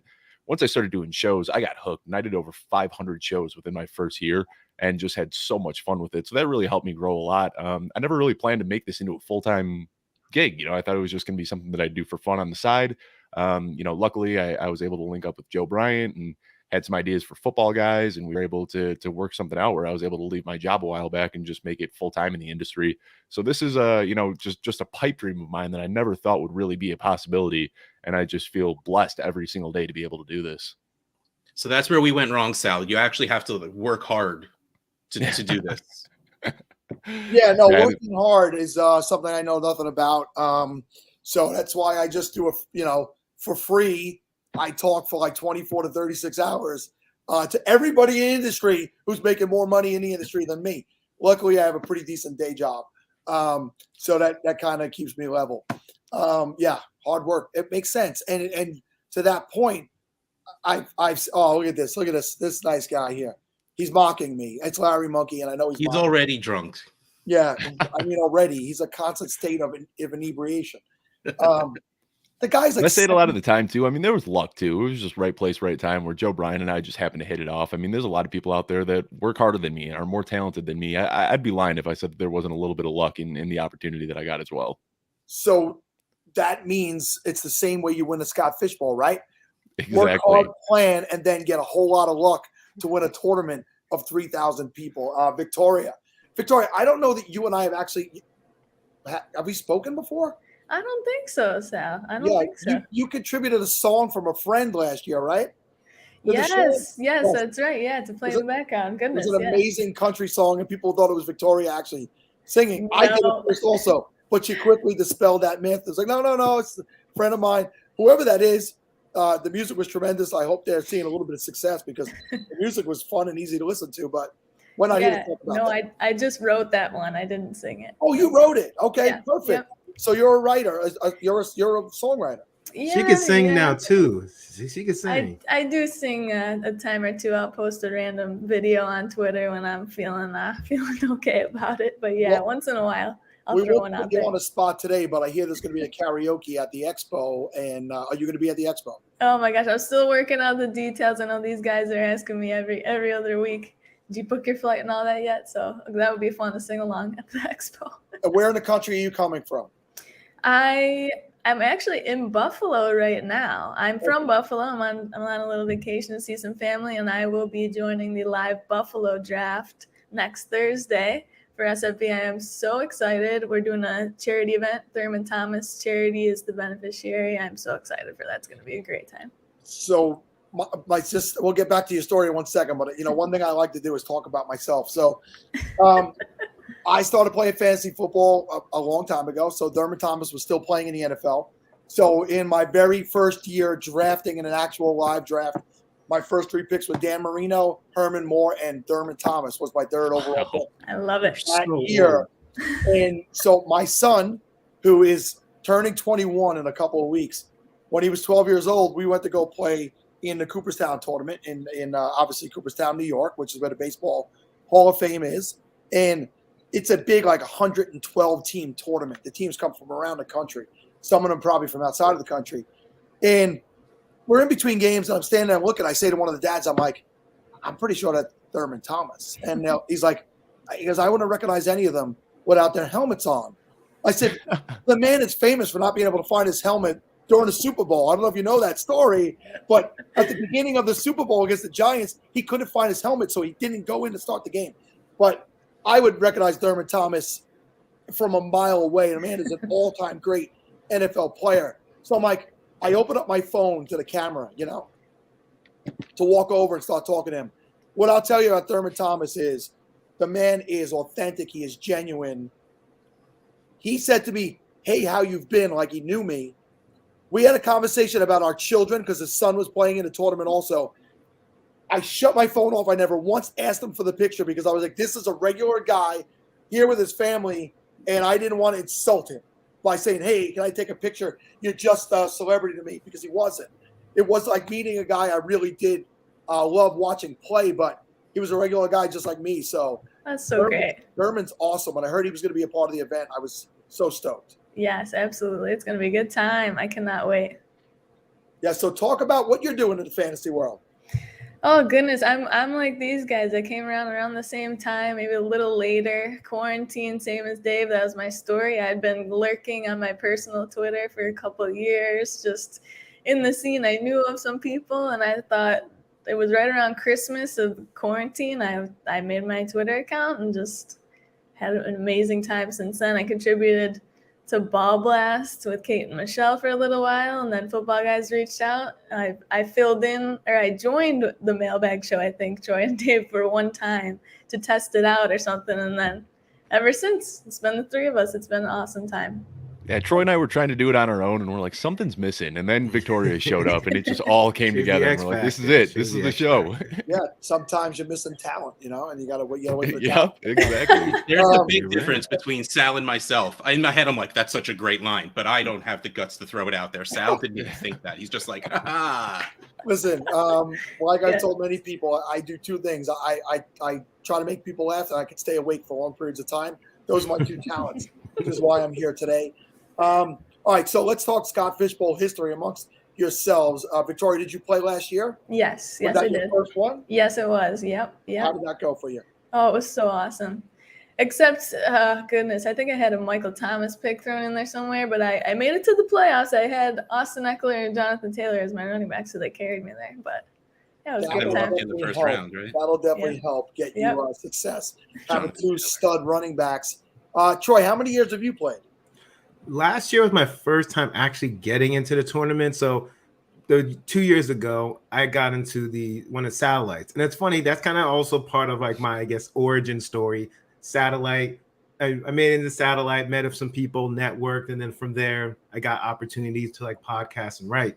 But yes, the last was my first time actually in the tournaments, which was pretty awesome. I made it to the second round of the playoffs, which was pretty cool. So my team was very, I think, mediocre overall. And then because I had George Kittle, right? And obviously he wasn't great and he was hurt and all that. But then towards the end of the season last year, he blew up. He had like 2 huge blow up games that got me into the playoffs. So it was good timing. So that made it, 2 rounds into the playoffs. So it was an awesome experience. Well, let's hope people are sleeping on George Kittle this year a little bit, because I feel like they are. I feel like, he's fallen behind some guys in a mentality that he's not behind. If he is healthy, he's legit. And I did see one of those drafts. He went at the beginning of the third round, and because the third round reversal. And I think that getting him in the third round is, I mean, if you're getting George Kittle in this scoring in the third round, well, you've been successful at your draft. But again, I'm a guy who took Cam Akers and J.K. Dobbins last year and thought I was successful too. They never played it down. Dave, how about yourself? Second year, third year? Yeah, this is my second year now. Last year was my first year doing it and made the playoffs by the skin of my teeth. But, man, I went robust running back, and I busted on every single early pick. I had Chris Carson, Aaron Jones, Saquon Barkley. None of them really helped me out too much, but got lucky with some middle-round picks, Deebo Samuel, Michael Pittman, and those two pretty much single-handedly dragged me into the playoffs. So, I'm probably going to go that route again. I like getting my running backs early in redraft. The big mistake I made last year, though, very last round, I got Elijah Mitchell. And then as waivers opened up a couple weeks later, I decided to drop Elijah Mitchell for Juwan Johnson, and still kicking myself for that one. It's the old story of waiting or reacting too soon. And, I could tell you a 16-team league that I play in. So there's a 16-team league called the Falafel League. It started the original podcast. in 2016. And I've said it before, Falafel is Fantasy Life app, Fantasy Football League. It started with Matthew Berry's Fantasy Life app in 2015. And in year one of that 16-team league, waiver priority was if you held on to your priority, you didn't give it up, right? It wasn't based on last week records. So I had gotten to the top. If you've played in a 16-team league, you understand the dearth of running back availability in a 32-team league, meaning the NFL, and then you needing to have two of them in your lineup each week. So I waited and I waited and I held and I held and I held. And Orleans Darkwa, remember him from the New York Giants? Oh, yeah. I waited and held on to that number one priority. He had a big week. I'm like, oh, he's going to break. This is great. And I used it. Well, he went on to be Orleans Darkwa. And a week later, Le'Veon Bell got injured. And D'Angelo, what was his last name? D'Angelo Williams. Yes, D'Angelo Williams took over and became the best running back in football the rest of the year. I had the 16th waiver claim that week and couldn't get him. 1 week later, that person won the championship that year on the back of D'Angelo Williams. So that's how little decisions really screw you up in fantasy football. You gotta really know when to make and hold and when to go. Yeah, I feel like at one point, during this appearance, I got to shout out the Denver crew here. We didn't get blessed with an actual live draft in Denver, but this crew was so willing to get together that we actually kind of did it on our own, and we're meeting up in a few hours to go draft at Wonderland Brewing down in Denver. So shout out to that whole crew that just said, you know what, we didn't get a live draft, but we're still going to get together and make this happen. That's what makes the community great. Russ and I live in New York. He lives in New Jersey. We're not that far from each other, but we've had at least 3 meetups in the city, maybe more, with other people from the fantasy community in the tri-state area. We've gone to see the fantasy footballers live twice. One time they came to Brooklyn. One time they came to Manhattan. We went and seen that with a group of guys. And one time was just Russ and I on a solo date for one of those. But it's just a great community of people, and we want to get together because man, woman, different backgrounds, cultures, whatever. We love fantasy football. We love the competition, and the community, as long as you're not an asshole, welcomes everybody. And we'll push the assholes out. Trust me. They get eliminated pretty quickly. So that's pretty awesome that you guys are doing a meetup. Yeah, really excited about that. Should be a fun time. I've already met a few of these people, but lots of new faces that I'll get to meet today. Russ, this silence was for you. I was starting to talk, and then you pulled one of these, and I'm just like, Shh, be quiet, Russ. That's how he talks to me in person too. And he's like, we met up 3 or 4 times, and I'm like, you tell me when to be there, I'm there, and then I start. You're just like, no, Russ, you're just there to sit. Sounds like something Sal would do. Remember when they were pushing the assholes out? No, Sal is like sitting there on the throne, like we're pushing all the other assholes out. Yeah. This gotta be me. This king asshole right there. That's Sal. We would be in trouble right now if we were on the mailbag show. We gotta say sorry, Joe, whenever we swear. Oh yeah, we're not really, we don't really curse on our pod. But Joe Bryant is the nicest man to walk the face of the fantasy. He probably secretly curses a lot, and he tells us not to curse. So I probably feel bad if I cursed in his presence. Also, it's like that first time you curse in front of your parents. And yeah. It is kind so of when I joined the Football Guys team, I was hoping like, all right, this is going to be great. Like I'm going to get to know the real Joe Bryant, like the guy behind the nice facade. I've talked to this man every single day for 2 years now, and he is just as genuine in real life as like the persona that he puts out there. He's just a fantastic man through and through. All right, so my next question of, all right, what's the dirt? There is nothing. There's nothing exciting. There's nothing good that we could just. No, there's nothing at all. I mean, there is no dirt. He is the man that you think he is. I mean, he completely lives up to the reputation. Yes, yeah, Joey. Joey, that's what it means. It's if you curse, that's what sorry Joe. It's like a hashtag and all that. Mr. Scampers. I'm not sure if you guys are familiar with Nate Liss and Jesse Reeves. I had both of them on my pod earlier, and that's on the Football Guy show. And those guys cuss like sailors. So I told them that I was going to be invoicing them $5 per F-bomb on the show. And we got a poop show. We got kicking their rears. I mean, they tried however they could to navigate around cussing, and it made for a pretty fun show, actually. God, imagine if we had to say sorry, Joe, every time we cursed at a New York meetup. Oh my goodness. Oof. Be every other second. We would just be saying that our conversations. Sorry, Joe. Sorry, Joe. Sorry, Joe. Sorry, Joe. Sorry, Joe. Sorry, Joe. Sorry, Joe. And- Joe, sorry. What's funny also is like when I guest on other pods, because I'm so used to like not cursing on our pods. Like I usually don't curse on anyone's pods. So when I hear people cursing, I'm like, should I curse? I feel like Joe's in the background, if it's like, you know, waiting for me to curse on someone's pod. So now he's just like, what we have to do is like in the green screen and just have him standing on your shoulder. it's like, yeah, spidey senses. He has like anytime one of us curses, he has the spidey senses. All right. Well, since there's three of you and we want to give you all enough time to talk before we just aggressively kick you out of here, why don't you take a few minutes, remind everyone what you do, and just, you know, tell Sal how much you like or dislike him. Either way, he's fine, just to have people talk about him. So, well, we started with, I don't remember. I think we started with Troy. So We start with me, so you start with Victoria if you want. No. I'm not playing favoritism. I'm not doing locationalism just because she's next to me. Troy, go first. I said it already. If I go back now, it looks like I'm pandering. Well, I can't do that. Well, I feel honored. I appreciate you, Russ. Well, you guys can find me at King Mode on pretty much all social media platforms. Twitter's my home base. So again, I appreciate anybody, you know, who's been following me and supporting me. But yeah, definitely follow me there. You can find my work at Football Guys. Again, us three, we are the Jordan is funny. But yeah, so we're the co-hosts of the Mailbag Show, 7:30 p.m. Eastern Standard Time. Football Guys every single Wednesday. Make sure you check that out. You can also find me with the Fantasy Playbook. I have videos now coming out once a week just to talk about whatever, like top 5, you know, running backs with upside, things like that. So make sure you check that out in the Fantasy Playbook. But that's about it for me. Again, appreciate you guys, you know, inviting us on, and appreciate all you guys do and what this, you know, Podathon's all about. Oh, Russ is taking a phone. All right. So since Troy wants to go to Victoria first, we'll go to her last. Dave, go ahead.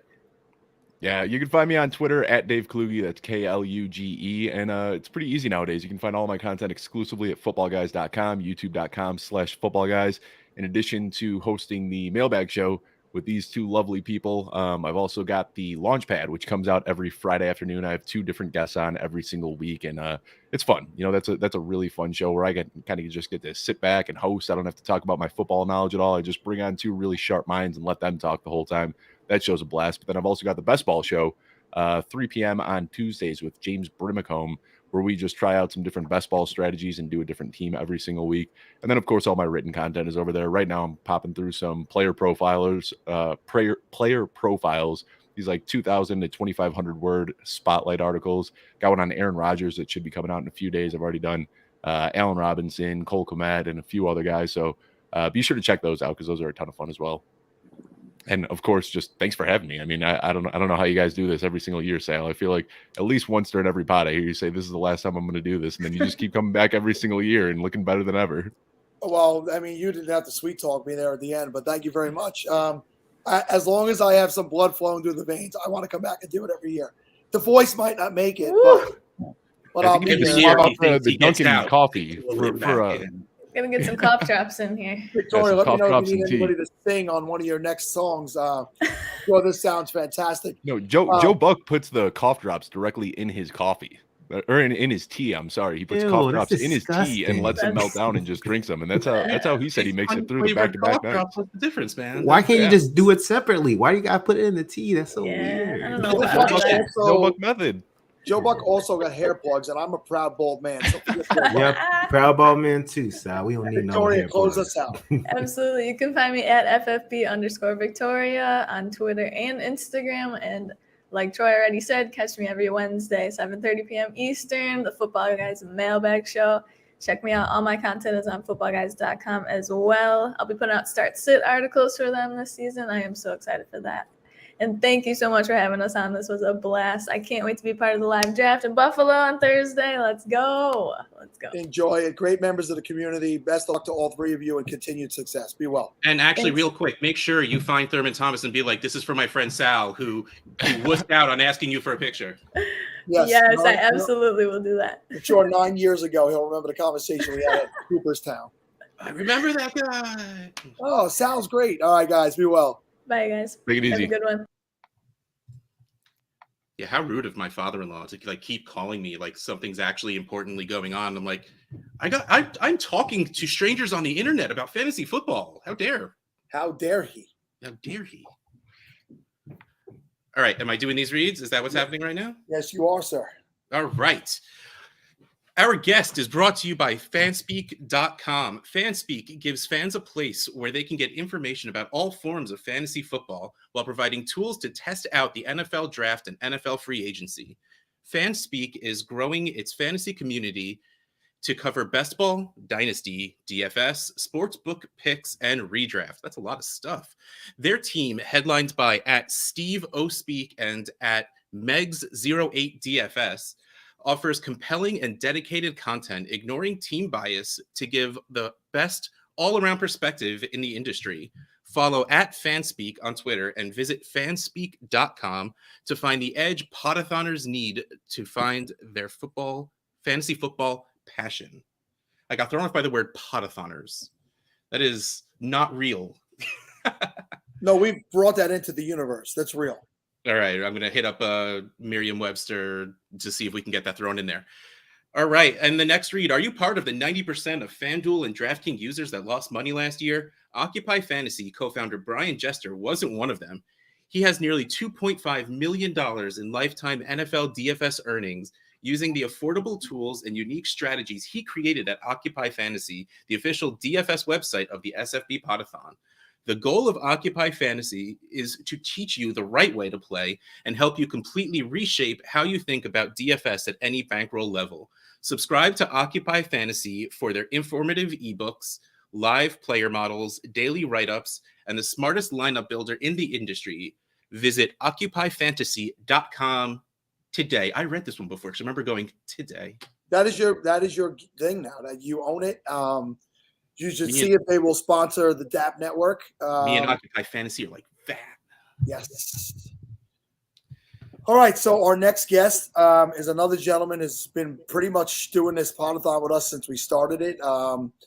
Elliot came on with the Waffle House podcast back when he was doing his college player profiles. Elliot, I apologize not remembering the exact name of that show, but you could tell us when you come on. And we could talk about how much he loved Baker back in those days, because that was when he was doing those previews, and how we've come to this point with Baker Mayfield. Welcome, Elliot Chris, to the show. What's up, man?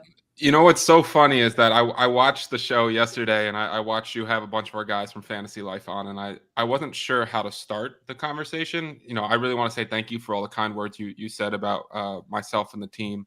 Of course. I wanted to say that I don't think I'm as smart as you were claiming I was to Matthew, and then you come in and talk about my Baker Mayfield evaluation, so I don't even need to say that. That just transitioned. And Sal, I actually have a question for you before we get into the show. And I see Rob says, "Hi, Dad." I'm not 98 years old, so I can't be your dad was. But Sal, are you more of an animal person or a superhero person?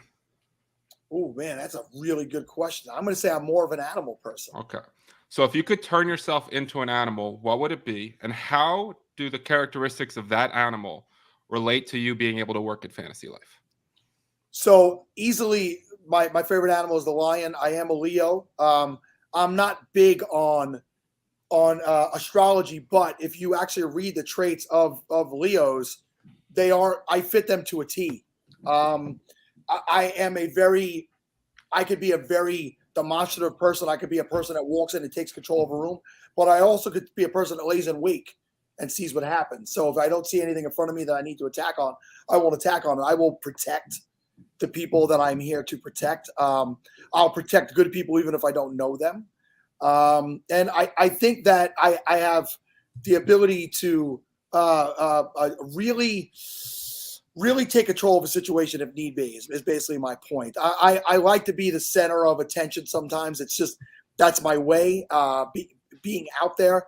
And I like to say I'm majestic as well, which is a characteristic of a lion. Russ, you agree I'm majestic?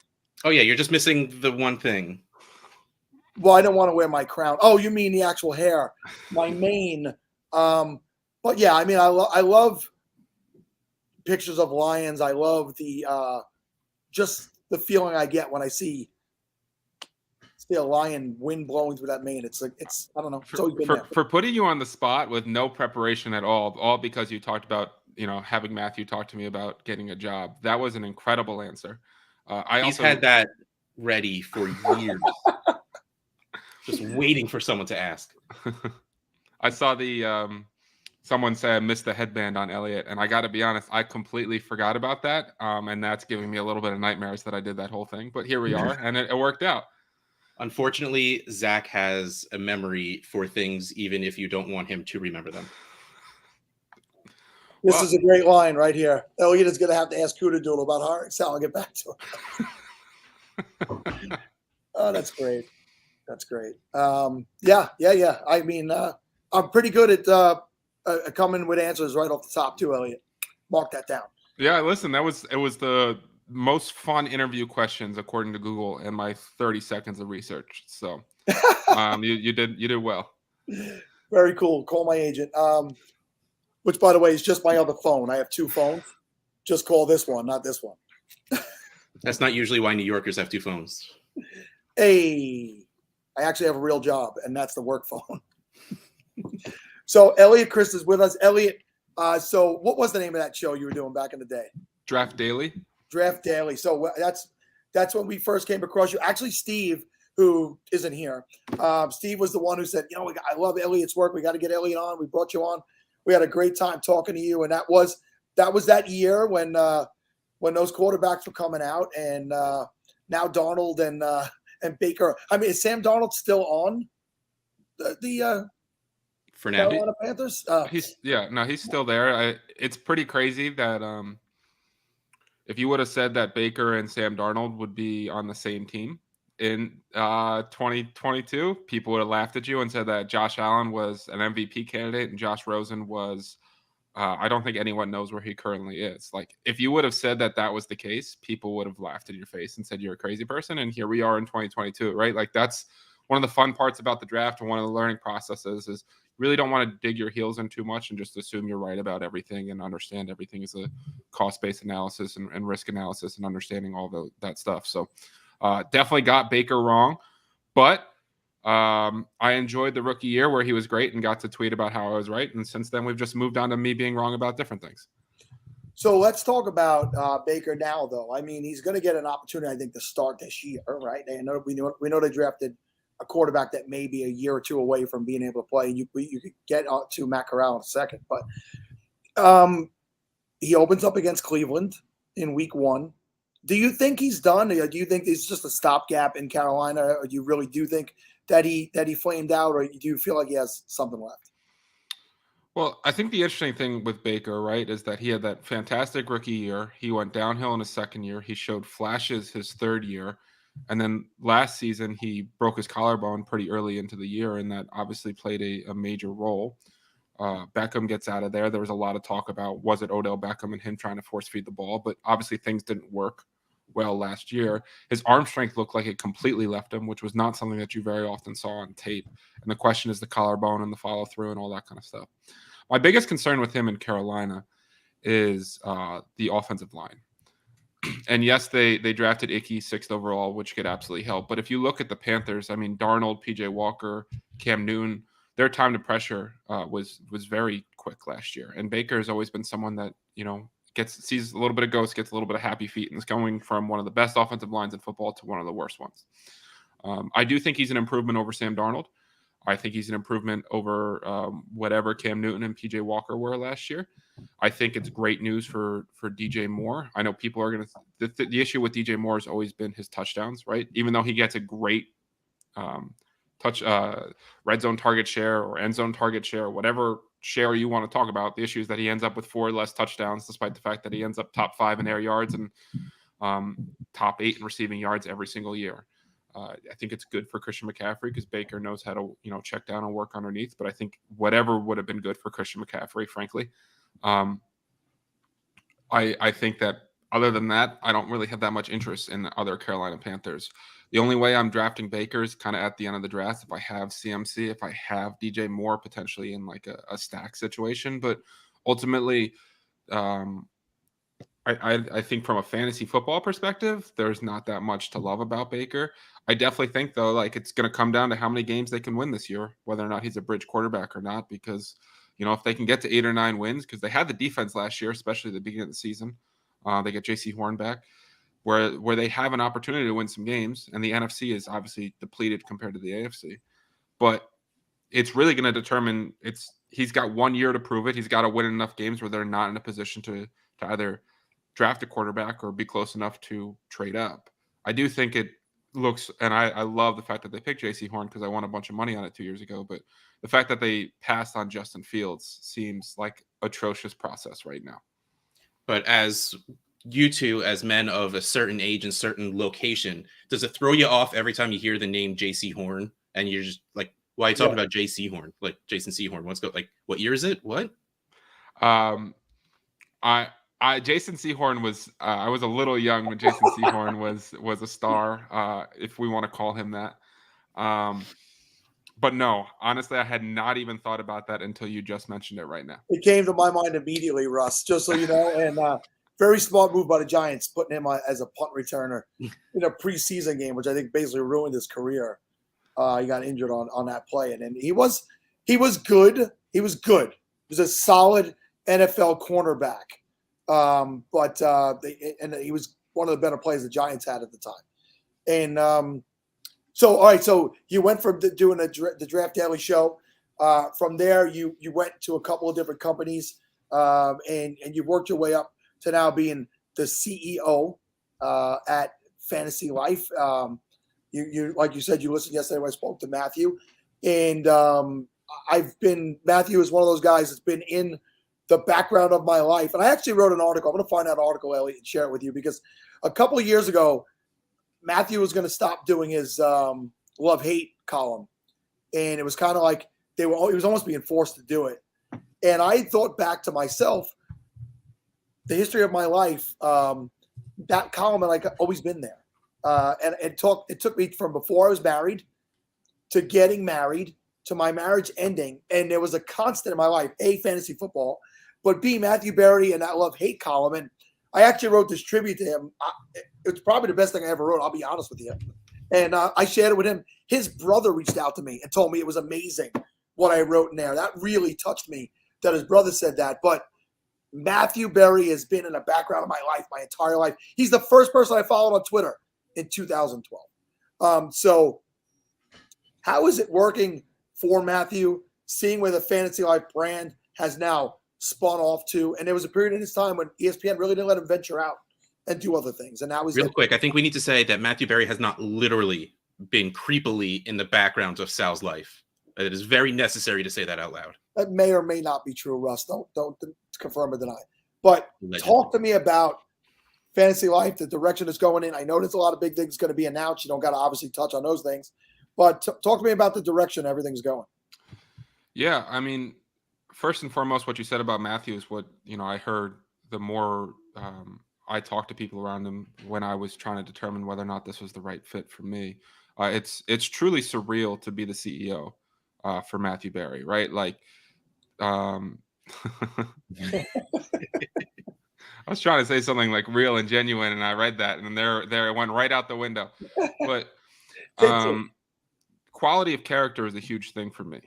In terms of one of the biggest things for me was the ability to establish a culture here and work with some tremendous people and bring in some more, and Jordan and Kendall, who, the fantasy community might not know that much about right now, but just in terms of human beings, they're as good as it gets. And in terms of what their skill sets are, they're phenomenal as well. And then you look at a team with Peter, who, unfortunately for me in a lot of these Discord chats, is one of the funniest people I've ever met, who just absolutely tears me to shreds. And, Amanda might be the most creative outside the box thinker I've witnessed. Waz is, he's, since he's been on this earth for so long, been able to study fantasy football for so long. He does a tremendous job with rankings. Sam Wallace is one of that. This man sends a message every Friday to the chat, just wishing everyone to have a good weekend. And it's little things like that that go a long way in establishing a culture. And one thing that was a really unique opportunity for me here was everything we do is 100% free. we have a user base that's big enough where you can build a monetization platform off of that, and you're not trying to sell subscriptions. So we can put the power back into the user's hands. And one of the things we're trying to do as well is we're building through the community and with the community. We did the creator spotlight on Scott Fish. That's something we're going to do a lot of, both small time and big time people just kind of shining lights on what they're doing. We've been able to partner with different websites, whether it's Fantasy Points and John Hansen and Scott Barrett and Graham Barfield and all those guys who have been absolutely phenomenal as partners. Matt Harmon putting Reception Perception. We've been able to do all these kind of things that are really unique and build around fantastic people. And I think that it's truly awesome to see what we're building and what we're continuing to build. And you mentioned the kind of what we're doing. We just launched the website this week, fantasylife.com. It's 100% free. We have about 15 more tools launching before the season.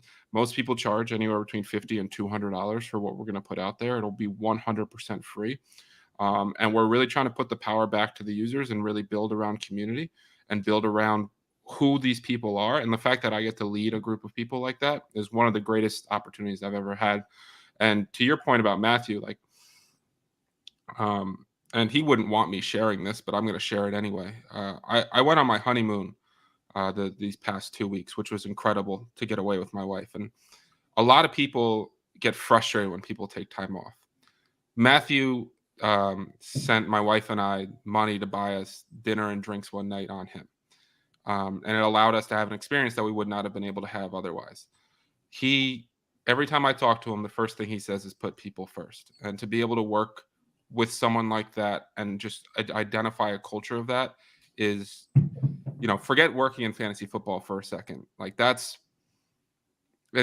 honestly, I don't really have words for it.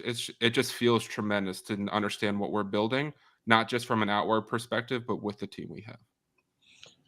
And one of the things I was going to bring up was, that you did get married recently. And, so you mentioned about the kind words I said about you. And the other person I had said that about prior was Matt Harmon. Both of you guys got married this year. So I was going to bring that up. And I don't know your wife's name, but congratulations to both of you. I do remember you two being in your bio, your picture, avatar picture on Twitter, even, back when you first came on the scene. So it's awesome for you to get to that point in your life and do that. I wish you personal life success over work success first, but they go hand in hand.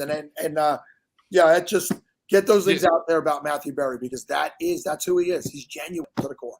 Yeah, absolutely. And Sal, one of the nicest things anyone's ever said to me was, you said it to me 3 or 4 years ago, that I remind you of Matt Harmon. And I still think about that. That gave me a lot of confidence in a time when I kind of needed it. My wife's name is Tina. I'm definitely the lucky one in the relationship. It was pretty crazy when we were sorting out the partnership with Matt. I was like, hey, I need to sort this out kind of the next 2 weeks because I get married next weekend. And he's like, oh, I get married this weekend. And I was like, oh, well, that's pretty wild. The picture of me and my wife is currently my avatar. It's me giving a speech, which I'm waiting for the videographer to send, because I don't like to toot my own horn that much, even though anyone that knows me knows that's probably not true. I gave the single greatest wedding speech at my own wedding that anyone has ever heard, and I'm very excited for that to go viral. Awesome. And Russ, I see your face a little bit like you gave a speech at your own wedding, and it was an opportunity where I don't think there's many where everyone who means the most to you in your life is in one room, and the opportunity to say thank you to all those people was pretty tremendous. I got in a couple jokes that my dad told me if I told, he would lose his mind, and came up to me afterwards and said that he hasn't laughed that hard. So I was proud of that one. Fantastic. Anytime you can give back the ability to completely either embarrass or just catch your parents off guard with humor is absolutely there. I wish it occurred to me to just give a speech at my own wedding, because I would have done a much better job than my brother did giving a best man speech. So if we had a real DeLorean, I would just sit him down and be like, bro, I got this. Don't worry. Yeah, that's my dad forgot to mention me in the speech. He just talked about how amazing my wife is, and everyone was like, "Oh, it was the best speech I've ever heard." And I was like, "Yep, no, actually, that math checks out." And by the way, speaking of giving back, one of the things I want to do is, because you guys do an amazing job here, is I will match the next $300 donated to the SFBPodathon and everything you guys are doing. So just let me know how that comes in. But I will match the next $300 with the donations. You know, it's so now that you said that, I took the show back over this morning and the banner was not running on the bottom of the screen. So please listen. Elliot just said he'll match the next 300. ScottFishbowl.com/give. If you have people that aren't watching, let them know what we're doing here. Let them know where we're at. Get them to join the show.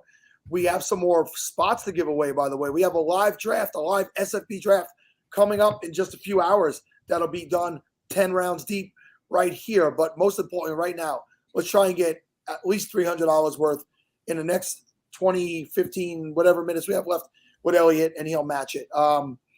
Elliot, before we get on to some other things, it's nice to hear you say that stayed with you. It's important for me to touch people in a metaphorical sense, you knuckleheads.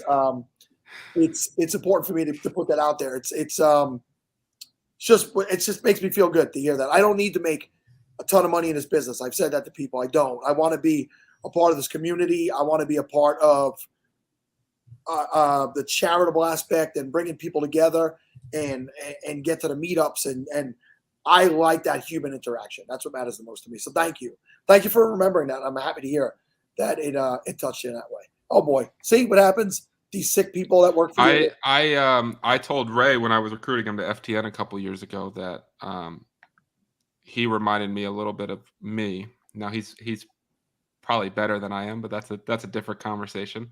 But I was. He said how much it meant to me, and I literally said it reminded me of when you told me that about Matt Harmon, and in terms of that growth trajectory and the way we were attacking work. And so these little things, I think that's one of the things we lose sight of is how much people put time, energy, and effort into this, and how much just kind of being kind and supporting them can go such a long way.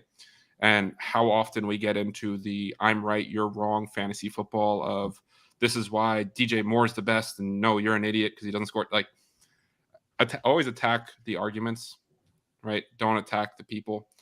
There's a lot of tremendous people in this space. There's a lot of people who are looking for support and looking to help grow each other. And I think it's really important to support all of them. And Ray's in the chat. Ray, I didn't book the show this year, and you're not on. So I don't know if you were busy or you couldn't get lined up. What happened? Ray's one of my favorite guys in this business. So I'm going to miss speaking to you this year. We got to get together and talk, and I got to get your update. I'll get Elliot's update. Elliot, as a New York Jets fan, I have a history with Jeremy Ruckert. I know the man since he's 6 years old. He grew up with my son. I've watched him play his entire life. And Ray kept shooting me down on Jeremy, but I think Jeremy's going to be a really solid pro. And I think he's going to have more a role in the receiving game in time than people think. Elliot, what's your opinion on? Have you done any background into Jeremy? Just because I'm such a big fan of you, like when I watched him, I thought like if Travis Kelce, George Kittle, and Mark Andrews had like a love connection and made a baby, that's how it would come out. On a serious note with the Jets tight ends, though, they targeted tight ends the lowest rate last year, and you could see that Zach Wilson wanted to use tight ends, but running out, Ryan Griffin is not really going to get the job done. And they added a Tyler Conklin, a CJ Uzomah, and Jeremy Ruckert, and that's they prioritize them in a third round. Typically, tight ends take 2 to 3 years to develop anyway. They've given him kind of that path to do that. And, a tight end in the third round is legit draft capital because they rarely go in the first. So I could definitely see him being a guy that becomes very fantasy relevant in a year or two, probably not much in the first year. Yeah, Conklin and Uzomah both signed 3-year contracts that are avoidable after 2 years. Believe me, I looked. So that gives him the path, like you're saying, in his third season to really get the opportunity to step up as the tight end one on that team. And I think that's the most he could ask for as a kid who came out as a receiving talent but wasn't used that way at Ohio State. But what that allowed him to do is develop as a blocker. So he's a more complete tight end than probably, my opinion, anybody that came out this year. Complete. That doesn't mean he's the best receiver. That doesn't mean he's the best blocker, but I think he's the best combo of the two, which should mean a happy long career in the NFL. So, all right, let's do a little SFB conversation. All right, so I guess this is my portion of the show. What was your first SFB? How long have you been in it for? 4 years. I want to say the first time the draft was actually happening, I was in Maryland on vacation, and kind of stepping away every 2 minutes, and that's when my fiance, now wife, realized, okay, this is what I have to deal with. I was like the 5th overall person that year, top 10. Ended up losing in the playoffs. Last couple of years have not gone quite as well. Do you think it's something that you're doing differently, or did you just get super lucky, or just that first year was when your genius was appreciated most by the scoring system? I really nailed a few late round guys like Alvin Kamara when he was RB1, or a top 5 RB, whatever he was that rookie year. I got him real late. There's a couple guys I got real late that ended up being number 1 overall or top 5 overall at their position. Last year I went heavy on tight ends, and all but Travis Kelce got hurt. Also, if I'm going to be 100% honest about my ability to play SFB, I enjoy the draft a ton. When the season comes, I go in 98 different directions, and sometimes I forget to set lineups, which is not great. Working on that. But the other thing is I'm not active on the waiver wire. Yeah. And that is a huge disadvantage in terms of, that's a big part of all of this, right? So, but the good news is that all those were just not failures. They were learning experiences, and it's just going to be that much sweeter when I win the whole thing this year. Though I will say, if I do win it all, I'm probably not going to dress in spandex and show off anything that's big or small, wearing a belt and going on my Stompy. I love that Stompy won like 4 years ago at this point, and that's still like the definition of what you do as a winner. Shout out to Stompy, man. He wore that spandex and made every man that saw that feel good about themselves. He went in there knowing he knows who he is. I feel good thinking about it right now. What? All right, as Sal says, man, he just wants to touch people. Go ahead, Russ. What was your question?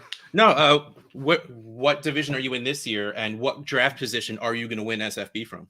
I am the 102. What division am I is a good question. I know Matt Deutsch is the first pick. Weren't you supposed to have chose what division you were in? I just told him to assign me whatever division. I'm happy to help. I don't, Scott's got enough going on that, sometimes I assume it's easier just to be able to group random people together than these 8 people want to play together in these 6. And how do I get this to work and all that kind of stuff. All right. Well, so I guess he doesn't even care. That's how good Elliot is. That's how good he knows he's going to be. He's like, I don't need to worry about my competition. I don't need to worry about what real or fictional city this is, because y'all are my city now. This is Elliot Christown, and it's going to be renamed Championshipville. I'm in Fresno. Nice. So I'm guessing not as exciting as I was hoping for when he found it. It was like, oh, cool, Fresno. Yeah. Well, do you want to do another take? I'm happy to do another take. Well, you're picking out of the 102. We know it's a 3rd round reversal, so I'm going to guess you're going to be looking quarterback at that spot because it's a long way before it comes back to you in a super flex. Would you go a different way at all? In a super flex, like you said, I don't want to be kind of completely stuck with Baker Mayfield as my QB1 or something like that, right? Obviously, Jonathan Taylor and his profile is fantastic. Christian McCaffrey.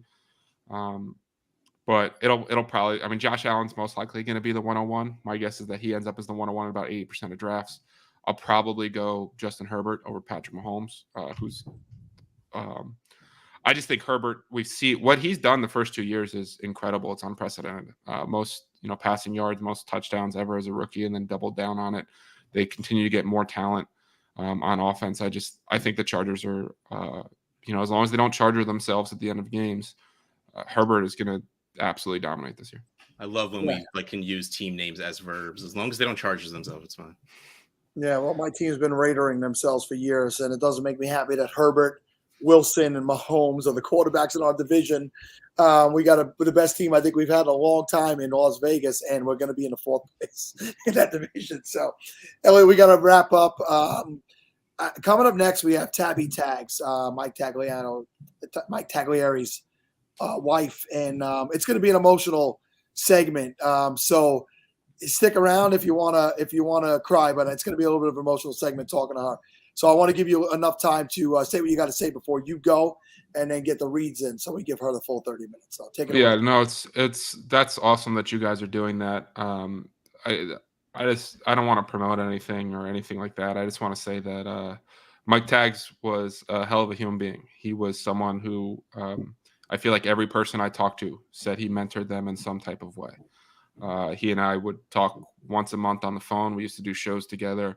He gave me advice. He was someone that pushed for me to help get full-time work. He was, just a class human being, and it's really sad what happened. I will say that while I think everyone really wishes his life was so much longer, he lived his life to the full extent and showed what it meant to be a man and what it meant to be a quality human being, gave us an example, and the fantasy football community is a much better place for having him in it. True. Very well said and very true. Thank you. Thank you, Elliot. We'll speak to you soon. We always cross paths. We always do some things together, and I appreciate you always making time for us and being a true gentleman. Best of luck to you. Congratulations again on the marriage. Thank you so much, guys. I appreciate you. Keep crushing. Be well. Bye. Hey, Mike. Yo. Hey, so I was just looking, and I saw that you sent it to Tabby, but I think that she's on a different time zone than us, so I'm not sure if she realizes it's Eastern. But, oh, well, that would be bad. But just the thought I had. What's up? It's just a thought I had looking at it. I just seen it. So. Oh, okay. All right, fellas, my time of hosting is up, and it sounds like my kids are playing basketball upstairs. Though we don't have a basketball hoop. That's just what I will say. So I need to run up and make sure that my house is not broken.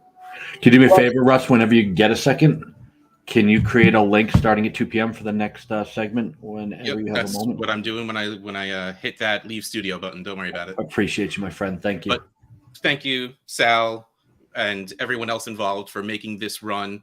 And thank you for letting me jump on here and spout nonsense, and more importantly, give everyone else the pedestal to just get all of this awesome stuff out there and everything we're doing.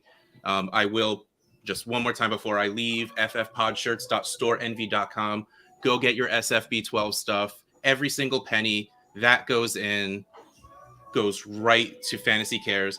You could also get the aptly named Sal Special SFBPodathon shirt in that black and silver Raiders color. So go get some awesome stuff for you so kids can get awesome stuff for the holidays. And thank you again. Have a good rest of Podathon, and till next year. You're the best, Russ. Thank you, buddy.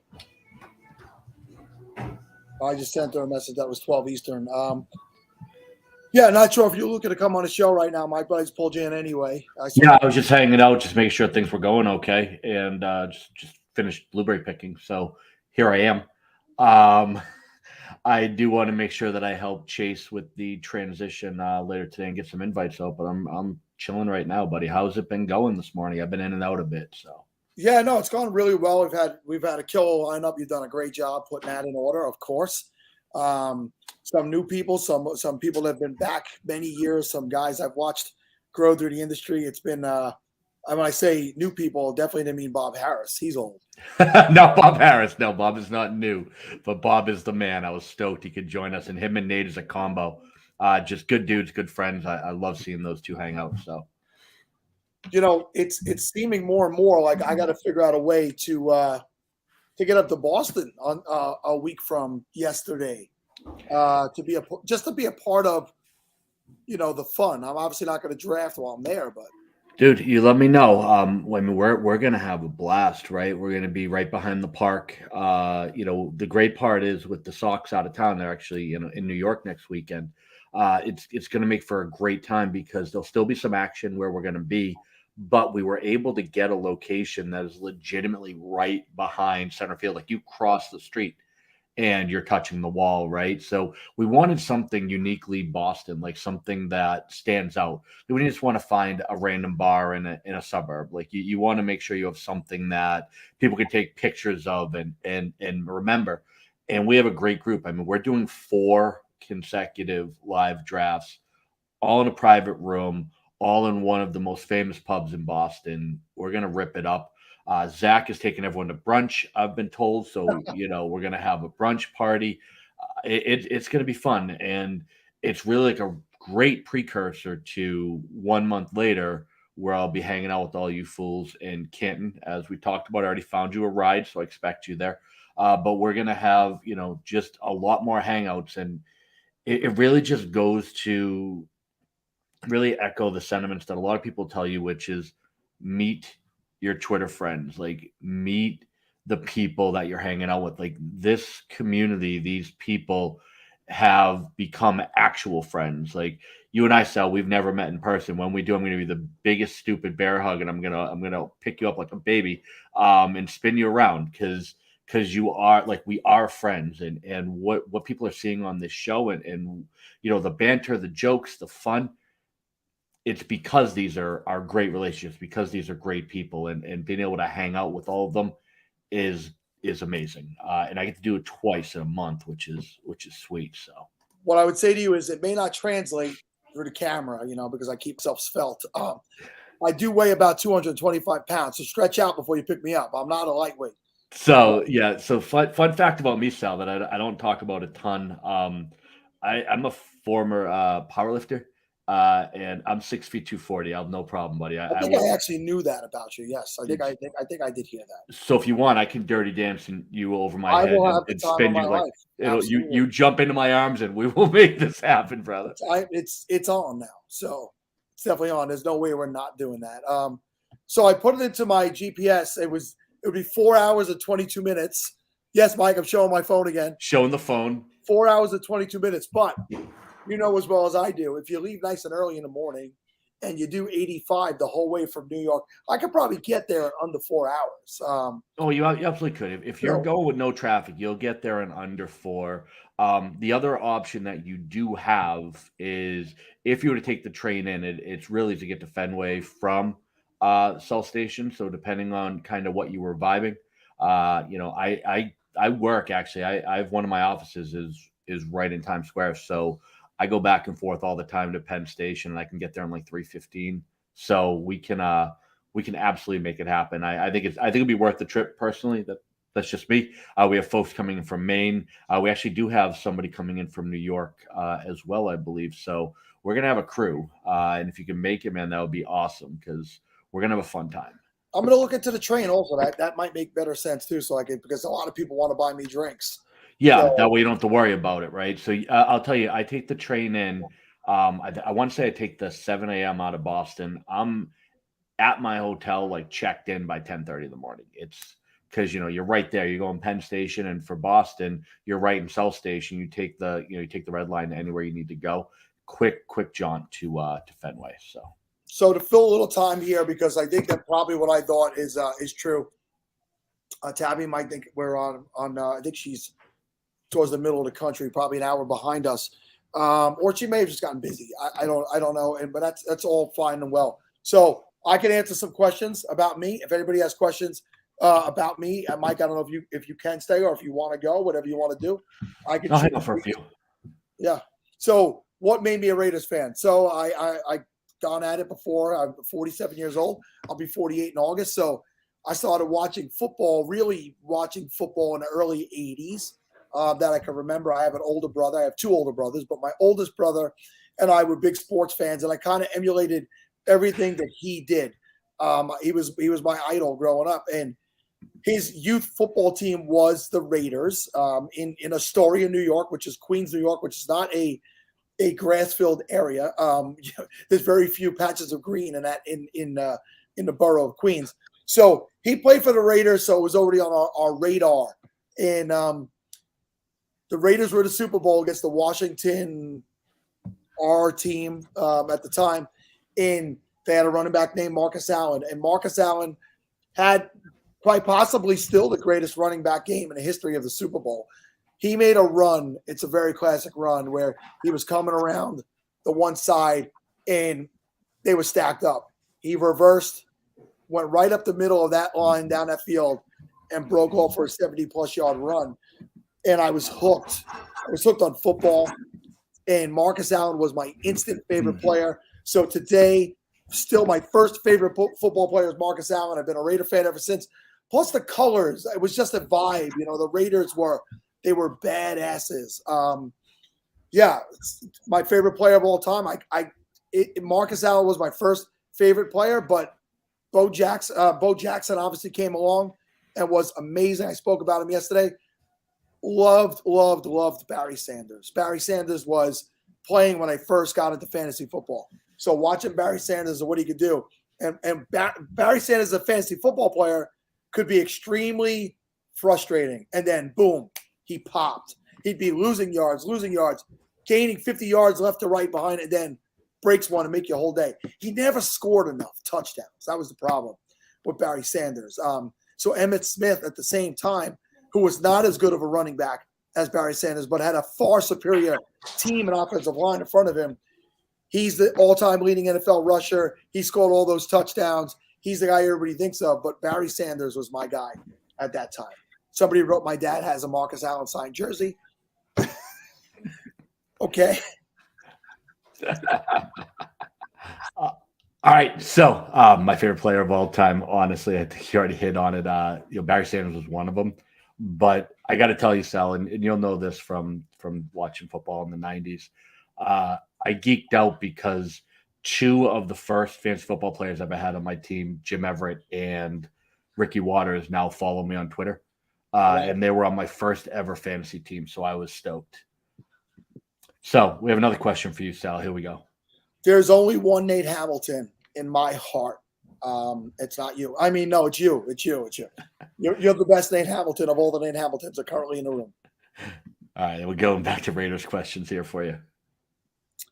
So I think Rich Gannon had a really interesting career path. Rich Gannon was legitimately on the path to be a career backup, and he had backed up on a lot of teams, and he landed with Oakland. They were Oakland at the time, and him with John Gruden. Now the original John Gruden, not the one that came back years later.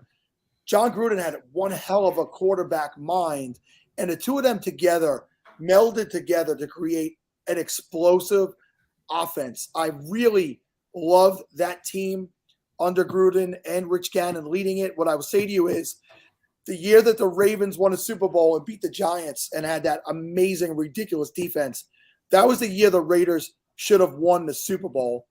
They lost to the Ravens in the AFC Championship. And if you remember, if not, Tony Siragusa, who just passed away, rest in peace, Tony Siragusa, he dropped all of his weight down on Rich Gannon on a sack and basically separated Gannon's shoulder. And the Raiders had to finish the game 3.5 quarters with Bobby Hoyant in the AFC Championship game. And that explosive offense was 100% completely grounded. They did nothing. I mean, it was a great all-time great, maybe the second best defense, third best defense in NFL history, the Ravens. But I really think that Raider offense could have put up points and made it to the Super Bowl that year. But they didn't, and Rich never got the chance to win. But he's great. I think analytically he's great as well. I've heard him call games. I think he does an amazing job calling games. Let's see what else we have here. Fanboy.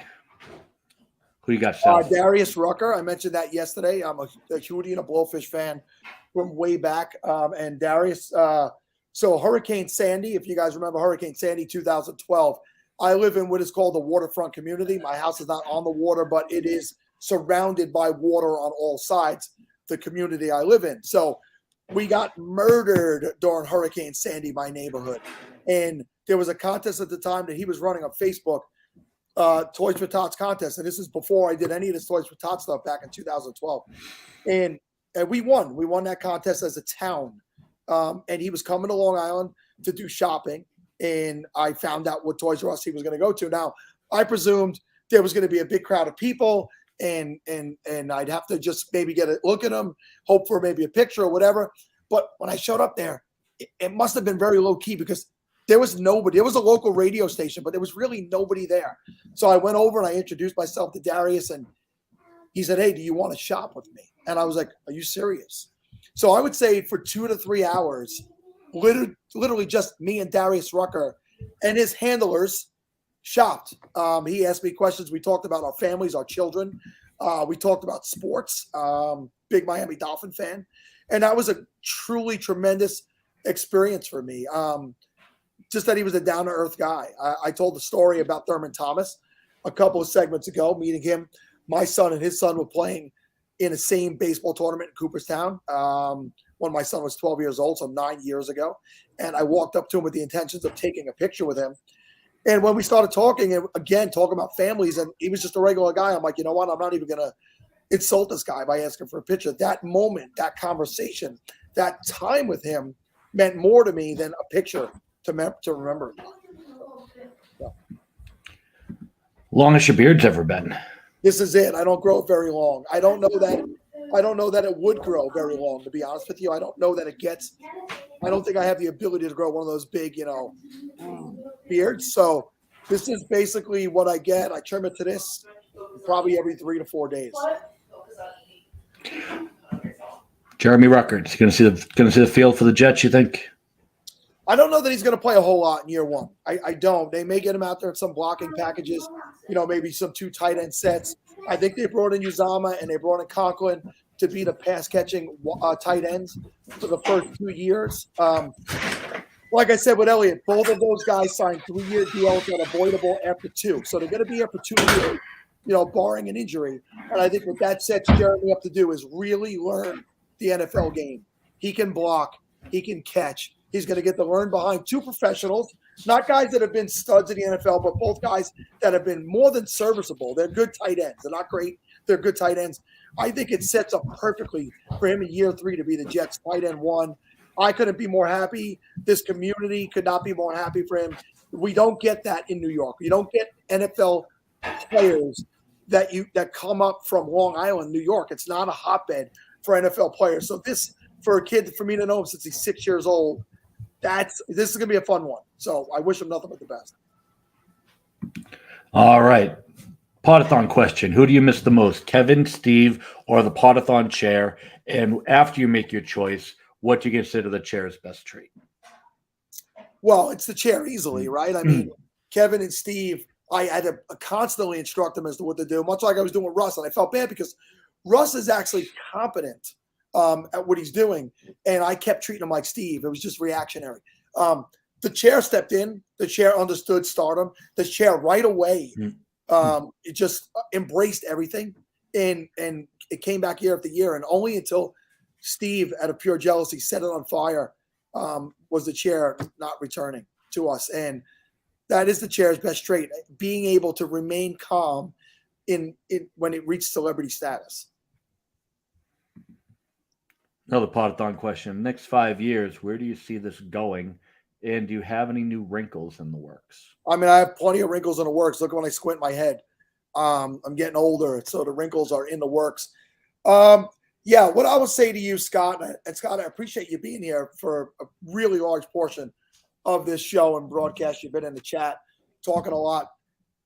I see it getting bigger. I see it remaining synonymous with the Scott Fishbowl, obviously, with the official, unofficial kickoff of the fantasy football drafting season. And I think that in the future, we should probably try to take this on the road, maybe get out to some of those live drafts, maybe get out to some bars and do it where we could have more people actually come in and sit on the show and be interviewed in person. I think that is something I'd really like to achieve. I think it may have been you. It may have been somebody mentioned SiriusXM. 2 years ago, it was really close to actually getting partially put on SiriusXM. I don't know whatever happened to that, but I think as it grows bigger and the names that we get, I think it's a natural to be on a thing like SiriusXM's Fantasy Sports Network. So I'd like to see all those things happen. Justin Fields, we think he's going to become a QB1. Oh, I think easily I think Justin Fields, all the talent is there for him to elevate. Take the chains off of this kid, let him go, let him do what he does, let him freelance a little bit. And, I think Justin Fields will, if we're saying a QB1 is a top 12 quarterback in fantasy easily, and I think it happens this year. George is on the clock. Who should he take in the 12th round? I mean, how do I know who's been drafted before, George? Should, I know come on, George is answer- 2015, and he hasn't gotten any smarter. In 7 years, he's gotten no smarter. So take Geno Smith. I like it. Good advice.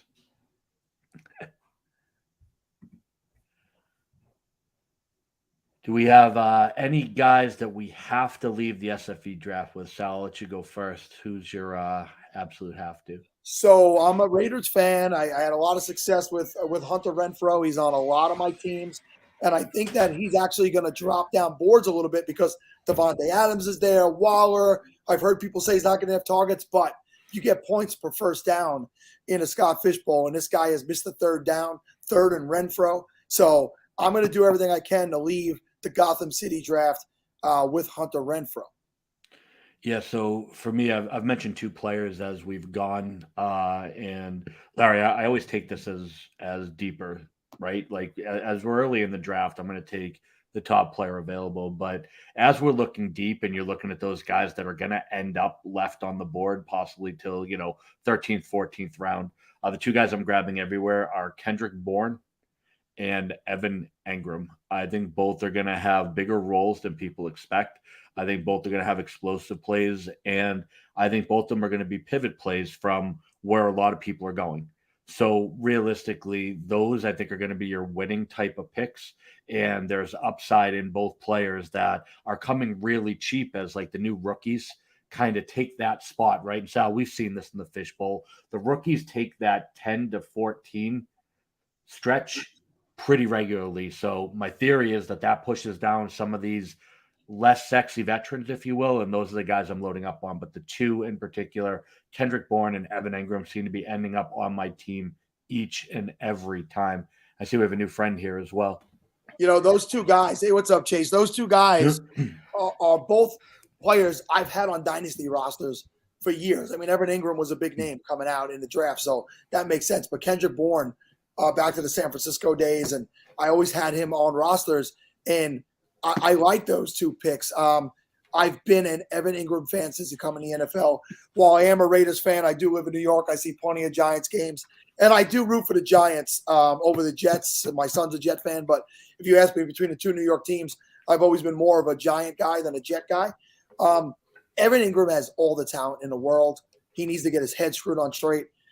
Getting out of New York is probably a big thing. Not everybody can play under the scope and spotlight of a New York football team or a New York baseball team or et cetera. So I think going to Jacksonville, a team that doesn't have a lot of expectations, has the number one quarterback in last year's draft, a kid that people are expecting a lot from. I think Evan Engram is the type of player you're going to get later in this draft that could really be a difference maker for a Scott Fishbowl run this year. Love it. Now, with all due respect to both of you, I'll take this one because this is really my sweet spot. Ramondre Stevenson, is this the year that he obtains the number one spot through injury or talent, and what's his upside? So here's what I'll tell you. It will have to be injury. Damian Harris, when you look at his contract situation, very similar to Sal for your team, Josh Jacobs. I think when we look at the contract situation, I think you're going to see both teams beat the brakes off of their two top players right now. So I think realistically what you're going to see is Damian Harris doing the between the tackles work. And in this offense, it's the red zone carries that are gold. What Ramondre Stevenson is going to do is he's going to play a far bigger role in the passing game than people expect. However, if Harris gets hurt, Ramondre Stevenson's upside probably around RB 15. Remember, there's still other players on this team. They actually just drafted two rookies to come in and help because Belichick likes to rotate his running backs. He likes playing situational. He's never going to have a situation where you're going to see a snap share in the 80s. Now, you're not going to have that role with the New England Patriots. Funny because we mentioned Jacobs did have that role previously. The Patriots don't run that way, which puts a ceiling over their players. So I would say Stevenson in Dynasty is the one you want. But for this year, and this year only 2022, Stevenson's going to have some flex play appeal. If Harris gets hurt, top 15 max is his ceiling. I'll just like to say, because I cannot respond to everything that goes out on Twitter over these days, because if you saw, I have both the SFBPodathon account and my personal account, and I just can't get to all of it. But I want to put out there here, Elliot, Chris, who was just on, he matched as he said he would the donations, the contributions that came in during his time. He just put that through. Elliot's a great guy, and thank you, Elliot. Awesome. Love it. All right, one more here for me. New England Patriots wide receivers. So, George, here's what I'm going to tell you, and especially because Chase is here. The best thing to do is check out every Thursday morning. Your boy puts out people that are outside of the top 20 that are smash starts.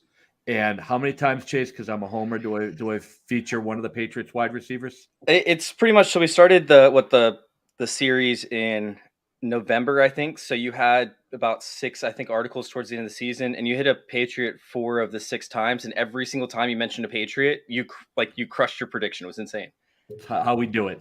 So, George, to break them down, honestly, it's a week-by-week thing. And what you want to find out is what's the game plan going to be. I do like Devontae Parker. I like the addition. If I'm drafting right now, I still have Jacoby Myers first, but at cost is still Bourne's the guy I'm going for. So Myers, I like in about the 9th, 10th round. Kendrick Bourne, like we just talked about, 13th or 14th round. Devontae Parker is right about Bourne in value, but I think the name might pump him up a little bit. But he's still third for me. I'm still looking at him in the 16th or 17th round. However, when you look at the week-to-week matchups, depending on who we're playing against, who the cornerbacks are going to be, what style of defense they're going to do it, and honestly, what I think the outcome of the game is going to matter a lot for which one you're going to want to play, because they all play a little different role. So Kendrick Bourne, where I've been relying on him, honestly, is where you have a weak cornerback too. And I think the Patriots are going to be down in the game. So when Chase mentioned the one that I hit on with him, I want to say it was 85 yards and 2 touchdowns that game, if I remember correctly, right?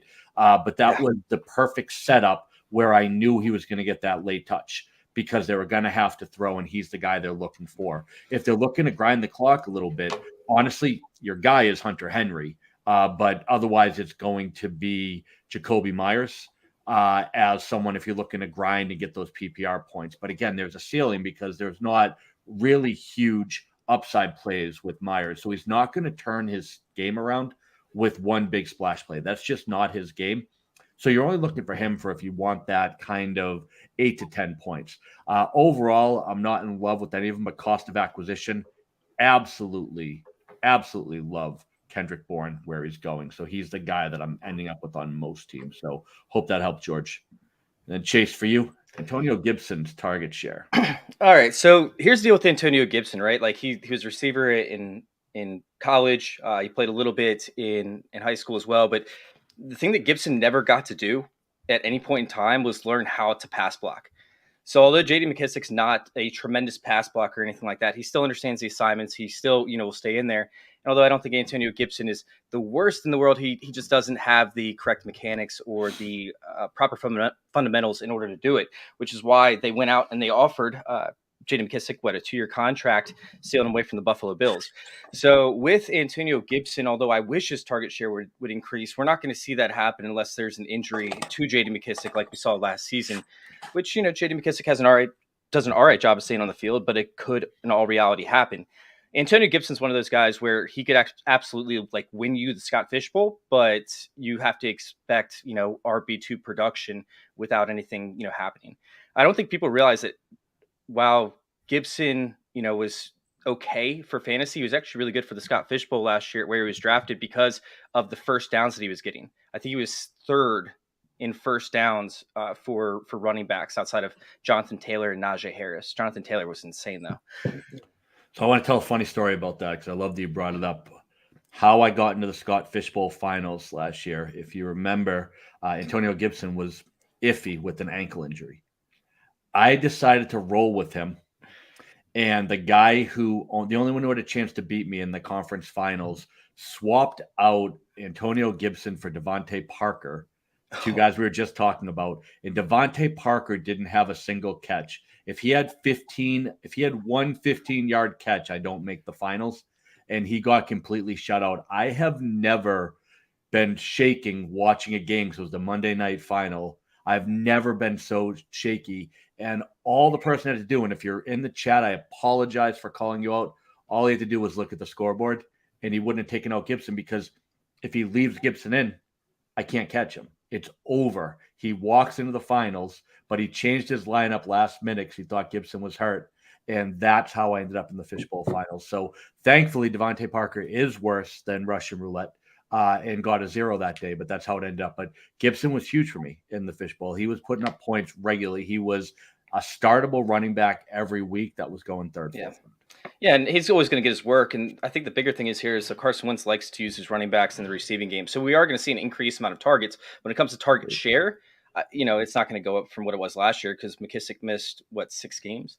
So it's just not going to increase. I think you're going to see high-end RB2 production from Gibson throughout the entire season. But for the Scott Fishbowl, he's especially good. And Zach brought up in the chat, he said he got Gibson at the 806 yesterday. That's a steal. Crazy. Yeah, that's a steal. Crazy.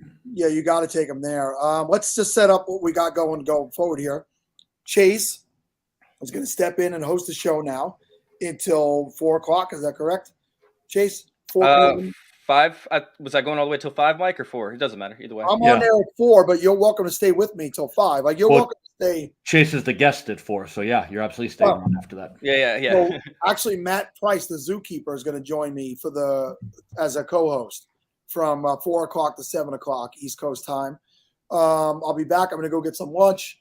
I'm going to go get some fresh air. I'm going to breathe a little bit. If Tabby shows up in an hour, somebody hit me up. I'll jump back in. And we'll absolutely fit her in. We'll make things happen. Everyone knows that. So thanks, Sal. I'm going to hang out with Chase like a few minutes, get things rolling. Then I'm just going to work behind the scenes like I have been to make sure that everything goes smoothly, which it should, because Chase, I've been backing up Sal, and you're far more talented. Sal, go get some rest, my friend. You can't argue the truth. Josh and Billy, thank you for joining us, guys, and best of luck in your segment coming up. Awesome. Thanks, brother. All right. So, Chase, we're going to put you in the A chair over here. You're running the show, man. So what we have is a great bunch of guests, and we're going to carry this particular stream in this link to 2 p.m. At 2 p.m., we're going to swap over, new link, and we're going to start the live draft. So at 2 p.m. to 4 p.m., we are doing an actual Scott Fishbowl draft live on the air. We'll have the board up. I think we're going 10 rounds, and I'm going to send the link to every single person in that draft to come on, talk trash with TrophySmack, run your mouth, talk about your picks, blow your strategy, whatever you want to do. They're going to have carte blanche. But first, we have 3 unbelievable segments coming up, starting with this crew. You ready for Dynasty Underdog, Chase? I'm ready. Let's do it. I love the Underdog crew. I love it. Sick.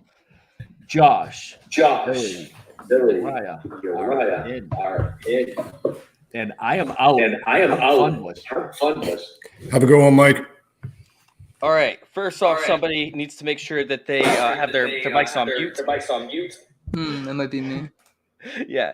Anyways, what's going on, guys? How are y'all doing today? What are you guys looking for in the Scott Fishbowl? We're doing good, man. Yeah, doing great. Got kind of an echo, so sorry about that. I don't know what's going on. But yeah, we're excited to be here. Scott Fishbowl again. This would be, my first is Scott Fishbowl 9. I was in the satellite for Scott Fishbowl 10 last year. I was like top 100 for most weeks. Did really, really well last year. I think I took Waller in the first, and excited to be back in it again this year. It's just it's a great time overall. Later on today, I'll be doing the live draft in Seattle, and should just be a great time. Oh, you're part of the live draft in Seattle? That's awesome, man. Yes, it's gonna be great. It's gonna be crazy up there, man. I've seen the events they put together up there. Of course, Kevin Murray, does an excellent job with hosting those stuff. So, who else is actually going to be in a live draft? Either one of you guys? I'm not, unfortunately. Just couldn't make it happen this year. And when I first signed up, I don't think they had all of the live draft cities in yet, so there wasn't one really near me. And then later on, the Fort Lauderdale one came around, but just couldn't really make it happen. So unfortunately, still doing the slow draft. But really, that's kind of what I'm used to as a dynasty player. The slow drafts are kind of my thing. Yeah, no, Yeah, that's I'm in the awesome. No, that's awesome. Oh, my bad. No, I'm in the Fort Lauderdale slow draft also. Couldn't make it into a live draft this year, but looking forward to hopefully being in one next year. So do you guys have a particular strategy that you're gravitating towards with the Scott Fishbowl, or is this just something where you're running into it blind? You guys been doing some mock drafts. You guys have any advice for the people out there? Started with you, Justin, or your eye. I'm sorry. It's super flex. So I'm going to kind of tackle it like I would a dynasty startup or whatever. I'm going to go quarterback. And that's my plan. I'm drafting from the 107, really hoping I land Kyler Murray or Lamar Jackson, something like that. And then I'll just swoop up, grab another quarterback with my second pick. And then, I don't know, go from there. That's pretty much it. I just don't want to be stranded with Jameis Winston as my QB2. Never want that. Yeah, dude, that could be terrible for the Scott Fishbowl. Of course, last year we had some quarterbacks. Oh man, Daniel Jones was one of them where he's giving you like negative points. I remember Taylor Heineke gave me a couple weeks with negative points because I had him too. Billy, do you have a similar strategy where you're trying to target quarterbacks early, or do you want to try and grab your secret guy late? Is there a secret weapon for you? There could be a secret weapon late, I'm sure, but I'm not one to kind of play that game. But maybe in Scott Fishbowl, that's what you should do, right? Because you kind of need to do the crazy thing to win sometimes. But for me, the past 2 years, I've drafted from the 102 spot. I got to choose this year and figured I'd kind of keep it the same. I was pretty successful with it last year. But quarterback, right? Quarterback early from 102. If you don't do it, you kind of get stranded, like Uriah was saying, with some back-end guys you don't really want. So at 102, I'm hoping Josh Allen falls to me there. It'd be great. And I've seen a lot of running backs kind of fall to the next pick that the 102 spot has. So I think that's kind of the way I'll go. And for me, like, I haven't done a ton of mock drafts this year. I think they're very useful. I think I like looking at the ADP more. And in the slow drafts, you have that advantage of looking at the ADP kind of live and how it's going, because it just helps me kind of pick out like the market inefficiencies. And I kind of just play the board as it goes, So at being at the 102, right? Did you choose that spot, or is that just a spot that was given for you? Last year, it was given to me. This year I chose it. Even knowing the third round reversal, like, I understand that that's a thing, but again, last year I was able to put together a pretty good roster, and this year I've seen a lot of mocks, a lot of people put together really good rosters from the 102 spot. I think that the way that the quarterback position is set up in Scott Fishbowl, it forces people, because they've kind of fixed the QB scoring, it forces people to reach on certain guys early, and that allows more position skilled players to fall to kind of those later picks that the early picks have. So I'm not too worried about it. Josh, how are you feeling about this year? I'm feeling good. Like Billy, I'm drafting out of the 102. Normally I tend to draft towards the later end of the draft, so I've switched my strategy up a little bit. But I'm excited. Hopefully grab Josh Allen with the 102, and then we'll see what happens on the back end of the second. So are any of you guys trying to take Jonathan Allen early or anything along those lines? I'm sorry, Jonathan Taylor. I apologize. No, not really. I mean, like I said, with my strategy, I'm trying to do quarterback. And by that time, I'm sure he's going to be gone anyway. I'm just going to deal with whatever running backs there. Like guys like Aaron Jones, Ezekiel Elliott, you look in redraft, even dynasty, those guys are getting drafted well below, I think, what their point output's going to be for you, right? Like, I think, at least for me, I know I've been affected by being in dynasty so long that like these older guys, like I tend to not want, but this is redraft, and all you need to worry about is scoring points. I think those guys like Aaron Jones and Zeke Elliott will be there for me probably in the third round. I'm not going to try to reach for a Jonathan Taylor or a Najee or somebody like that. So I'll just take what's there, and I think it'll work out just fine for me. So being part of the Dynasty Underdog crew, right, and doing Dynasty, I feel like sometimes it can actually affect your decision making when it comes to tournaments like this and redraft, because you start to value guys that may not should have the value that they have currently, for Dynasty, of course. Like we talk about the rookies with Treylon Burks, who's been having issues. We talk about Garrett Wilson or some of those other guys. So are you guys feeding rookies compared to your Dynasty rankings, or are y'all trying to chase that high producer like Jamar Chase, who won people a lot of leagues last year with that final week? I don't think there's really a guy like Jamar Chase, as one of these rookies this year. I think maybe if you're thinking Breece Hall, he's a guy who seems to be going fairly early from this rookie class. But for me, I actually try to take advantage of that, knowing that, there's a lot of dynasty players that play in a tournament like this. There's a lot of people who get rookie fever in general. And I try to kind of stray away from a lot of the rookies, go towards the second, third year guys who, we expect to kind of boom. The dynasty community, we spend a lot of time on like hit rate data and just data in general, like a lot of data. So we kind of, I think, do have that advantage of that extra knowledge, knowing when some guys should hit, when some guys won't hit, like the early on tight ends, like Kyle Pitts last year was a guy who, he did well, obviously, for a rookie tight end, but the guy that, knowing the situation, knowing everything, kind of could fade him and take advantage of people going early on that kind of pick. Well, that's a great point. You brought up with Breece Hall, and it's kind of crazy. I was looking at the Chicago draft and the Atlanta draft, right? And in the Chicago draft, they went 2 rounds apart. One went in the the 6th round, one went in the 7th. And then in the Atlanta draft, Breece Hall went at the 402, and Kenneth Walker went at the 1103, I believe. So, Uriah, I'll go to you on this one. Like, where do you have these 2 rookies ranked in terms of this draft? Like, where do you want to take a chance on Breece Hall versus Kenneth Walker? Well, I would say probably Breece Hall over Kenneth Walker. I think Rashad Penny still could be a thing there in Seattle. I know that, they've had him all this time and he really popped last year. So I think that Kenneth Walker probably play second fiddle to Rashad Penny. Breece Hall, I think he's the most talented back on that team. They might want to run out there with Michael Carter week 1 and, give him you're the vet, it's your job, go out there. But Breece Hall's going to take it. Breece Hall's going to take it. He's just better. Probably 4th round doesn't seem crazy to me, 4th, 5th round, but looking at the ADPs that you just mentioned, that's the thing about Scott Fishbowl is it's just insane. It's not like your regular, redraft draft where, pretty much you could tell exactly where everyone's going to go. Scott Fishbowl, you really just don't know. And that's one of the reasons I love it. So Josh, let's go ahead and hit up this question real quick from Husker. How scary is the QB efficiency bonus and the first down bonus upside for Lamar and Kyler? I mean, personally, I'm not that worried about it. They're going to put up points regardless. It's just something you got to factor into your scoring system as you're going through it and figuring out for ADP and everything. But for me, I'm going Lamar over Kyler, but we're going to see what happens. All right. Do you guys have a different take on this, I should say? Or are you guys pretty much in line with Josh? I'm pretty much in line with that. Like, I'm not super worried about the efficiency bonus for these guys. They've proven they can be pretty good in the past, like especially Lamar. He really gets hit with this narrative all the time. And same with Kyler. I think he's been a pretty good passer as well. So I mean, with the first down bonus, like they'll both be fine with that. They're rushing quarterback. So I have no problem with these guys. I think Lamar is actually going to be a pretty good value in drafts like this. This year he seems to be kind of falling a little bit for some reason.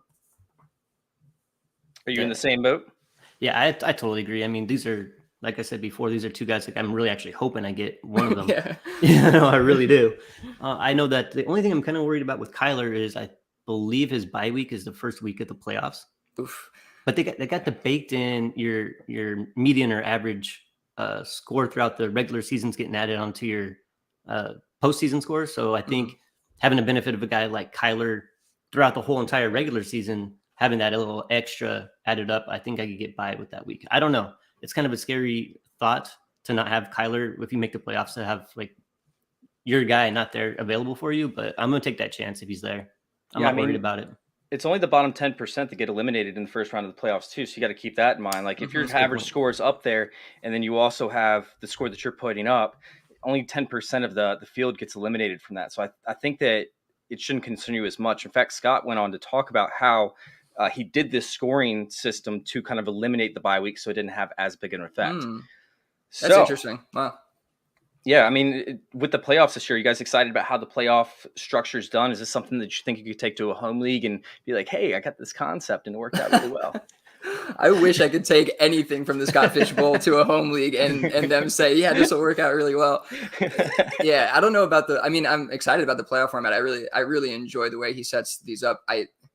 One of the things I love the most about Scott Fish Bowl is how he tried to, and others obviously have tried to do this, but how he's trying to make the idea of fixing QB scoring in fantasy like a real thing and get it to the masses, because it's so hard to change people's minds about how we go about fantasy in general. Like getting people to add super flex or take a kicker away or take a defense away is like the most difficult thing ever in your home leagues or in any league really. So that's what I like about Scott Fish Bowl so much, is you get that experience with this kind of scoring, and there's so many people get introduced to it, and maybe they are able to go back to their leagues and like, hey, like, check this out, this was fun, look what we did, and it can work. All right, real quick, before we hop on to our next question for you guys, I do have to let everybody know our title sponsor for this segment. And these guests that we have right now, the Dynasty Underdog crew, Billy, Uriah, and Josh, are sponsored by the War Squared Fantasy Football Podcast, a year-round, full-service fantasy football podcast with weekly episodes to provide fans with info on their teams and players. Host Tommy, who's always wrong, find him at Freight Brain on Twitter.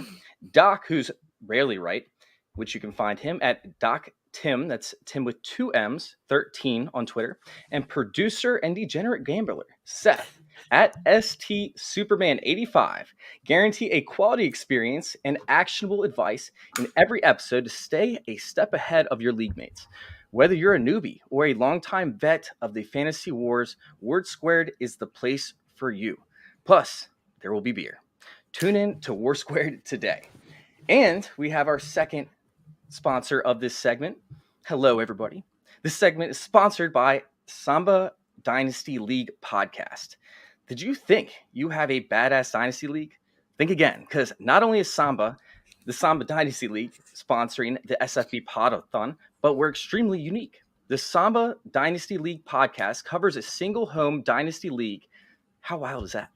Our hosts, Ken the Commish DeRoca, the Insider, Dave Flannery, Nick Mooney Travins,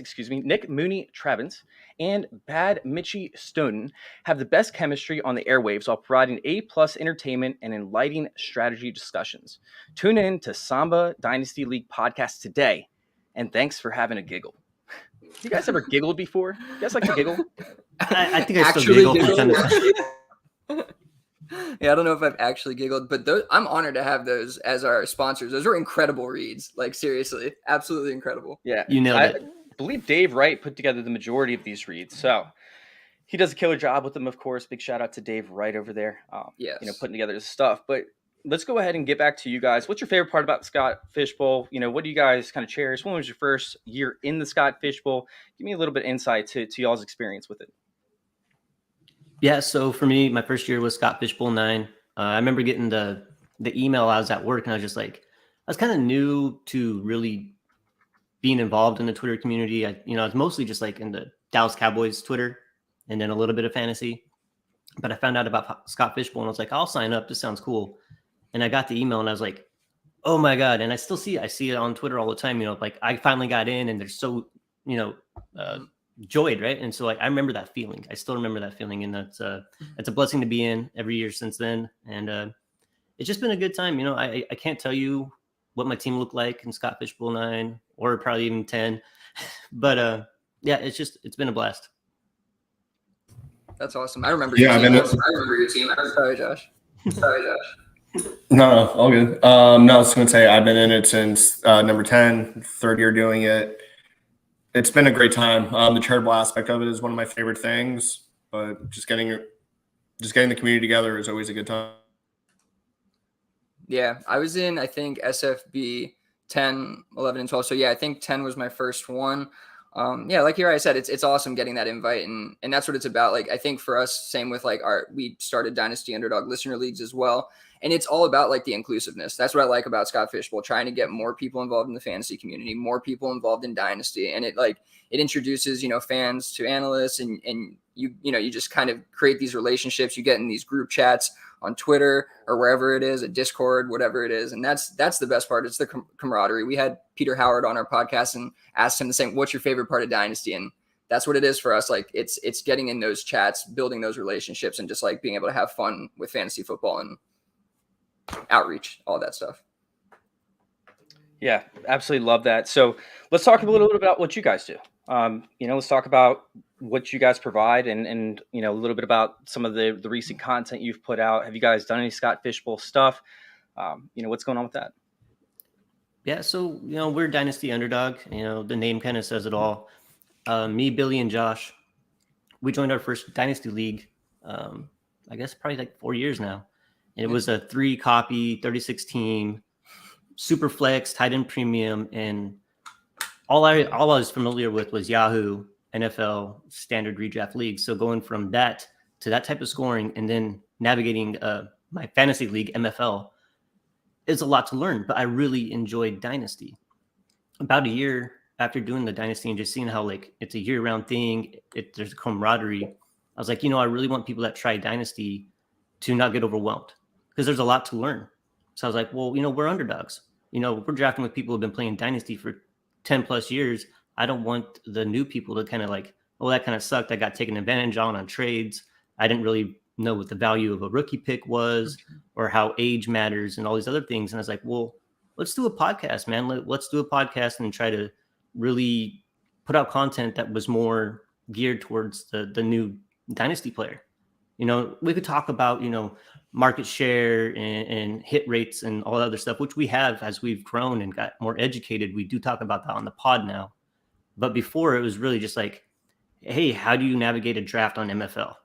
What does tight end premium mean? What is super flex? These are all things that like, if you're brand new to Dynasty, you've probably never heard before. So we really wanted to kind of hit that market and really just embrace the underdog mentality. Like, hey, you might be new and you might be playing with some veterans, but we could help you out. So that was kind of the whole premise behind it. And these guys are awesome. So when we're on the pod, it's just like we're sitting around a campfire, drinking beer, talking football for an hour. Like it's amazing. We hit on a ton of subjects every single episode. It's not 2 or 3 topics. We just sit around and have fun. Yeah, absolutely. There's not much more to say. It's exactly how it started. And Uriah really had the idea and came to us and was like, really want to get this going. And it's been great ever since, man. Like we've built up a little community. We have like our Discord chat and it's been great, man. We're just trying to expand it and get more people involved and help people out. We still cater to those, the underdogs. We still feel that way and try to, really hammer in the basics because, you can forget that stuff pretty easily with Dynasty. There's a lot to it, a lot more to it than your normal redraft league. Yeah, no, we're just in it really to help people out that are just starting out in the Dynasty community and also those that have been around for a while. Our whole thing is bringing everybody together and being able to answer any questions that people have. We have great interaction on Twitter. Whenever any of our listeners shoot us a question, we always make sure we respond to it. And as Billy said, our Discord, which we're building up right now, it's really been a home run, really an easy way for our people in our listener leagues and also our fans just to be able to communicate and interact with us on a regular basis. So do you guys have a certain individual player that you love for Dynasty, but you also love for the Scott Fishbowl for 2022? Is there that one player that you're not going to leave draft boards without? It doesn't matter if you have to reach a round or two. You're making sure that you're getting your guy.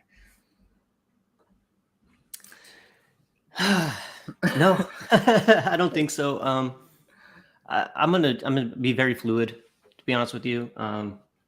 There's not really that one guy I want to have. Like I know in years past, it's like I was always able to get like a guy like Cole Beasley late. I always like to get like a slot receiver that's going in like the 9th or 10th round. They get the PPR points, stuff like that. Maybe like a Hunter Renfrow might be one of those guys that like if he's there and he's going a little, might not be there like at ADP or whatever. I have to reach for him a little bit. I might take a guy like Hunter Renfrow. But other than that, no, man, I'm just gonna see how it plays out. And having it live is going to be a whole lot different from drafting experience in the past where I have time to kind of wait and see how things are playing out. You get 8 hours of pick or whatever. This is going to be 1 or 2 minutes and I'm going to have to make decisions really fast. So see how it goes. Billy? I mean, I have my boy Najee, but coming out of the 102, the likelihood of me being able to get him on the turn on the second is very low, but normally Najee is my guy.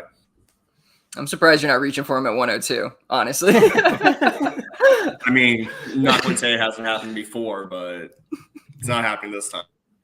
Yeah, for me, like I'm kind of like what Uriah said. I like to stay fluid. I kind of mentioned that at the beginning, the way I approach a draft in general, but I'm a massive AJ Brown fan and a massive T Higgins truther. So I probably would like to get out of the draft with one of them. AJ Brown seems to be falling a little bit because of the change in team and uncertainty maybe with the, his target share and whatnot. So that's a guy who I've kind of been just hitting on, and I'm okay if he hurts me in the end because I really believe in the talent in the situation. Cool. That works, man. I got a question over here, actually. in the chat. Cody wants to know, for dynasty purposes, he's a contender. And are you guys doing Mixon or Brees for a straight swap? What are y'all's thoughts on that? That's got to be a little team dependent, right? Like, what do you can you wait a year? Or are you like, is this team ready to win 2022? Then maybe you're holding Mixon there, or you're taking Mixon. I moved on from Mixon in the league strictly because I kind of want to get away from running backs approaching that age apex. In Dynasty, we talk about it all the time. You hit 26 and you kind of start decreasing in value, decreasing in production from the running back position. So for me, I kind of like this swap. The value works, I think, in Dynasty. It's, Brees is only going to increase value unless he just is a complete flop. But, I don't really see that happening. I'm going Mixon personally. I've been a Mixon truther for years now, so I'm not going to hop off that train right now, especially coming off the season he just had. And yeah, I'm gonna agree with Josh. If I know I'm gonna be making the playoffs this year and I'm gonna be contending, I'm just gonna hold on to Mixon and then try to move off of him next year. Personally. Okay. It makes sense. I mean, we saw the Bengals actually have the 29th overall pace of play last season, and yet they still produced a very high caliber offense with multiple different dynasty or fantasy assets in this offense. So, Mixon should see an uptick in that with, more familiarity with the offense. I think that they're going to run a lot more plays than what we saw in 2021. So Mixon does have some appeal, but I don't know how you could give away Brees Hall for Mixon straight up. That's crazy for me. Mm-hmm. All right. Well, we got about 5 minutes left in this segment. I'm going to give you guys some free range to talk about whatever you guys want to, whether that's some more Scott Fishbowl strategy, what you guys are doing with the community. Is there a certain charity you guys support, or whatever you guys want to talk about? One thing I do want to mention, and I think really like any league you run, you should propose this, or any league that you're in, you should propose this to the people that do run it. But taking a little page out of the Scott Fishbowl, like with our Dynasty Underdog listener leagues, we tried to do something similar. We wanted to give the opportunity to the league winner to take a portion of the winnings. And I forgot exactly what we did, whether it was 25, 50%, whatever it is. And we're going to donate that to the charity of the league winner's choice. So, just going in line with the charitable aspect of Scott Fishbowl, what it's like really about, we play the game for fun most of the time, not really to make money. I mean, that's at least, I think that's most of us on this pod, or on Dynasty Underdog podcast, at least. We really just in it for the community and the fun and all that stuff. So anything we can do to help and do that kind of thing. I mean, yeah, I encourage everybody to do it. Love it.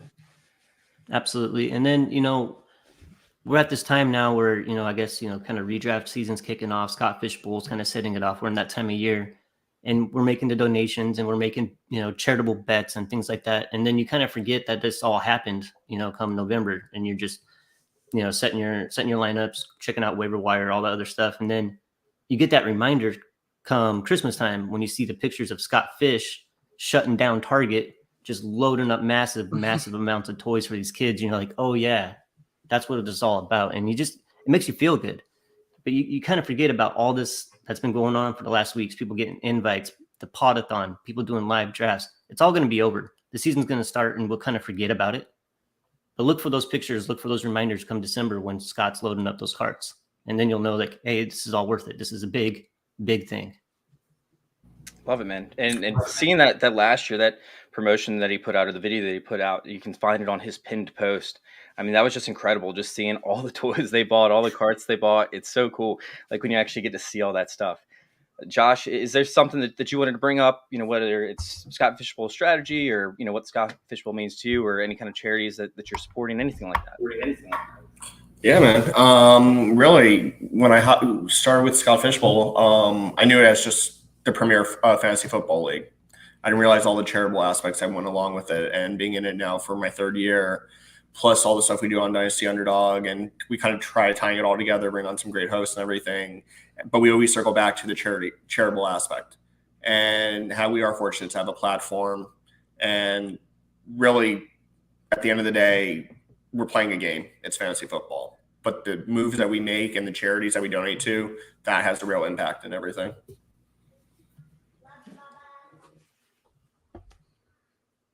No, I love that. Love everything that you guys are doing over there for Underdog. So let's go ahead and get this. Let's go ahead and move on to the next one. But before we do, I want to let everybody know where to find you guys. So if you want to go through, let everybody know where to find you on Twitter, Facebook, any one of those platforms. Go ahead and give yourselves a shout out.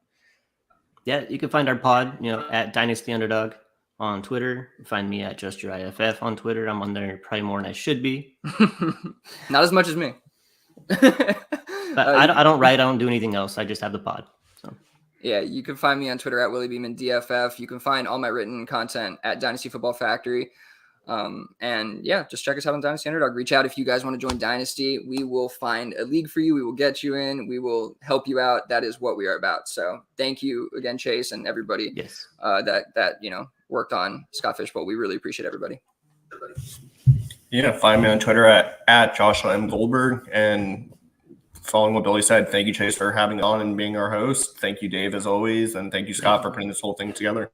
No, it's been a blast. And big shout out to Mike, of course, at Daddy's Home FF, and Sal Lito, of course, for putting this podathon together and for bringing you guys on, setting everything up. Big shout out to Dave Wright as well at FF Spaceman over there on Twitter for putting together the reads and all that stuff. So thank you guys for coming on. We appreciate it. We're going to go ahead and get y'all out of here. Thanks for showing up. Peace out. Thank you guys. Have a good one. I'm still here. There we go. We got it handled, Mike. We got it handled. So our next guests that we have coming on are a bunch of really fun guys. We got, of course, Drew Davenport, which you guys can find over there at Drew Davenport FF. On Twitter, he's part of the Auction Brief podcast and Football Guys. Then we also have Brandon and Nick from the Woo Fantasy. You guys can find them over there at Roto Superstar and at The Real Goat, or at The Real FF Goat, excuse me. But before I bring them in, I do want to let you guys know who our next sponsor is for the 1 o'clock shows. We have this segment is sponsored by the Fantasy Whispers Mock Draft Marathon. 24 continuous hours of nonstop mock drafting with Whisper Nation and some of the best fantasy experts in the industry. We would love for you to be a part of it. Join us from Saturday, July 23rd to Sunday, July 24th on the Whispers YouTube page. Make sure you are subscribed, turn on the bell notification so you don't miss the mock, of course, and follow at TF Whispers on Twitter and tune in to the Fantasy Whispers Mock Draft Marathon if you want to draft along with the best in the industry from July 23rd to July 24th. Go check it out over there on YouTube. We also have our next guest presented by the FantasyScape podcast, which entertains, educates, and is always learning to help their audience bring home those coveted championships. Hosts James, Alex, Nick, and Michael engage with the community in order to design a show to cover the most important topics in Dynasty and the overall fantasy landscape. Catch them on Twitter at FantasyScape _ and Spotify as well at the FantasyScape podcast. Also, Podathoners, be sure to follow or to wish FantasyScape host Nick a happy birthday as he celebrates here on the SFBPodathon. So, hopefully didn't butcher that too much. Thank you, sponsors, of course. And let's go ahead and bring in our guests. We have Drew Davenport. We have Brandon. And we have... I think we're missing our third guy, but I'm sure he'll be joining us here very shortly. What's going on, guys? How we doing, Drew? How we doing, Brandon? What's going on? Doing great. How are you? Dude, hanging out, man. Just trying to get these ad reads down, practicing. Got to get my reps in. Sounded fantastic. I'll take that. Brandon, if you're talking, you might be on mute or you might have a different mic hooked up. Oh, there we go. The Real FF Goat. What's going on? How we doing, guys? Oh, still having a little bit of an issue. Still don't have you, Brandon. Nick, we got you. Oh, Nick just disappeared. Oh my gosh, technical difficulties. We got. Oh, I think we got Nick in now. I'm pretty sure I heard Nick. Brandon, you might have to change your mic. Nick, we got you. You in here?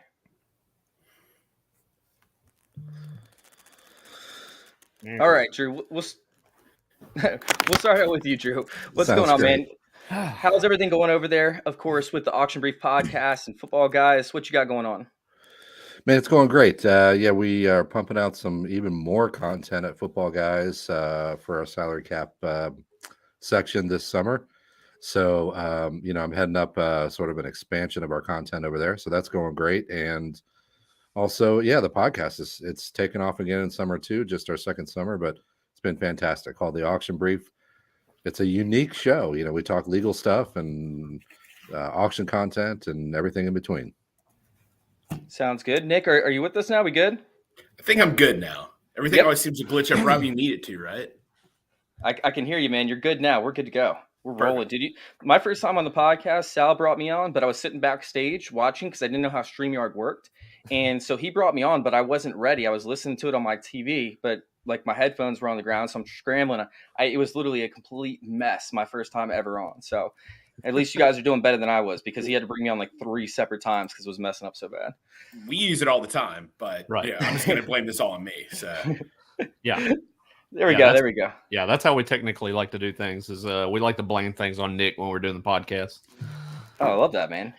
I used to do that to Mike all the time when we co-host the show. I just blame everything on him. Actually, it was the other way around. He just blamed everything on me. Let's be real. But no, appreciate you guys coming on the show, of course. Have you guys drafted yet, or have you guys done any live drafts? Are you doing any live drafts, or are you guys just doing it straight from MFL? Yeah, no, we actually we did the Atlanta live draft last weekend. Nick was the host of the event down there in Atlanta, right there in the ballpark in the Battery in Atlanta. So we've already started our live draft. We're 10 rounds in. We decided to do the pause at the 10 round mark and then kind of jump back in when things get going tomorrow and do an actual official Scott Fish Bowl. That's awesome, man. That's a cool way to start it up, of course. Nick, are you doing the live draft as well or no? I'm in. Yeah. So we had 2 12-person divisions in Atlanta. So I was able to get everything together there. I kind of headed up the first one and let Brandon head up the second one there. Entering picks, just kind of doing everything there, getting everything set up. So it was awesome. We were actually the first one to kick off. So there were 2 drafts whenever we started up the other week. Chicago had the 3 o'clock, but we had the 1. So we had the first official live Scott Fish Bowl draft. Yeah, you guys had the draft where Kenneth Walker fell to the 11th round, and my mind was blown. I couldn't believe that. True. Are you doing a live draft, Finn? I'm actually set to go on at 3 on the Serious live draft. So I don't know. That's awesome. Yeah, I don't know if I should have done that. It's a group of real sharks. Oh, Everyone who God. signed up is tough. So I raised the difficulty, level of Scott Fish Bowl for myself this year. But that's cool. It'll be fun to go on Serious. No, that's awesome, man. I feel like I'm dealing with the same thing over there with the live draft at TrophySmack. Of course, the sponsor of the show. We have got Bob Harris, who's actually in the chat right now. We have Fabiano, Liz Loza. I mean, it's literally just a bunch of sharks over there. I'm nervous just to be standing next to them, of course, but I'm excited for the draft itself. Now, one thing I would like, I want to point out too, like when you're talking about that with a lot of sharks in the drafts and stuff, and I've done them several times before with like the Flex League drafts on Sirius and stuff, is I kind of find it, maybe you're a little bit nervous when you first jump into those with a group of like your sharks and stuff like that, but most often times than not, it's a little bit easier because you're kind of expecting the draft to go a certain way. Like, ADP wise, you seem to see a lot of these players coming off the board in certain scenarios, as opposed to, first time Scott Fish Bowl drafters and things like that. You might kind of see a lot of wild cards and players just flying off the board in spots that you're really not expecting in situations like that.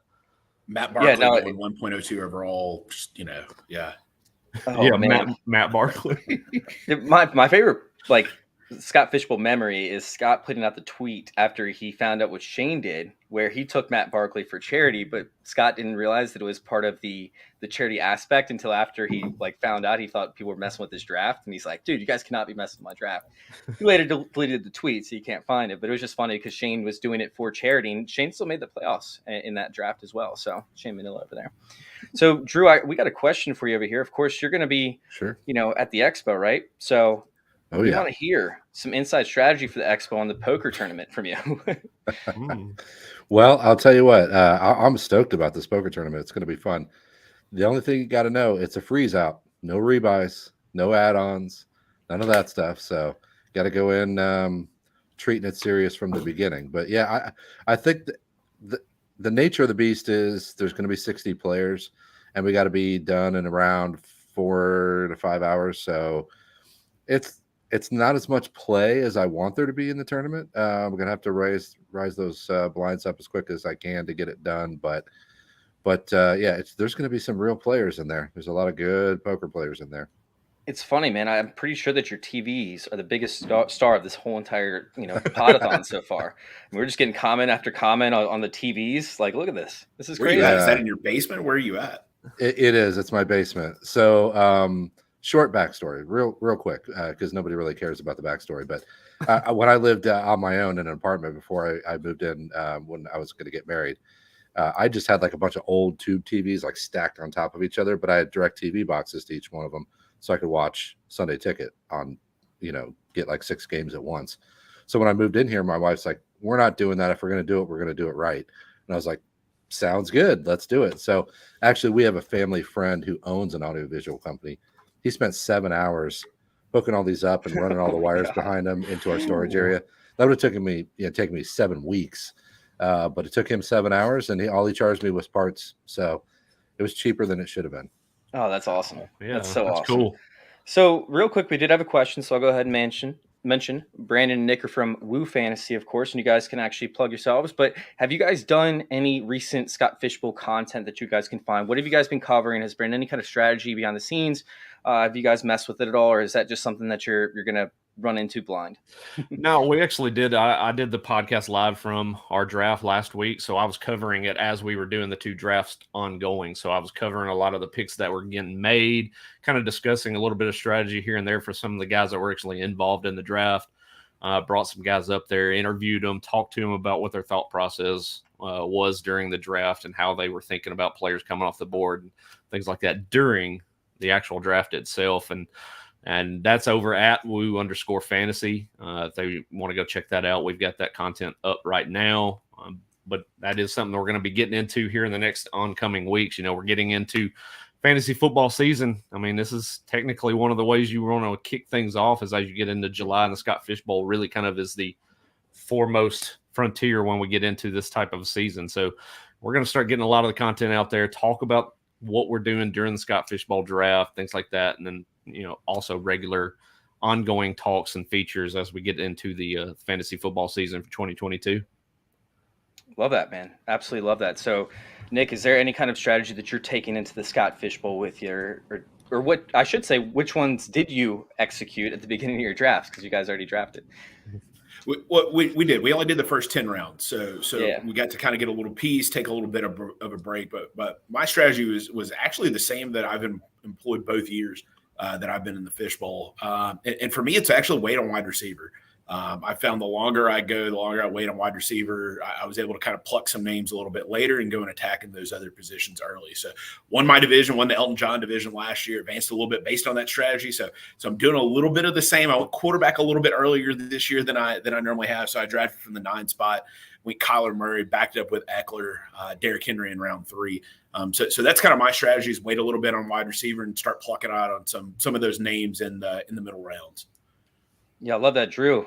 Back up to you. Of course, Jamie brings into the chat the amount he's learned from Drew's legal posts is insane, and that's one of my favorite follows. Like on all of Twitter, I have my notifications turned on for Drew just for that reason, because I learned so much from his stuff. So big shout out to Jamie for actually mentioning that. But Drew, what's your strategy for the Scott Fishbowl? Is there anybody that you in particular are fading away or staying away from versus trying to target? My first idea is I'm going to try not to suck, because I have had terrible results in the Scott Fishbowl so far. No, that's not true. I finished middle of the pack last year, but my first year I came in really paying attention to the point per first down and stuff like that, and it went absolutely terrible. So I have done a little less preparation this year, but from what I can tell, I'm in the 9 hole, and from what I can tell, I'm going to double tap quarterback there around 1-2 turn. I just don't think that there's much more, a viable strategy beyond that. I could probably go quarterback, tight end, but I waited on quarterback in the past and tried to get the, hit a couple of low end guys that were still starters and have them as my 2-3 after grabbing just one. It just didn't work for me. I'm not saying, that's anecdotal. It can work any way you do it, but I've not been very successful so far in my 2 years in it. So I'm just trying to not be the laughing stock on Sirius today. Yeah, I mean, so like we have like this thing where hey, quarterbacks can't win you weeks, or they pretty much they can win you weeks, but they won't lose you weeks essentially. And Scott Fishbowl, it's almost the exact opposite because you can end up having negative scores for a lot of these guys. Some of these guys, half the season, they were getting outproduced by the wide receiver 4 on the people's rosters because they're throwing negative points out there. So sacks were obviously a big part in that. That's not going to be the case in 2022. So is there anybody that you feel like you can kind of target deeper in drafts, Brandon, where it's like, hey, like could be a quarterback who could actually, put up some points for me and could be an asset to your team in rounds 5 and below? Right. I mean, when it boils down to it, really what you're looking at is efficiency. And it's what you're looking at out of your quarterback position. So obviously the guys that are going to go at the top end of the boards, like Nick mentioned, the Kyler Murray, I grabbed him in round 1 myself. A lot of those guys with that rushing upside and that potential are going to get those bonus points for the first down rushing and things like that. So you're getting that extra efficiency added baked into their total. But what you want to look for myself, what I'm looking for in those later rounds, if I do miss out on the quarterbacks early on in this draft, you want to get some of these guys that are going to be obviously throwing the ball quite a bit in positive passing situations. A guy that gets kind of overlooked a lot. You've got a Jared Goff that's going to be out there that's going to be really, really far down the board. They improved a lot of his situation with that Detroit Lions offense this year. And another guy that kind of gets overlooked a lot too is Davis Mills from the Houston Texans. I mean, coming in last year with 11 games, he throws 4 300 yards games last year. I think that's a situation too. That defense is not going to be good. We're going to see Davis Mills being a guy that's going to have to throw the ball a lot, and that's going to accrue you some points. It's going to offset some of those negative points that he might have certain weeks too with the interceptions and completion percentage. But those are 2 guys that I'm looking at really far down the board that I might like to get in that 3-4 spot for my quarterback. Yeah, so Tony over here says efficiency and the ability to scale that efficiency. So you're going to have to see passing attempts. Daniel Jones was somebody that didn't have great efficiency, but under the tutelage, of course, of Brian Dable, maybe we could start to see some of that efficiency come true with what happened with Josh Allen. Plus, you could end up having the half point for rushing first downs. On top of that, we expect Daniel Jones to run a little bit more. So, Nick, I mean, how are you feeling about Daniel Jones, or is there another guy that you might want to take a shot on? Chase, you're taking the words right out of my mouth, man. He was my 10th round pick. I had Daniel Jones in some leagues last year. When he was healthy, he was a top 5 quarterback, top 7 quarterback, depending on the format you were in. So his rushing ability, when he doesn't fall after a 70-yard run right before the goal line, is amazing.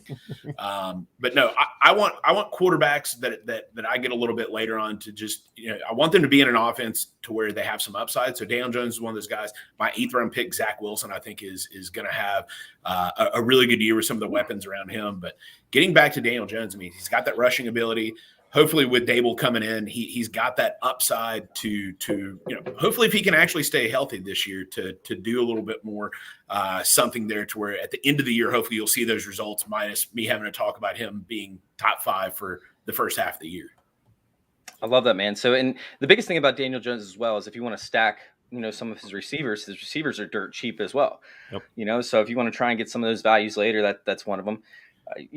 Drew, Nick brought up Zach Wilson, and Zach Wilson's very interesting, especially after such a terrible year last year. It looked like in the last couple of games he started putting it together a little bit. They added some weapons. Elijah Moore might be healthy the whole season. Corey Davis, who he had a connection with, is coming back. I mean, do you see any kind of potential from Zach Wilson and an increase in efficiency level, similar to what we saw from the 49ers and how efficient Nick Mullins was, Jimmy Garoppolo, CJ Beathard, like all these quarterbacks that had no business even starting? Could Zach Wilson be even better than those guys? Oh gosh, I don't want to. Do it. Come on, Drew. Here's the thing. Trash it. just crumble it up away. We want to hear it. They're really trying to surround him with talent to make it work. I just don't know if it's going to. What I saw didn't leave me inspired with a lot of confidence, but I'm also not a film grinder, and I certainly am open. This time of year, I think we get too entrenched in our takes. So I'm not a Zach Wilson guy. I'm not seeing a huge resurgence for the Jets offense. At the same time, I'm leaving the door very wide open for that to happen. So I'm trying not to just go with my take and at the exclusion of all else. So I've been mixing in my Jets and my best ball drafts and things like that. But I'm just not a huge Zach Wilson guy. Just not my thing. The guy I'm looking at later on that I keep talking about is Ryan Tannehill, and especially in the Scott Fishbowl format. He took a ton of sacks last year, but I think that he had 2 years of efficient production, and then he had some really bad numbers as far as efficiency goes this past year.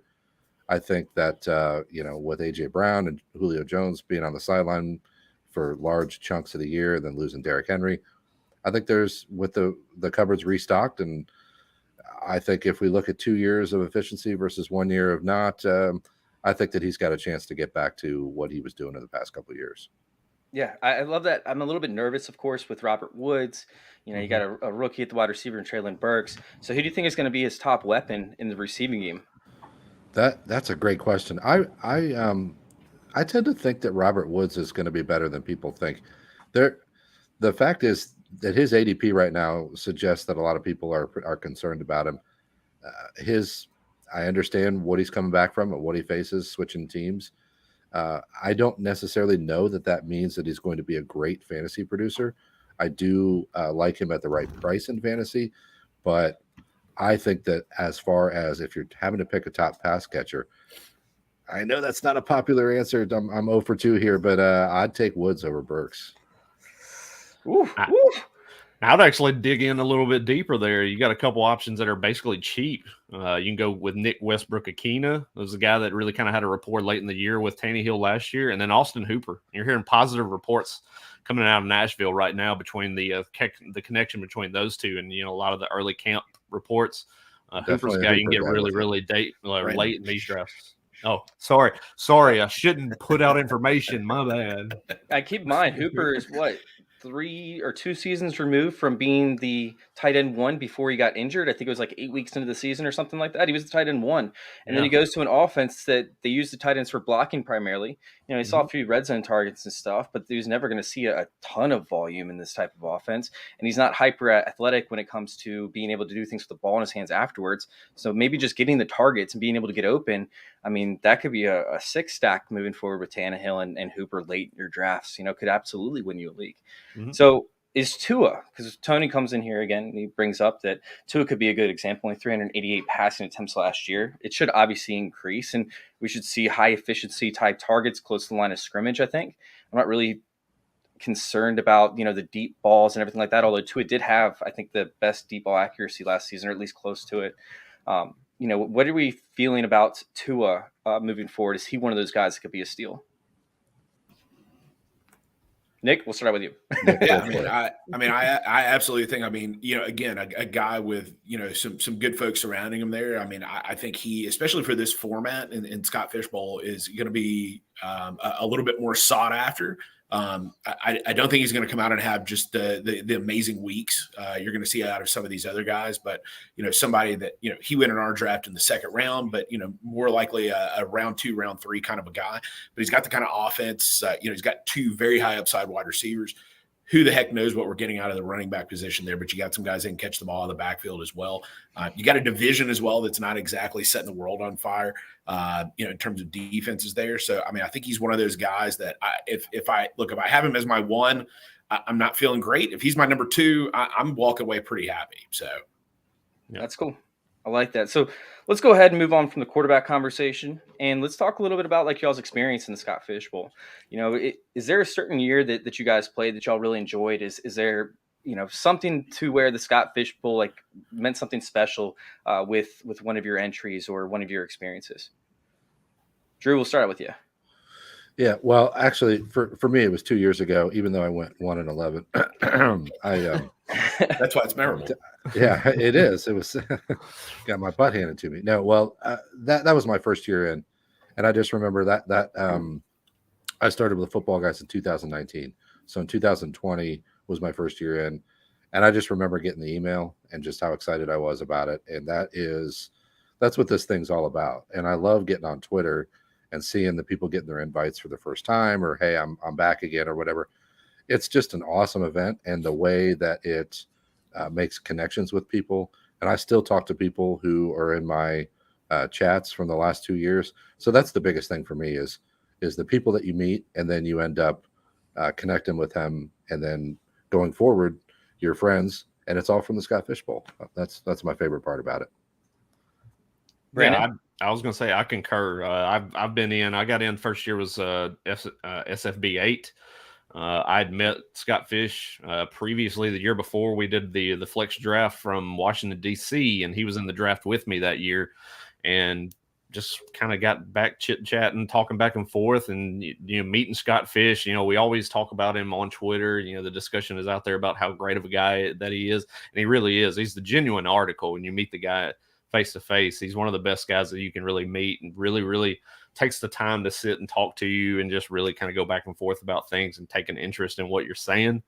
But then, like, piggybacking off what Drew said, that first year that I got into the Scott Fish Bowl was kind of that, like, it's like, oh man, I made it. Like, it's that sense of accomplishment. And you see it every year on Twitter now, is all these first timers getting into the Scott Fish Bowl, and they're just like, this is the greatest day of my life. And now we get the chance with these live drafts like we did in Atlanta last weekend, where it's just, you build that camaraderie, like Drew mentioned, is you get in a room with some of these guys, you've never met them before, and now you've kind of developed a friendship and a kinship that you can carry on now moving forward with that.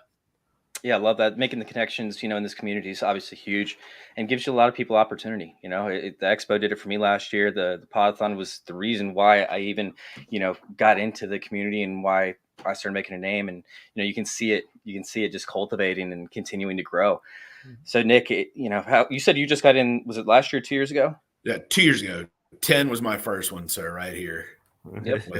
was my first one there. So at least in terms of experience, I've actually done pretty good. I made the playoffs both years. I advanced pretty far in, but for me, I mean, it's great to do that, but the fun really is connecting with folks. Brandon and I have known each other and have done live drafts with each other since 99. I think we've had a long-standing league going that's drafted live since then. But that was, to me, this year has been my most fun. When we did the Atlanta draft, there, again, 24 people in the draft. It was amazing. I think Brandon and I took for granted a lot, the actual live draft. And, we've done it for so long that, it was amazing to see how many guys have never done a live draft. And for Scott Fish Bowl and the format to be able to bring these people together, not only to meet each other, but to draft live, because, drafting live is completely different. Now, granted, you've got, the sleeper app and you got all this stuff kind of telling you who to draft. But, when it's you and you're up and it's time for you to pick, it's way different live than on a computer. We have people staring at you and kind of feel that pressure to be able to make the pick and make the right pick. So, but it was awesome to be able to see everybody and make those connections. We had people, traveling from nowhere near Atlanta to be able to draft in this thing. One guy flew in from Oklahoma just because that way he could actually get in the Fish Bowl, which he probably wouldn't have made it otherwise. So just stuff like that and being able to connect. We're already making plans to hopefully meet in the first couple of weeks of the season here just to get together and talk. So just being able to keep that up has been awesome. All right, we're going to finish this one out. Before I get y'all out of here, of course, I just want your favorite rule change for 2022 versus 2021. The one that makes you think, the one that you like, the one that might give you a competitive advantage. We don't have to dive too deep into it. But Drew, what's your favorite rule change for 2022? Well, we were talking about the sacks. I think that has to be it, because I felt like that factor, while somewhat predictable, made things really difficult. So yeah, that's got to be my pick.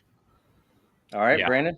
I was going to say I concur with that, because last year that was a killer. I had a guy late in the draft like a Matt Ryan that was just getting pounded every single week by sacks, and there'd be some weeks he's -5 points in my lineup, and I'm just kicking myself. But I want to go on record to say that Nick's favorite rule change is not this year, but it was actually last year. It was when the kickers were added in.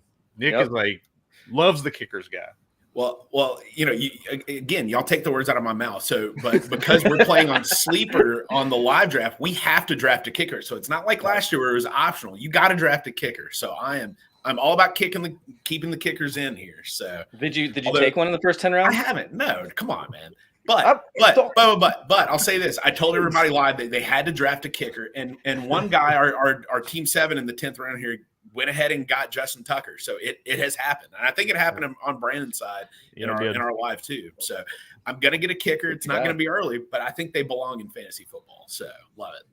Yeah, I do too. I think that the difference between like, hey, you can't cover kickers versus, hey, I just don't feel like covering kickers, is something where it's like there's a fine line, but yet there's still ways that you can cover kickers, of course, right, and that you can predict certain outcomes. So I love it. Let's go ahead and get you guys out of here. Let us know where to find you. We'll start out with Drew once again. All right, yeah, thanks for having me on, man. This is a lot of fun. It's an honor for me to come on. You can find me on Twitter at Drew Davenport FF. I'm now over on TikTok as well. I know that's what the kids are doing these days, right? Fantasy Football Lawyer on TikTok. And then my show is The Auction Brief. And you can find my writing over at Football Guys. Love it. Brandon, where can we find you? Obviously, as you can see below, I'm at Roto Superstar on Twitter. We do the Woo Fantasy podcast, and that is at Woo_fantasy. Woo! That is right. Love it. Love it. I think somebody was asking for that earlier in the chat. Where is it? Go ahead and let us know where to find it. That's how we normally start the show off. So yeah, that's the tie back into our old younger days with the Woo. We still do it. What are you talking about? We do it. It's the lead in for the show, but yeah, it's that every time your guy would score in fantasy football, you give it out a good woo. I love doing that. I do it all the time in the water when I'm surfing. All right, Nick, where can we find you? Hey, you can find me right down here at the Real FF Goat and with Brandon on the Woo Fantasy Podcast.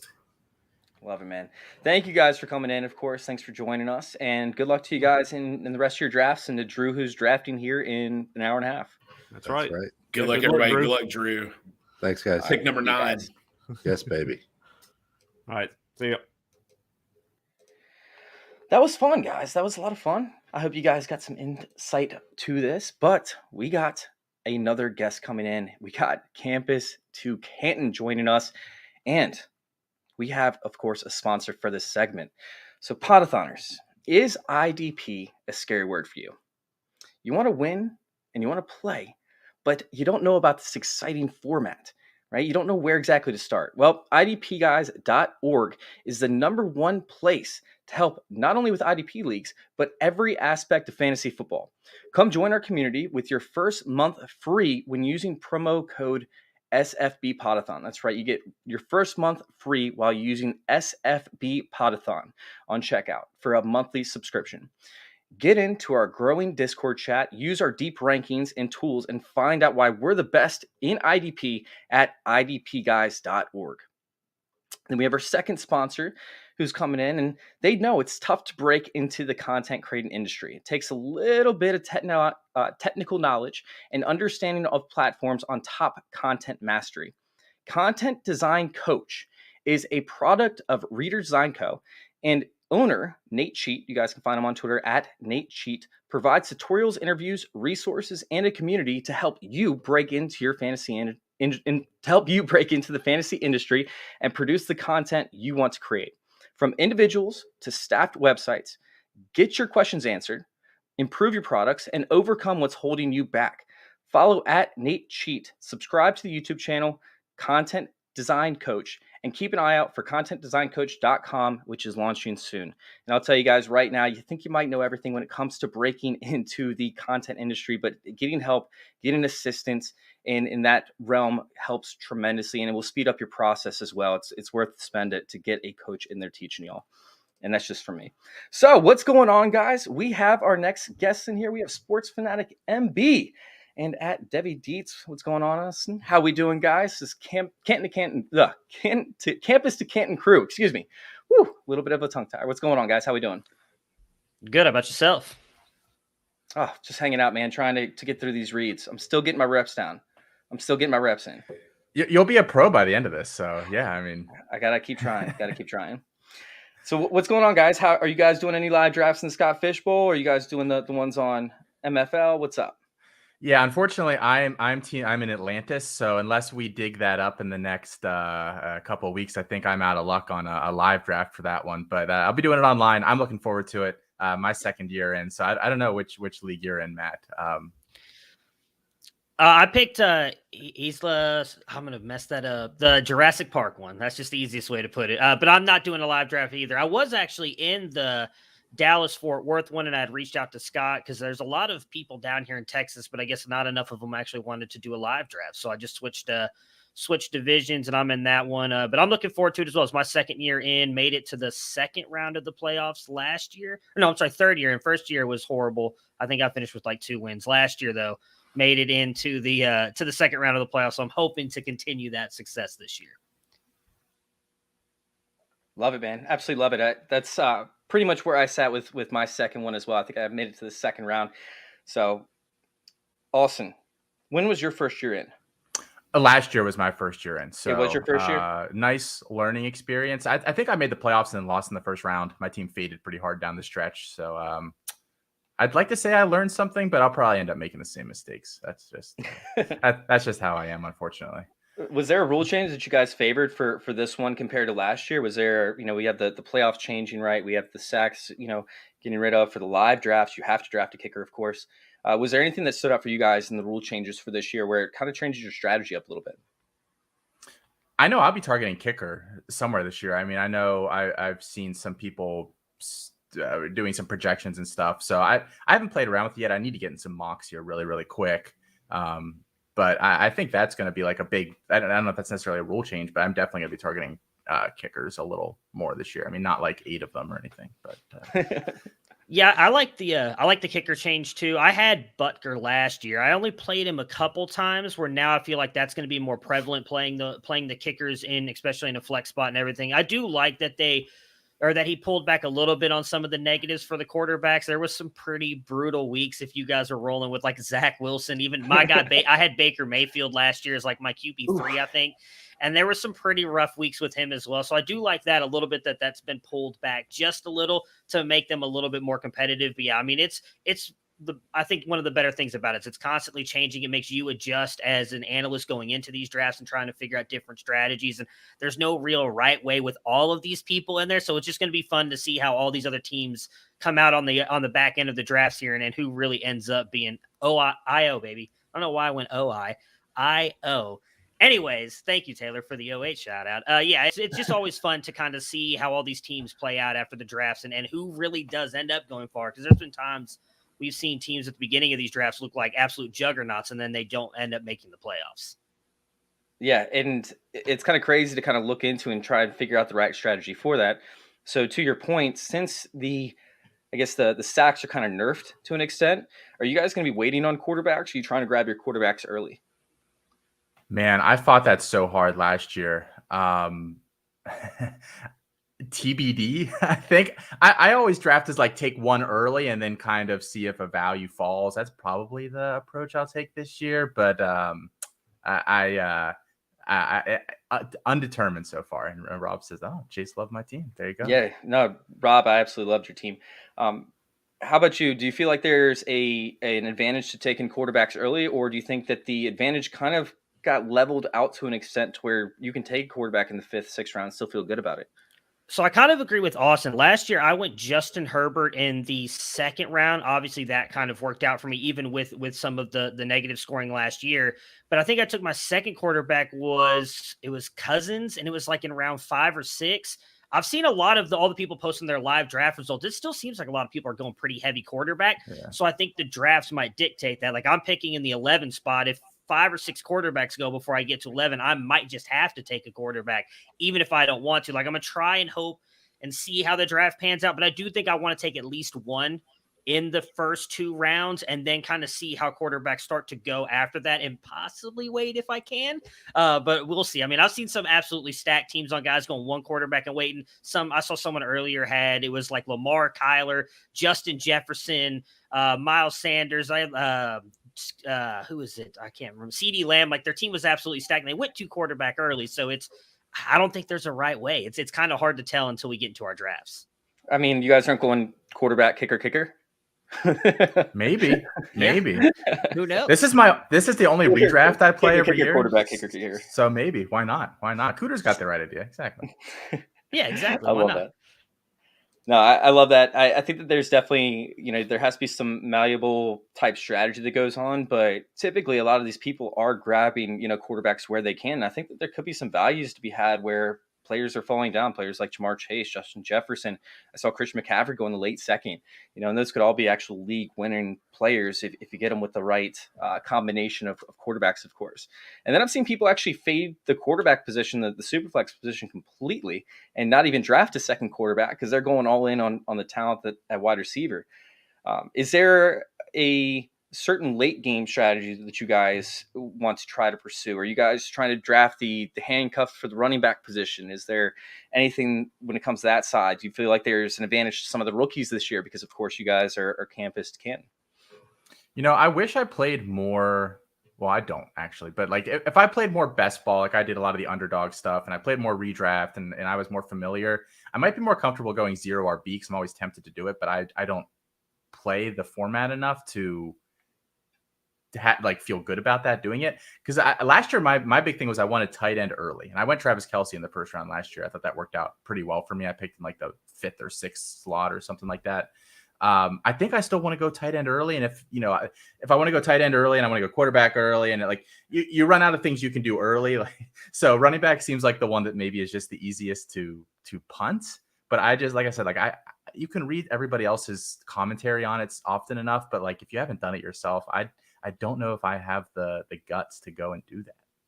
No, I love that. And it becomes a little bit difficult when trying to decipher what your actual strategy is and where you want to dive in. Matthew, did you have anything to add to that?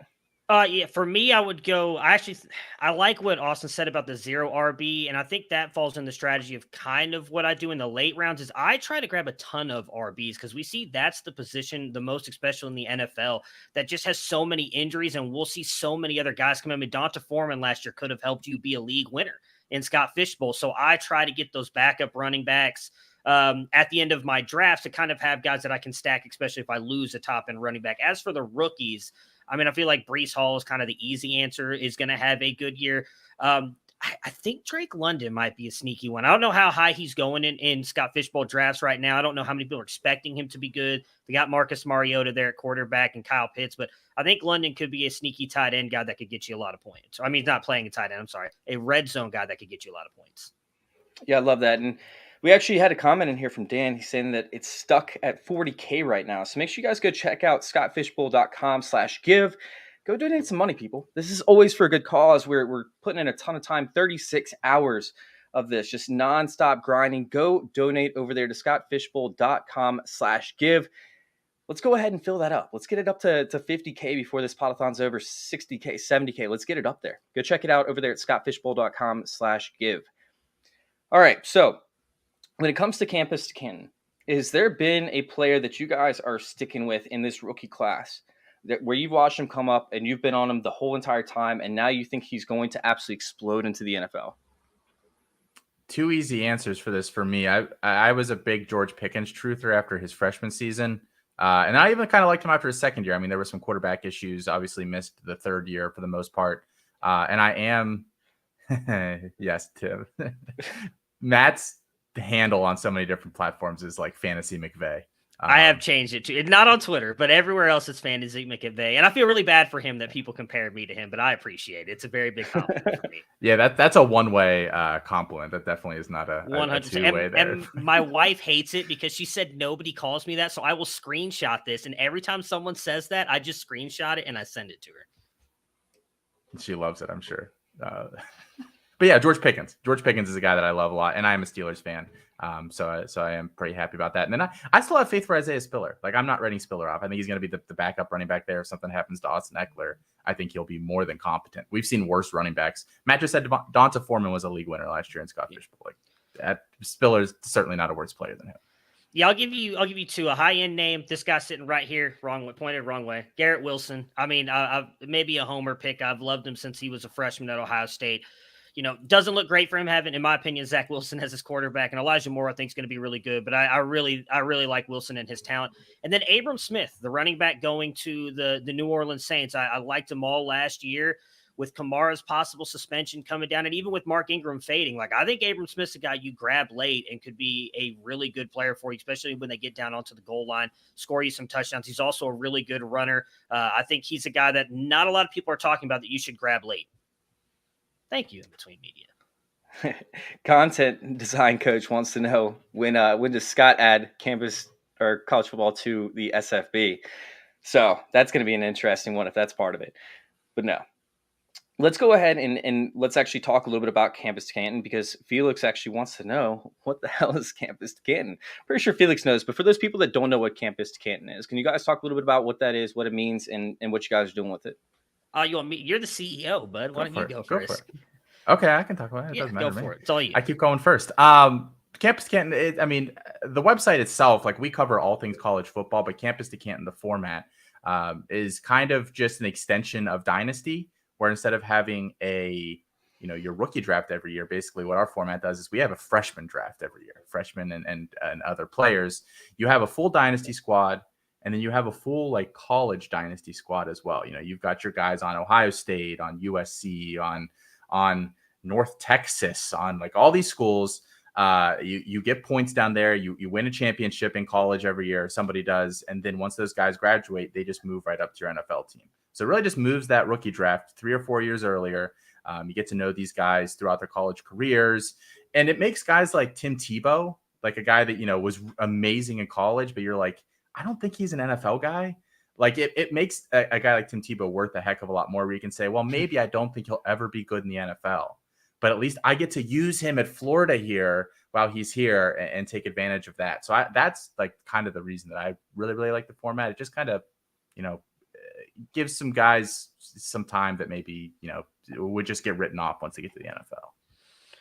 Yeah, I think it just opens up a whole new world of possibilities for you. I mean, Austin gave you the Tim Tebow guy there. You could even go with Breece Hall, someone everybody loves, right? Like he was extremely good as a freshman all the way up through a junior. And then he also comes up to your NFL team and could possibly help you win an NFL championship there.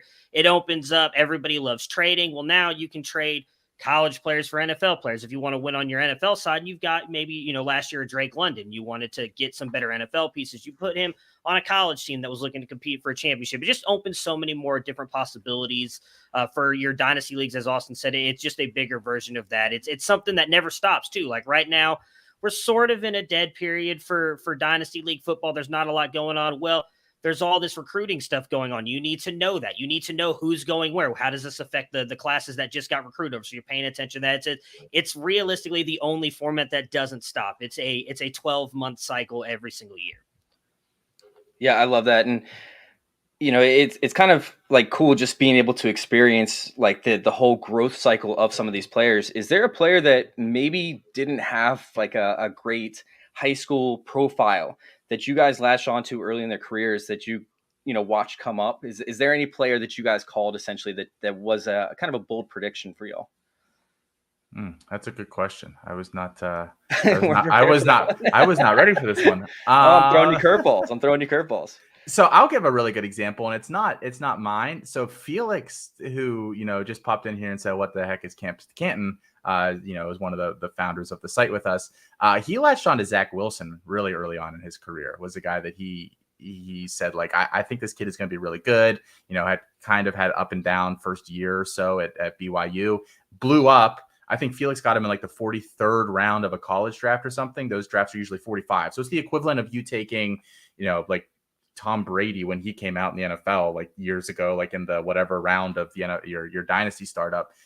So he got Zach Wilson for a couple really good years at BYU, and now he's a first round draft pick. That's a ton of value that basically appears out of thin air because he had the guts to go and make a call like that. So I think that's one that really sticks out to me. I'm trying to think if I've had any. Maybe not. Maybe I suck. I hate to say this because, it's given this guy who's he gets enough love. He's got, he already thinks well enough of himself, but I think Felix probably has us all beat on that one with the Zach Wilson train, as Austin mentioned. I mean, it was before even his big season there in the COVID year. The only player that I can think of, and obviously he didn't blow up like Zach Wilson for me, was probably Khalil Herbert. He was a guy that I was touting for a year and a half. And then he didn't do much in the NFL. He was good for a couple of weeks when David Montgomery got hurt. But I mean, no, I'll say I haven't been doing this long enough, and no, I mean my rest of my calls have honestly kind of flamed out. Desmond Ritter, that they haven't looked great.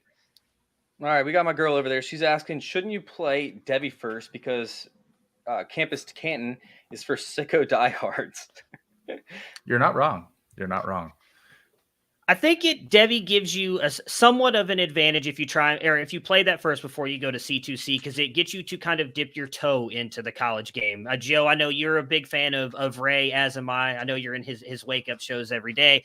He talks so much about the college game, and so you get part of that because Debbie, you don't have to dive as deep. Austin mentioned North Texas. Typically in a Debbie league, you don't care who's on North Texas's roster. Chances are they're not going to matter for you at all for Debbie. I think what makes C2C so much more fun is the fact that now those Debbie guys who technically can just sit on your roster for multiple years, not doing anything for you. Yeah, they'll accrue value and lose value based on how they play on the college side, but they're never actually ever giving you points or allowing you to win championships. And that's what the C2C game does. You can draft these guys and then kind of play. They get to play out the college side, as Austin mentioned earlier. You can win a college championship and an NFL championship in the same year. So you can double your pot, double your championships. That's what I think for us, what makes it so much more fun. It's the evolution of Debbie. And just for the record, Campus to Canton, we also have a full Debbie team with us. They produced an amazing Debbie guide this year. It's like 290 pages or something like that. We do articles and rankings and ADP. So we are fully aware that not everybody is a sicko like us. Not everybody wants to dive quite that deep, and that's okay. We provide information for that as well. So totally get it. I skipped Debbie myself, just went straight in. So yeah. All right, I'm going to do one more question over here for the Campus to Canton community, and then we'll dive back into some Scott Fishbowl stuff, and then I'm going to get you guys out of here. So wrong one. Sorry. I got how badly is conference realignment affecting Campus to Canton? Is it affecting it at all? Is it something that you guys like to keep your eye on, or is it something that has no effect whatsoever and doesn't really matter into the long-term effect of your Campus to Canton teams? I don't think it's going to affect them at all. In fact, I think it's going to bring college football to the forefront. There's a lot of this stuff that people think this could end up meaning that's going to go semi-pro. It's starting to build itself out after an NFL model. What do TV execs want more? It's another NFL league. That's why we see XFL, the whatever all these other ones are. I can't even keep up with any of them anymore. This is just going to bring it to the forefront. It's going to make these players more noticeable, and it's going to make this product more wanted on the TV side of things. So no, I don't think conference realignment is going to do anything. It's just going to expand the effect of C2C, I think, and it's going to put a bigger spotlight on college football overall. So it's going to be interesting to see what happens the next couple of years, but I don't think it's going to affect it in a negative way at all. It's just going to make it more visible. Yeah. I would pretty much echo that 100%. Yeah. Yeah, I love it. You talk about increased exposure. You talk about some of these players, get in front of a spotlight. And I think one of the biggest reasons why I haven't gotten into it up until recently has been, I don't see as much exposure to these games in the network that I'm in. So, putting these better teams together and, trying to get that exposure level up, I think is huge for you guys as a whole, and huge for the fantasy football community as well. So let's go back over to Scott Fishbowl stuff real quick, and then we'll get you guys out of here in a little bit. Is there anybody that you guys are tuning into or that you guys are kind of going to for advice for the Scott Fishbowl? Or is this something as to like you'd much rather go in blind because you don't want to see the effect of, some of these other influencers, and what they could have on you to, I guess, enter into the echo chamber, or what we should call the echo chamber of Twitter? I personally like to go in blind because I see how so many guys build out. Like I said earlier, I was looking at all these live drafters posting their teams, and I'm like, oh, so I'm going to be able to get this guy here and maybe this guy. And then it doesn't happen, and I just get flustered, and it completely ruins my strategy. So I typically like to go in blind. And then again, just as I mentioned, watch and see how the draft goes. It's in all honesty why I picked the 11 spot, because also you get the third round reversal on there as well. So I wanted to pick late and kind of see how the draft played out ahead of me so that I can try and maybe formulate a strategy from there, because it's every draft is different. I remember last year, Rich Dotson at Dynasty Nerds ended up with, I think, like 3 of the top quarterbacks, and Scott Fishbowl. I know he went extremely far. I think he almost made it to the final round. But chances are, but chances are all of us were not able to do that at our drafts, right? So if you went in looking at Rich's team, like, oh, that's exactly what I'm going to do. And then all of a sudden it's like Kyler Murray, Lamar, and someone whatever, like, well, wait a minute, what am I going to do? So I personally like to go in blind. Chase, sorry, I want to just jump in right here because I don't think these guys are going to say it. Matt and Austin, we just want to say from behalf of Podathon, huge thank you. You guys have been amazing sponsors for us. You guys really stepped up this year. If ever people have been listening to the entire show, you guys have been every hour, every couple hours, your name has been all over the Podathon. It's because you guys really stepped up financially. You guys were sponsors last year, and you guys really blew us away this year. So on behalf of the whole entire Podathon, I just want to say thank you guys to your entire team, because not only do you guys really run the Campus Canton community, how Scott Fish and how the entire SFB it kind of embodies, but to step up here and be part of the Podathon and to see you guys on it here, just want to say shout out to you guys and thank you. I'm going to hop back off, but it's been really special to see how you guys have stepped up as sponsors and just be part of the Podathon community. That's awesome, man. That's awesome. Dave, you can stay and hang out if you want to. I'm in the background. Chase, I'm enjoying seeing you shine, man. Sal says it all the time, man. You're crushing this, and I don't want to take away from the Campus Canton guys, but a huge thank you. It means a lot to me personally, so thank you guys. That's awesome. No, thank you, Dave. That gave me goosebumps. I mean, we just appreciate being a part of this, as I'm sure everybody else does, and we like seeing it grow and continue. So we try to do our little part as much as we possibly can. So thank you guys. What made you guys step up in such a massive way? I think it's just the community as a whole. Like, I know sometimes it can be viewed negatively, but if you look, I think at like 99.9 of the fantasy football Twitter community, it's a great, interactive, positive, fun space. And what Scott has done with this, I mean, not only just the analysts that I look forward to this, and he brings in so many fans who I'm in so many different communities. These fans talk about, like, it's so cool that I just got an invite to play against you guys, right? Like, I don't think some of us give back in that way. So for us, that was kind of what it was. Like, let us do our part. We did not expect, I appreciate Dave saying that. We weren't doing that to kind of get any kind of shout out. Like, we just wanted to support the community that continues to support us as well in the fantasy community as a whole. Like, it's a great place to be. Twitter, for me, for the most part, has been an amazing experience getting to know so many people on and offline that felt like it's, as Austin said, it's great to just help continue to make this grow. We're glad to be a small part of it. I love that, man. That's awesome. That's amazing. Austin, do you want to add anything to that? No. I mean, thank you guys. I mean, this is going to be like a whole week Podathon in a couple of years. The rate you guys are growing this thing, it's awesome. So shout out to you guys that give up a whole weekend here, and Sal and whoever else has been on. I listened to a bunch yesterday. So I mean, it's just all great stuff. Seriously. It will not be an entire week. Sorry. No, I'm just going to say that right now. No. I was gonna say, I saw Chase's face when also said that. He was just like, no, please. I just know how much, so I'm not backstage with them, right? Like, they just reached out to me. They needed a guest host for a couple hours so that Sal could go grab some food, so that Mike could take a break, and so that Dave didn't have to be, on camera, because he ran it through the entire night last night, pretty sure.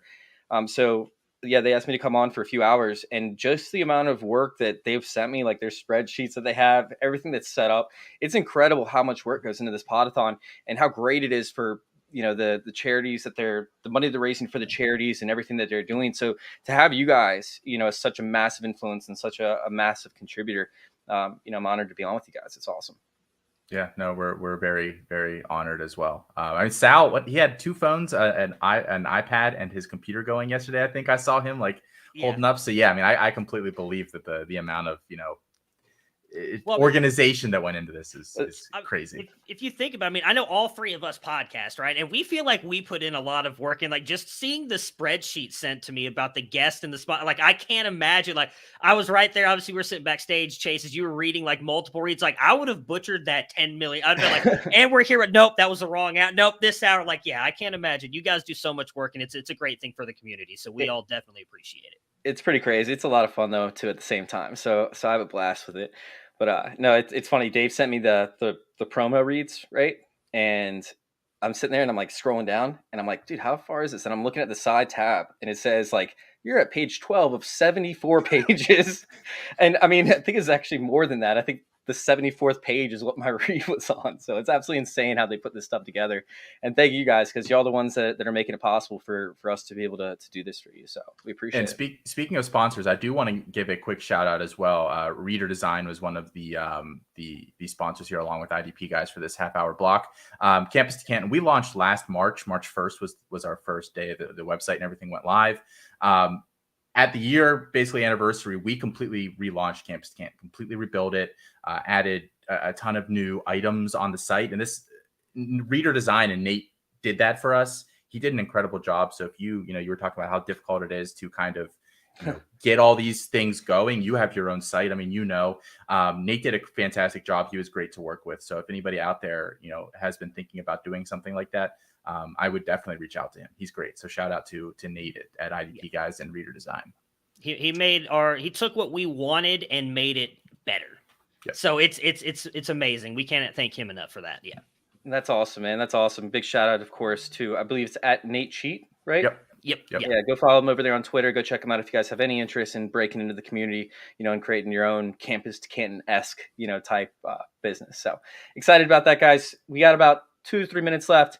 Let's go ahead and give you all shout outs, let everybody know where to find you and what kind of content you have coming up. Yeah, so I mean, we're campus2canton.com, the number 2, Campus to Canton. Everything college related fantasy. We have pure CFF college fantasy. We have Devi. We have Campus to Canton. We have college DFS, betting, draft coverage, recruiting coverage. So definitely go check it out. If you have any interest in any of those areas, a huge Discord that has a couple hundred people in it, like it continues to grow. So and a whole YouTube channel. We have like a podcast that launches every single day. Like we literally are doing something every single day. So go ahead and check us out over there. What about you? Did you mention your own name? We are Campus to Canton. That's all that matters. Yeah, well, that's all that matters. At Campus to Canton on Twitter as well. Like, yeah, it's. I mean, we just sit behind the scenes now. We do as much as we can. But it's really our great team that does everything for us, and we can't shout out all of them here as we only have a minute. But I'll forget one, and it will be. I know it'll be embarrassing for both of us. But we'll post them on Twitter if you guys go to the Campus to Canton Twitter feed, and we'll post all of our great, amazing team. Like we couldn't be here without them as well. So we don't want to just shout. We're here because I look like Sean McVay. That draws people in, right? So, my wife's standing right there and she's giving me the finger. So I wanted to be, just make it a little bit more fun for me.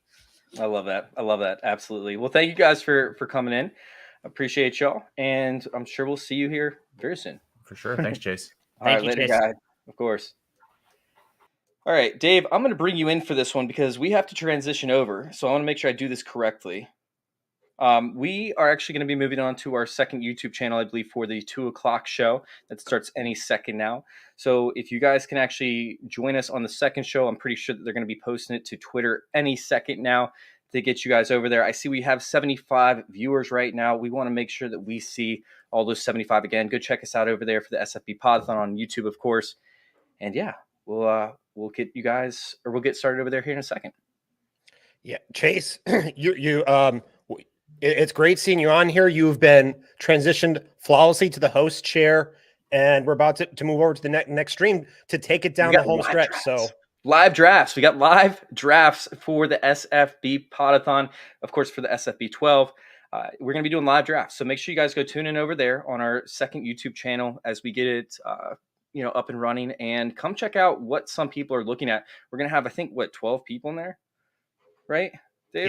Yeah. So and it's gonna be over on Sirius XM, I believe, broadcasted too, I believe. So, or something like that. I might be just making that up, but it's 2:00, so let's get on over to the next stream. All right, sounds good. Can you send me that sleeper link, please, and I'll see you over there.